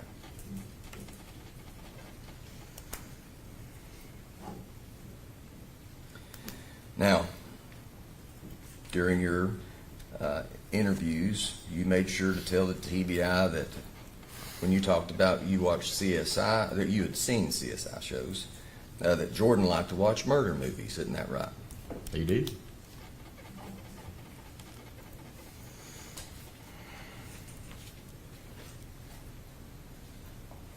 And during the process of these two interrogations, they made you go through your story multiple times, didn't they? Yep. And in your first interrogation, there's no mention of you stepping in anything wet. Isn't that right? Well, I don't think I was asked in that. In the second interview is when that's brought up. Is that best of your recollection? And the reason that you had went to the Bronco, as you stated, is to get your cell phone. It was in the front seat, you said. Lay it in the front seat.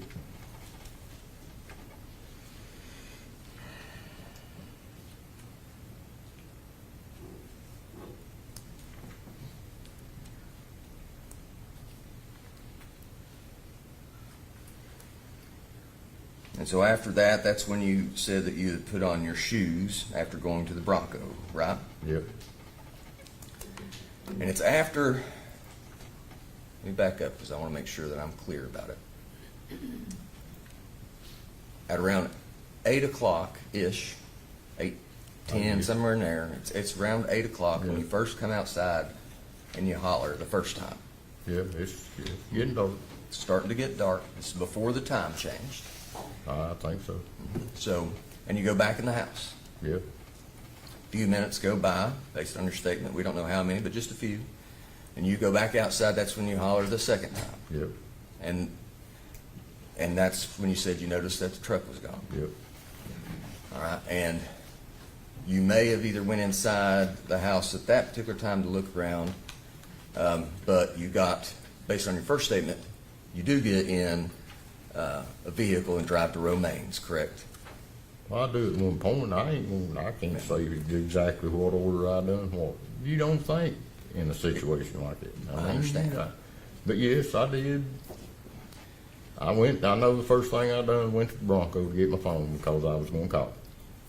It wasn't there. Yes, sir. So I went back and house put my shoes on, I'm pretty sure. And in your first statement, you told Gerald Gray that all 3 trips that you went to Romaine, you had taken the Honda. Isn't that right? No, Okay. no, I don't think so. Is it true that in the second statement that you told him, oh, wait a minute, I did take the gray truck the first trip? Does that refresh your memory? Do you believe that? I told him, I don't know which, but I think I told him first time. I said from the get-go, I took that truck one time, I know. But when I said it, I ain't going, I understand. maybe you don't think of it right off the bat. And between your first statement and your second statement, you had been in the Greene County jail for 6 hours, isn't that right? I've been there a while. Been there long enough not to want to be there anymore, I'm sure.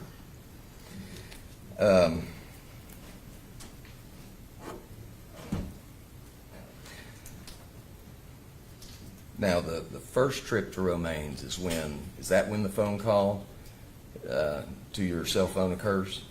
I think either the first one or the second one, I'm not gonna say for sure, but I think it was,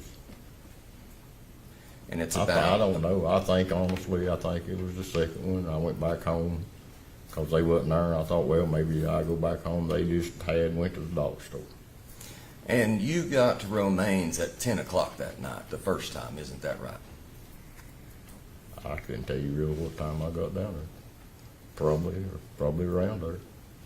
And so it's about a 10-minute trip one way. Yes. Okay.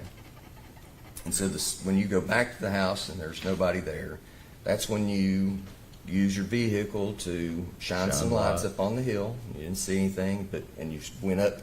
Your flashlight wasn't working, correct? Yep. And so you went to the flat spot. They weren't there. They weren't there.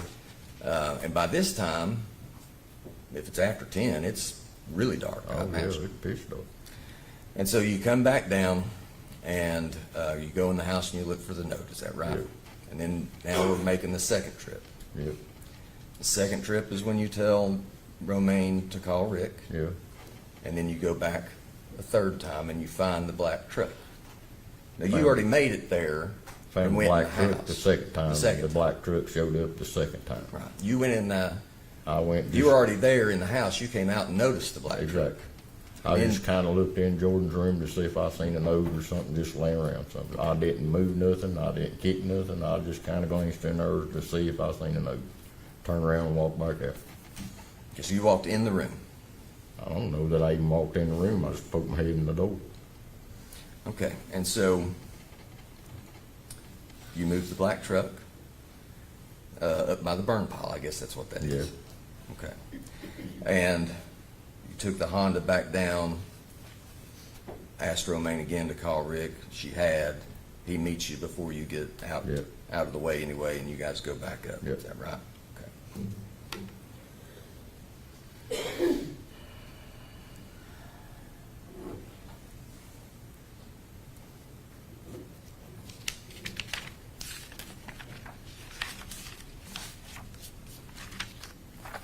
Just 1 second.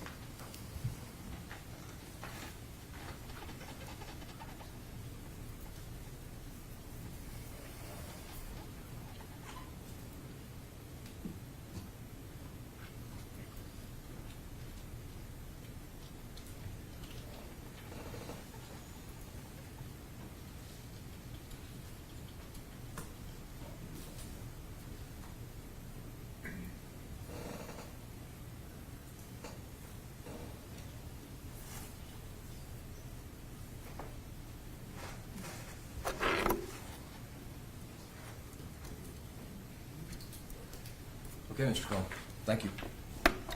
Any redirect? No, sir, thank you. Can he stay in the courtroom now? As far as I'm concerned, I don't know about this. All right. You're free to go, or you can stay back there in the courtroom and watch if you want to. I'll sleep with my family. Thank you. Okay. Call your next witness, State. Blake Ketan. Blake Kettridge, Your Honor. Blake Ketan, TBI.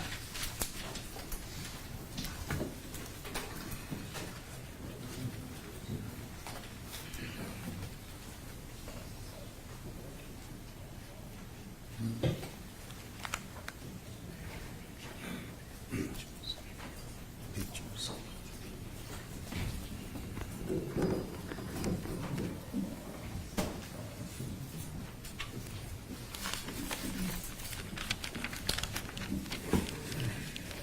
Agent Ketan, were you here Monday? Yes, sir, I was. Okay, you were sworn, right? Yes, sir. All right, you're still under oath. Have a seat right there, scoot up to the mic.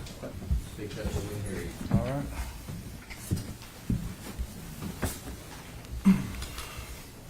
Would you please state your name?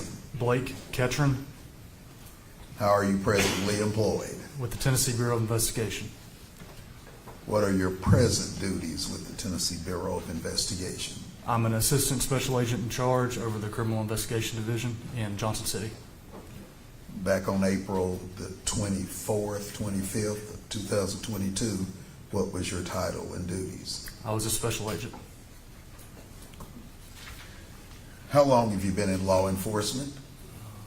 Approximately 12 years. I started in 2014 at Chattanooga Police Department before getting hired on at TBI down in Marion and Sequatchie counties. I transferred up here during COVID 2020, and I've been up here ever since.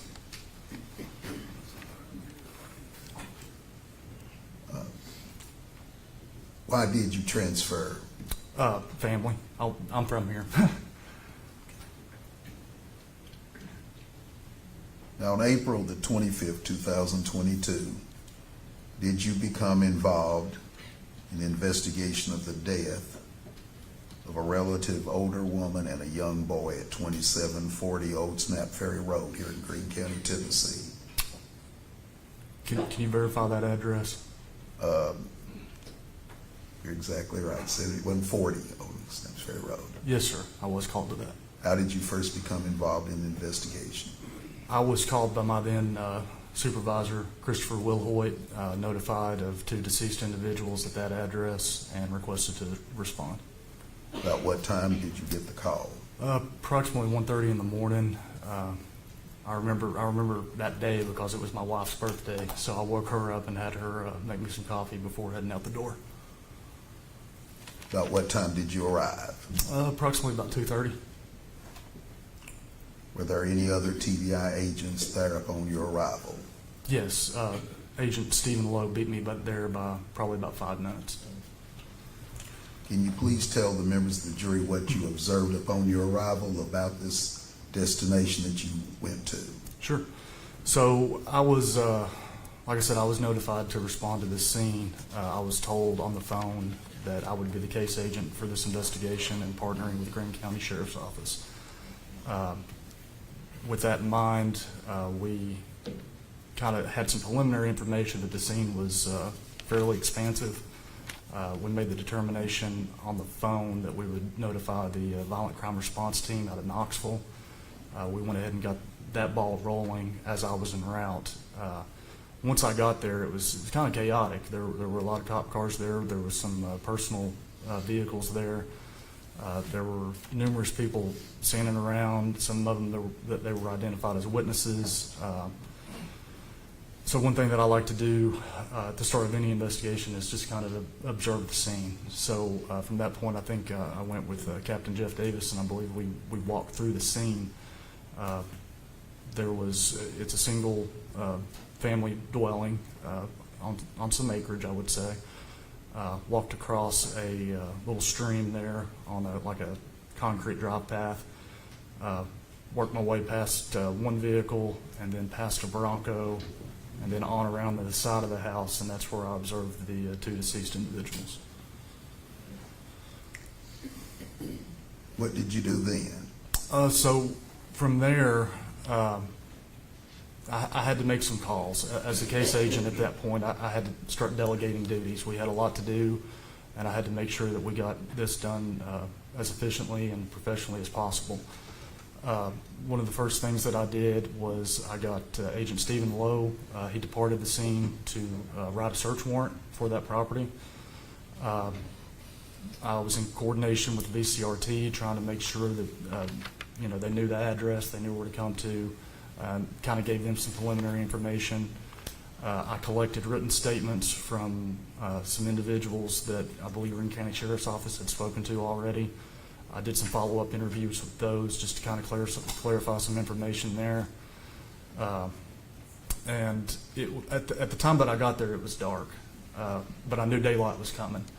And in my initial walkthrough, I noticed that there were some weird, like, tire tracks in the dew, in the yard, and I just felt like it was important. I knew that those tire tracks would probably burn off once daylight hit, so I went ahead and collected photographs of that. I believe Sheriff Holt notified me that there was a pizza box that was near the roadway and some pieces of pizza that had been ground into the roadway. Went ahead and collected those. From my recollection, it was a little bit windy that day. I didn't want that box to blow down the road and we lose that if it was of any importance. I would like you to look, please, at exhibit number 20.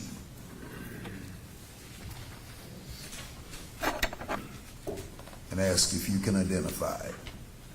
Yes, sir. That's the residence there, 7140 Old Snaps Ferry Road.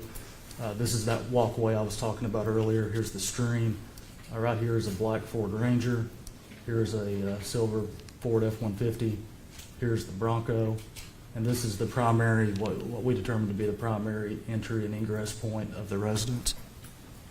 Does that accurately reflect what you were seeing that day? It does. Would you make it an exhibit to your testimony? I would. Would you please look at exhibit number 21? Can you tell the members of the jury what that shows? Yes, so here we're outside the crime scene tape. This is the Ford Bronco. Right here, if you see that reddish-brown substance, we believe that to be blood at the time.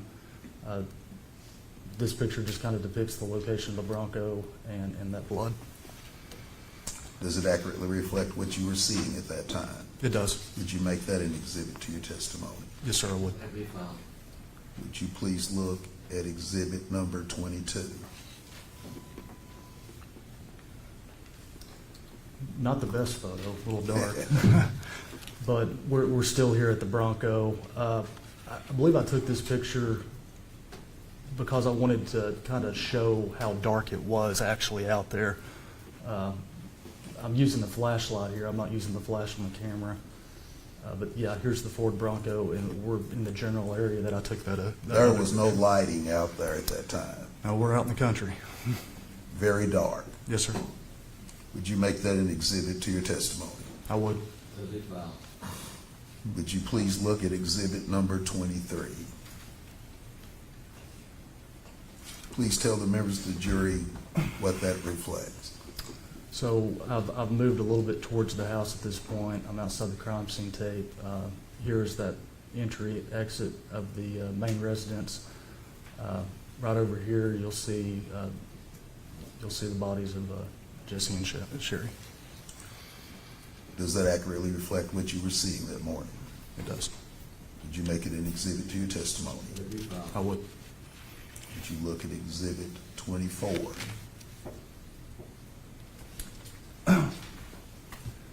Again, just another picture, very similar to the first. I've kind of tried to fill the frame here to make sure we capture both of the victims.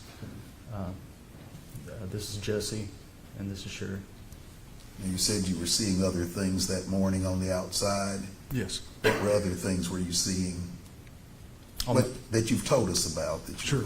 Yeah, so tire tracks, we saw I saw the tire tracks in the dew. There were various areas of blood between the Bronco, which would have been back over here, and the main entry and exit of the residence. Would you look at, please, exhibit number 25? Please tell the members of the jury what that shows in those early morning hours that when you got there. Sure. So again, this is the Ford Bronco. Right here is that reddish brown substance that we believe to be blood. Over here, it's dark and you can't see it, but this is the general area where we smell some additional areas of blood. Does that accurately reflect what you were seeing that morning? It does. Did you make it an exhibit to your testimony as well as the photograph before that? Yes, I would. No problem. Would you please look at exhibit number 29? Please tell us fully what you see in that exhibit. Sure. So these are some, I initially believed these right here to be tire tracks. I believe looking at it right now, it may be actual footprints coming in the dew, but this kind of pictures what we're dealing with here and why I went ahead and took these photographs. This is obviously, once the sun comes up, we'll lose those prints and tracks in the dew. Would you make that an exhibit to your testimony? I would. It'll be fine. Would you please look at exhibit number 30? Please tell the members of the jury what that shows. Sure. So again, this is in the dew. You can see what I believe to be tire tracks right there and right there in the yard. Would you make that an exhibit to your testimony? I would. It'll be fine. Exhibit 31. So for lack of a better term, I would call this smash pizza. This is pizza that was in the roadway there that Sheriff Holt kind of directed me to when I arrived on scene. Would you make that an exhibit to your testimony? I would. It'll be fine. Would you please look at exhibit number 33? Please tell the members of the jury what that exhibit shows. Yes, sir. So this is Old Snaps Ferry Road right here, barbed wire fence adjacent to the property. Right here is the pizza box that I mentioned earlier, and then you also see some additional little pieces of smashed pizza on the roadway. Would you make that an exhibit to your testimony? I would. It'll be fine. Exhibit 34. Would you please tell the members of the jury what you observed in that exhibit? So this is just a closer up photo of the pieces of pizza that have been smashed into the roadway. Would you make that an exhibit to your testimony? I would. It'll be fine. Would you please look at exhibit 35? Please tell the members of the jury what that shows and how it helps explain your testimony. Sure. So this is a pizza box here that Sheriff Holt had pointed out. Earlier in my initial briefing with some of the officers that were on scene, there was mention that Mr. Allen had fled or ran through this field and discarded a pizza box. So that's why I felt like that was important. We try to corroborate all of our statements. When you refer to Mr. Allen, you're referring to the defendant, is that right? Correct, Jordan Allen. Would you make that an exhibit to your testimony? I would. It'll be fine. Would you please look at exhibit 37? Please tell the members of the jury what that photograph shows. This is just a closer up photograph of that pizza box. You can see pieces of pizza that had fallen out of the box. It's kind of wedged up against that barbed wire fence, and that was its final resting place where I found it. Would you make that an exhibit to your testimony? I would. It'll be fine. Would you please look at exhibit 38? And I ask if you can identify it. Yeah. So this is actually my hand here. I've put latex gloves on to start the collection process of this pizza box, and I'm just taking a photograph during that collection process. Would you make that an exhibit to your testimony? Yes. Exhibit 39. This is myself. This is my hand. I'm holding up the pizza box. Just get a photograph of the front of the pizza box. Now, what do you do with that pizza box? I end up collecting it, and by collecting it, I mean I obviously take it from its place that we found it, and I put it in a paper bag, seal that bag up, and if need be, we would send that to the lab later for examination and testing. I would show you Exhibit 456 and ask if you can identify it.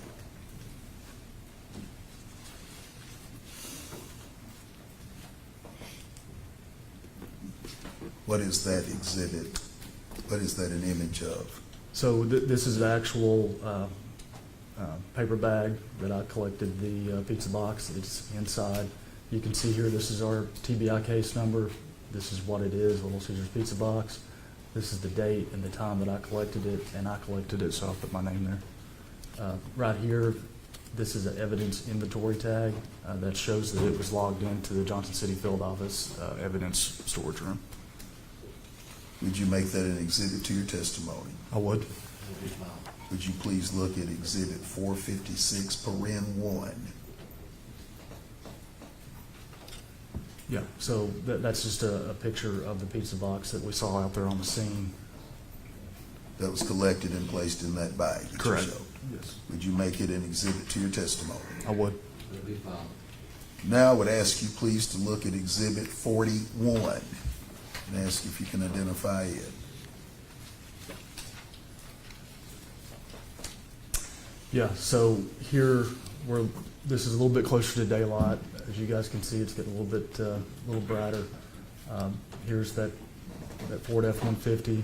Here's the Ford Bronco, and here's the residence with the main entry and egress point for the home. Right here, you can see the black Ford Ranger. Would you make that an exhibit to your testimony? I would. It'll be filed. Would you please look at Exhibit 43 and ask if you can identify it? Yes, that is the black Ford Ranger that we observed on scene and was used by Jordan Allen to go to Little Caesars. Would you please look, would you make that an exhibit to your testimony? I would. Would you look at Exhibit 44? So this is the same Ford Ranger. This is just the shot of the driver's side. Again, it's the black Ford Ranger used by Jordan Allen to go to Little Caesars. Would you make that an exhibit to your testimony? I would. It'll be filed. Exhibit 46? This is the passenger side, same vehicle, black Ford Ranger there at the property.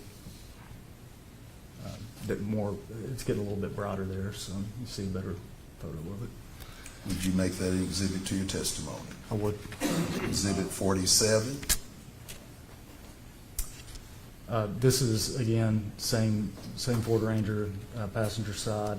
Back here, you can see some tire impressions here on the grass, and you can kind of see where the dew was and kind of how it's starting to burn off, which is why I took the photos earlier.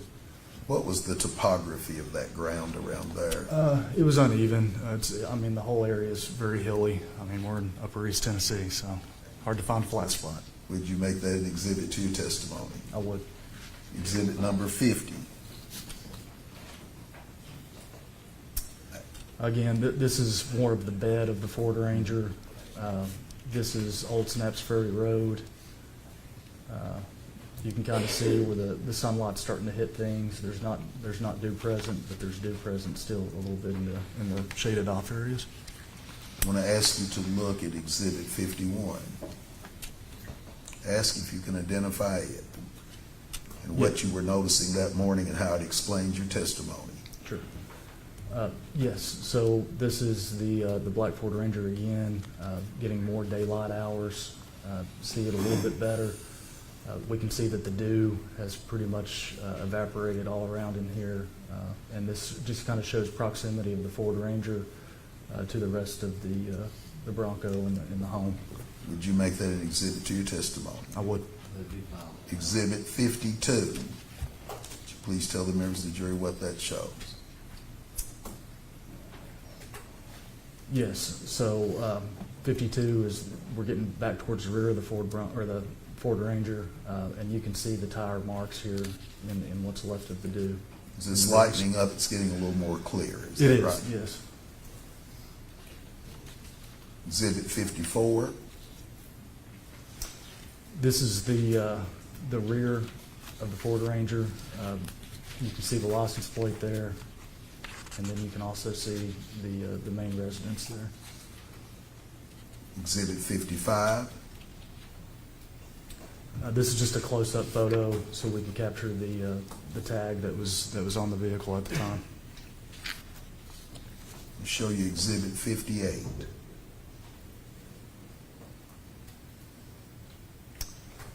What does that photograph reflect? So this is the area behind the Ford Ranger. You can see that the dew is pretty much completely melted off at this point. Why did you believe those tire tracks were important as the investigation continued?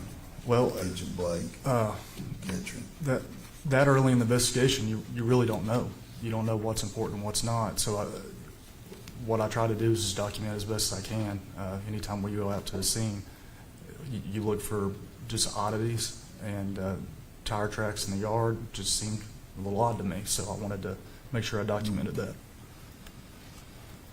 Did you later come into in your investigation to believe it tied in with something? It did. We'll show you Exhibit 60 and ask if you can identify it. Yes. So again, you can see the tire tracks there. A little bit of the dew still left, and I think this is the shadow of the Ford Ranger. I'm going to show you Exhibit 61. You want to file that 60, right? Yes, Your Honor. It'll be filed. 61, this was kind of, I believe this to be a vehicle chassis, but it was kind of a junk pile there. There's a child's bicycle right here. Took this photo just to kind of continue to document the scene as I saw it. Would you make it an exhibit to your testimony? I would. Exhibit 62. Let it be filed. So I took this photo standing on the little driving walking bridge there. You can kind of see a little bit of the tire right there.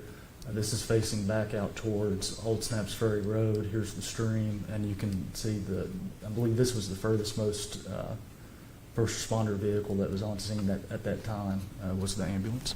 Would you make it an exhibit to your testimony? I would. It'll be filed. I would like to show you exhibit number 63 and ask if you can identify it. Yes, now we're working our way around the house. You see a child's play toy here of a little dump truck. I would consider this the back porch of the residence. Would you make that an exhibit to your testimony? I would. It'll be filed. Exhibit 64. So just continuing on, this is kind of a side view of the residence. You can see we're progressing through the crime scene. Over here's the Ford Bronco for reference. Right here would be the stairs and the main entry. And over here is what I would consider the back porch of the residence. Would you make that an exhibit to your testimony? I would. Exhibit 65. So now we're kind of shooting a photograph back for reference, just to kind of paint the picture of where we're at in the scene. Ford Bronco again, F-150, main entry and exit of the residence. Would you make that an exhibit to your testimony? I would. It'll be filed. Exhibit 66. So this is what I would consider the back porch of this residence. We've just progressed on around the home, just documenting as we go with photographs what the scene would look like. Would you make that an exhibit to your testimony? I would. It'll be filed. 67. So here you can kind of see some tire impressions here in the grass. This is out back around where that back porch area is where I'm standing when I take this photograph. Would you make that an exhibit to your testimony? I would. Exhibit 68. Here we're just continuing on around the residence. We're starting to come to that far corner where the victim's bodies are around this corner over here on this side of the house. I believe we see some tire tracks here. Would you make that an exhibit to your testimony? I would. It'll be filed. Exhibit 69. Yeah, so here you can see the tire tracks a little bit better. Up here is the hillside, and then on around here is where the victims are located. Would you make that an exhibit to your testimony? I would. Exhibit 70. Again, tire tracks in the grass through here, coming off the dirt road. There's the Ford Ranger, the Bronco for reference, and the back porch area of the residence. Would you make that an exhibit to your testimony? I would. Exhibit 72. Yeah, so here we're just continuing on around the side of the residence as we keep going. This is the side of where the victims' bodies were located. Up here is the hillside, the hilltop. You see the crime scene tape all around the residence. Would you make that an exhibit to your testimony? I would. Now, Agent Ketan, you said that in the early hours of your investigation, you're looking for things that might stand out, oddities, things you don't even understand, Sure. just things that are odd. Yeah. Did you later come to believe that you had found an answer to these tire tracks? Yes, in the interview we did with Bill Cole. Mr. Cole stated that he had used his vehicle, the headlights on his vehicle, to drive around his property to kind of help him see a little bit better. Thank you. Yes, sir. Exhibit 73. Okay, here we've almost made it all the way around the house at this point. We kind of started over here with our first set, and we've progressed on around the house. Our victims' bodies are right here. This is kind of like a cellar door almost, so it's kind of obscure, but the victims' bodies are right here. You can see that at this point, our BCRT team is on scene at this point, and it looks like they're starting to set up.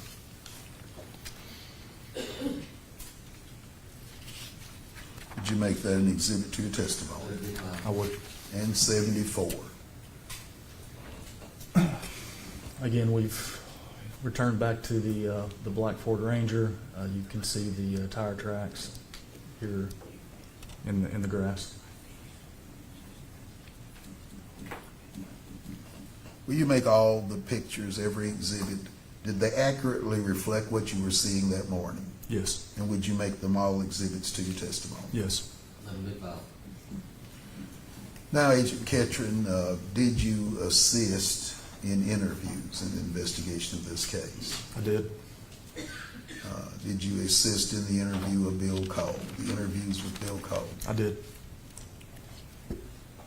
Did you assist in the interviews of the defendant, Jordan Allen? I did. You were a part of that questioning. I was. Would it be fair to say that you observed each one of them closely during the course of those Yes, that's fair. interviews? Yes. You saw various things about the clothes. Mm-hmm. You had the opportunity to talk to them and hear their answers. I did, yes.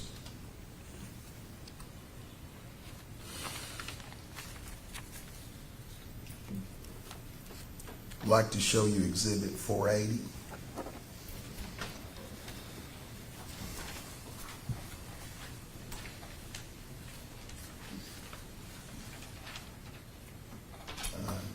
Agent Ketan, can you tell the members of the jury what that's an image of? Yes, I can. Please tell the members of the jury what 480 is an image of. Yes. So this is labeled as an FTA card, and what we know this as is a DNA standard. When someone goes to an autopsy in a matter like this, there's usually a DNA sample collected. This is specifically for Jesse Allen. This is Jesse Allen's DNA standard. I've taken this, I received this from Agent Emily Durand, who had picked it up at William L. Jenkins Forensic Center. She had brought it to Johnson City. I had put our case number on this envelope, my name, TBI, and this would have been the 7th item, I believe, that I submitted to the lab in that sequence. We have to put all this information on for our lab to accept it, that way they can match everything up. You followed through that entire process. Yes. Would you make that an exhibit to your testimony? Yes. Exhibit 482.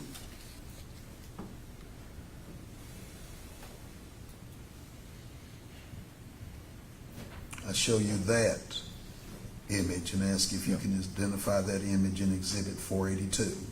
Yes. So again, this is again from William L. Jenkins Forensic Center from autopsy. This was from Sherry Cole. Again, we have FTA card here, which is a DNA sample. I've taken this again from Agent Emily Duran. I took custody of this. I put our necessary information on, submitted this as the 12th item in that sequence that I submitted to the TBI crime lab. You did submit it to the TBI crime lab. Yes. Did you make that an exhibit to your testimony? Exhibit 465.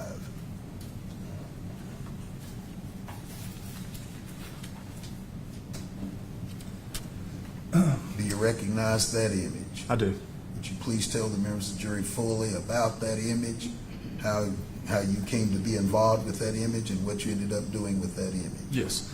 So following the conclusion of the last interview with the defendant, Allen, a search warrant was authored for his DNA to obtain a DNA standard. I believe that was by Agent Emily Duran.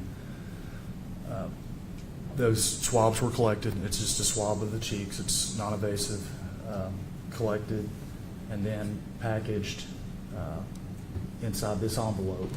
You can see, again, the TBI case number, what the items are, 2 buccal swabs of Jordan Allen, and the packaging that the buccal swabs were in, my name, and here is where it's actually went to the lab. Looks like exhibit number 25 as a DNA standard for the defendant, Jordan Allen. Would you make that an exhibit to your testimony? I would. Would you please look at exhibit 465, paren 1?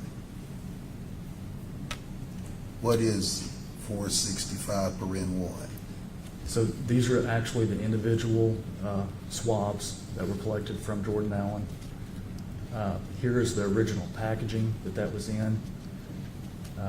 I've repackaged that in a paper envelope to send to the lab. So, but this is the original, and you can see that it was recovered by Agent Duran on 4/25/22. And that did get to the lab. It did. Would you make that an exhibit to your testimony? Yes. Would you please look at exhibit 466?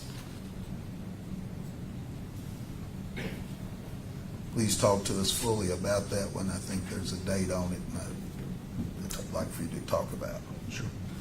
So this is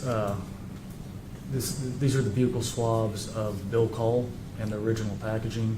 I received this and repackaged this on 5/5/22 to send to the TBI crime lab. You can see here it did go to the TBI crime lab. I can't make out the date there, but it looks like it was. I can't make out the date right there, but it did go to the TBI crime lab as a DNA standard for Bill Cole. And you got that from the Greene County Detention Center? Yeah, Greene County Sheriff's Jeff Office. Davis. Yes, Would you make that an exhibit to your testimony? I would. Same thing about 466, paren 1. And on these, Agent Ketan, if you'll tell them where you got them from so we can complete the full Yes. process. So again, here are the cotton applicators, the swabs, and these are the packaging that they come in. Here's the original plastic packaging that they were collected in, and you see the date 4/25/22. 2 vehicle swabs collected, Greene County Sheriff's Department, belonging to Clarence Cole, Bill Cole. These items were stored at the Greene County Sheriff's Office, brought to me, I believe, by Agent Gerald Ray, and then subsequently submitted to the TBI crime lab for analysis. Would you make that an exhibit to your testimony? I would. Would you please do the same thing as it relates to exhibit 472?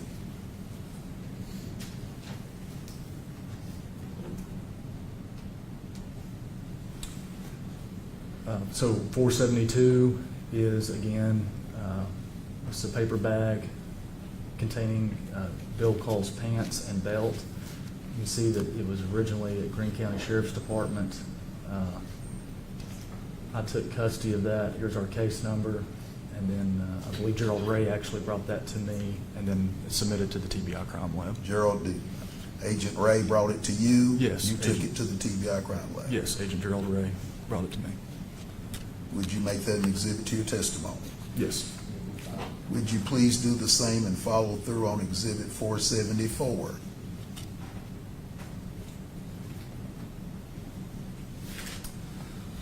So 474 is going to be the shirt of Bill Call. Looks like it was collected 4/25/22 by Agent Gerald Ray at 4:50 a.m. It was stored at the Greene County Sheriff's Department until Agent Ray brought it to me, which was later submitted to the TBI Crime Lab for analysis. I would ask you, please, would you make that an exhibit to your testimony? I would. I'd ask you to please look at 483 and ask if you can identify it.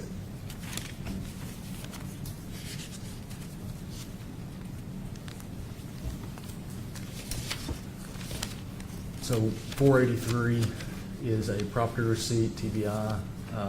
This is where items were taken by me from the Johnson City Field Office temporary storage area to the Knoxville temporary storage area.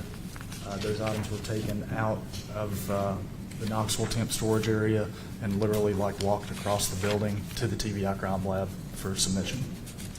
Would you make that an exhibit to your testimony? I would. Would you please look at Exhibit 480?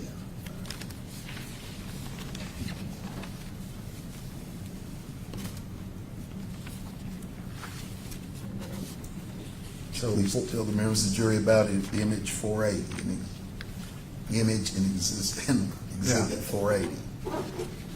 we might have already covered this one. 480 is the DNA standard for Jesse Allen. Again, it's got our TBI crime or TBI number, case number, my name, and this was the 7th item submitted at that point in that sequence.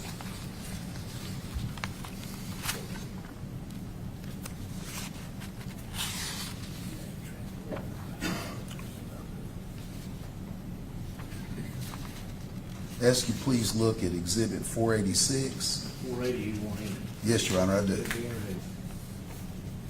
486. So at the TBI Crime Lab, they keep a kind of a folder of kind of the chain of custody for all the items of evidence that come in. This would be like the inside flap of that. Whenever evidence is returned, you have to sign for that evidence to be returned. I see my name here, and this would have been for the release of a black Ford Ranger on 5/5/22. Would you make that an exhibit to your testimony? I would. That'd be fine. Exhibit 487.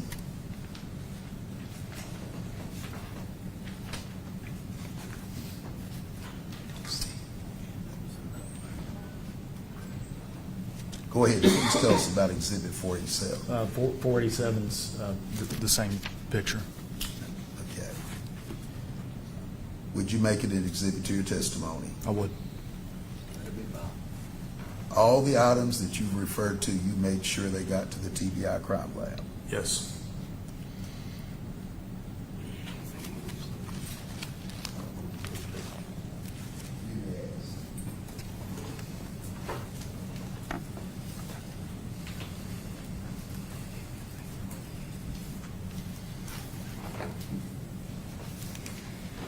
All right, so you arrived, I believe you said that was around 3 a.m., somewhere close to that? Approximately 2:31.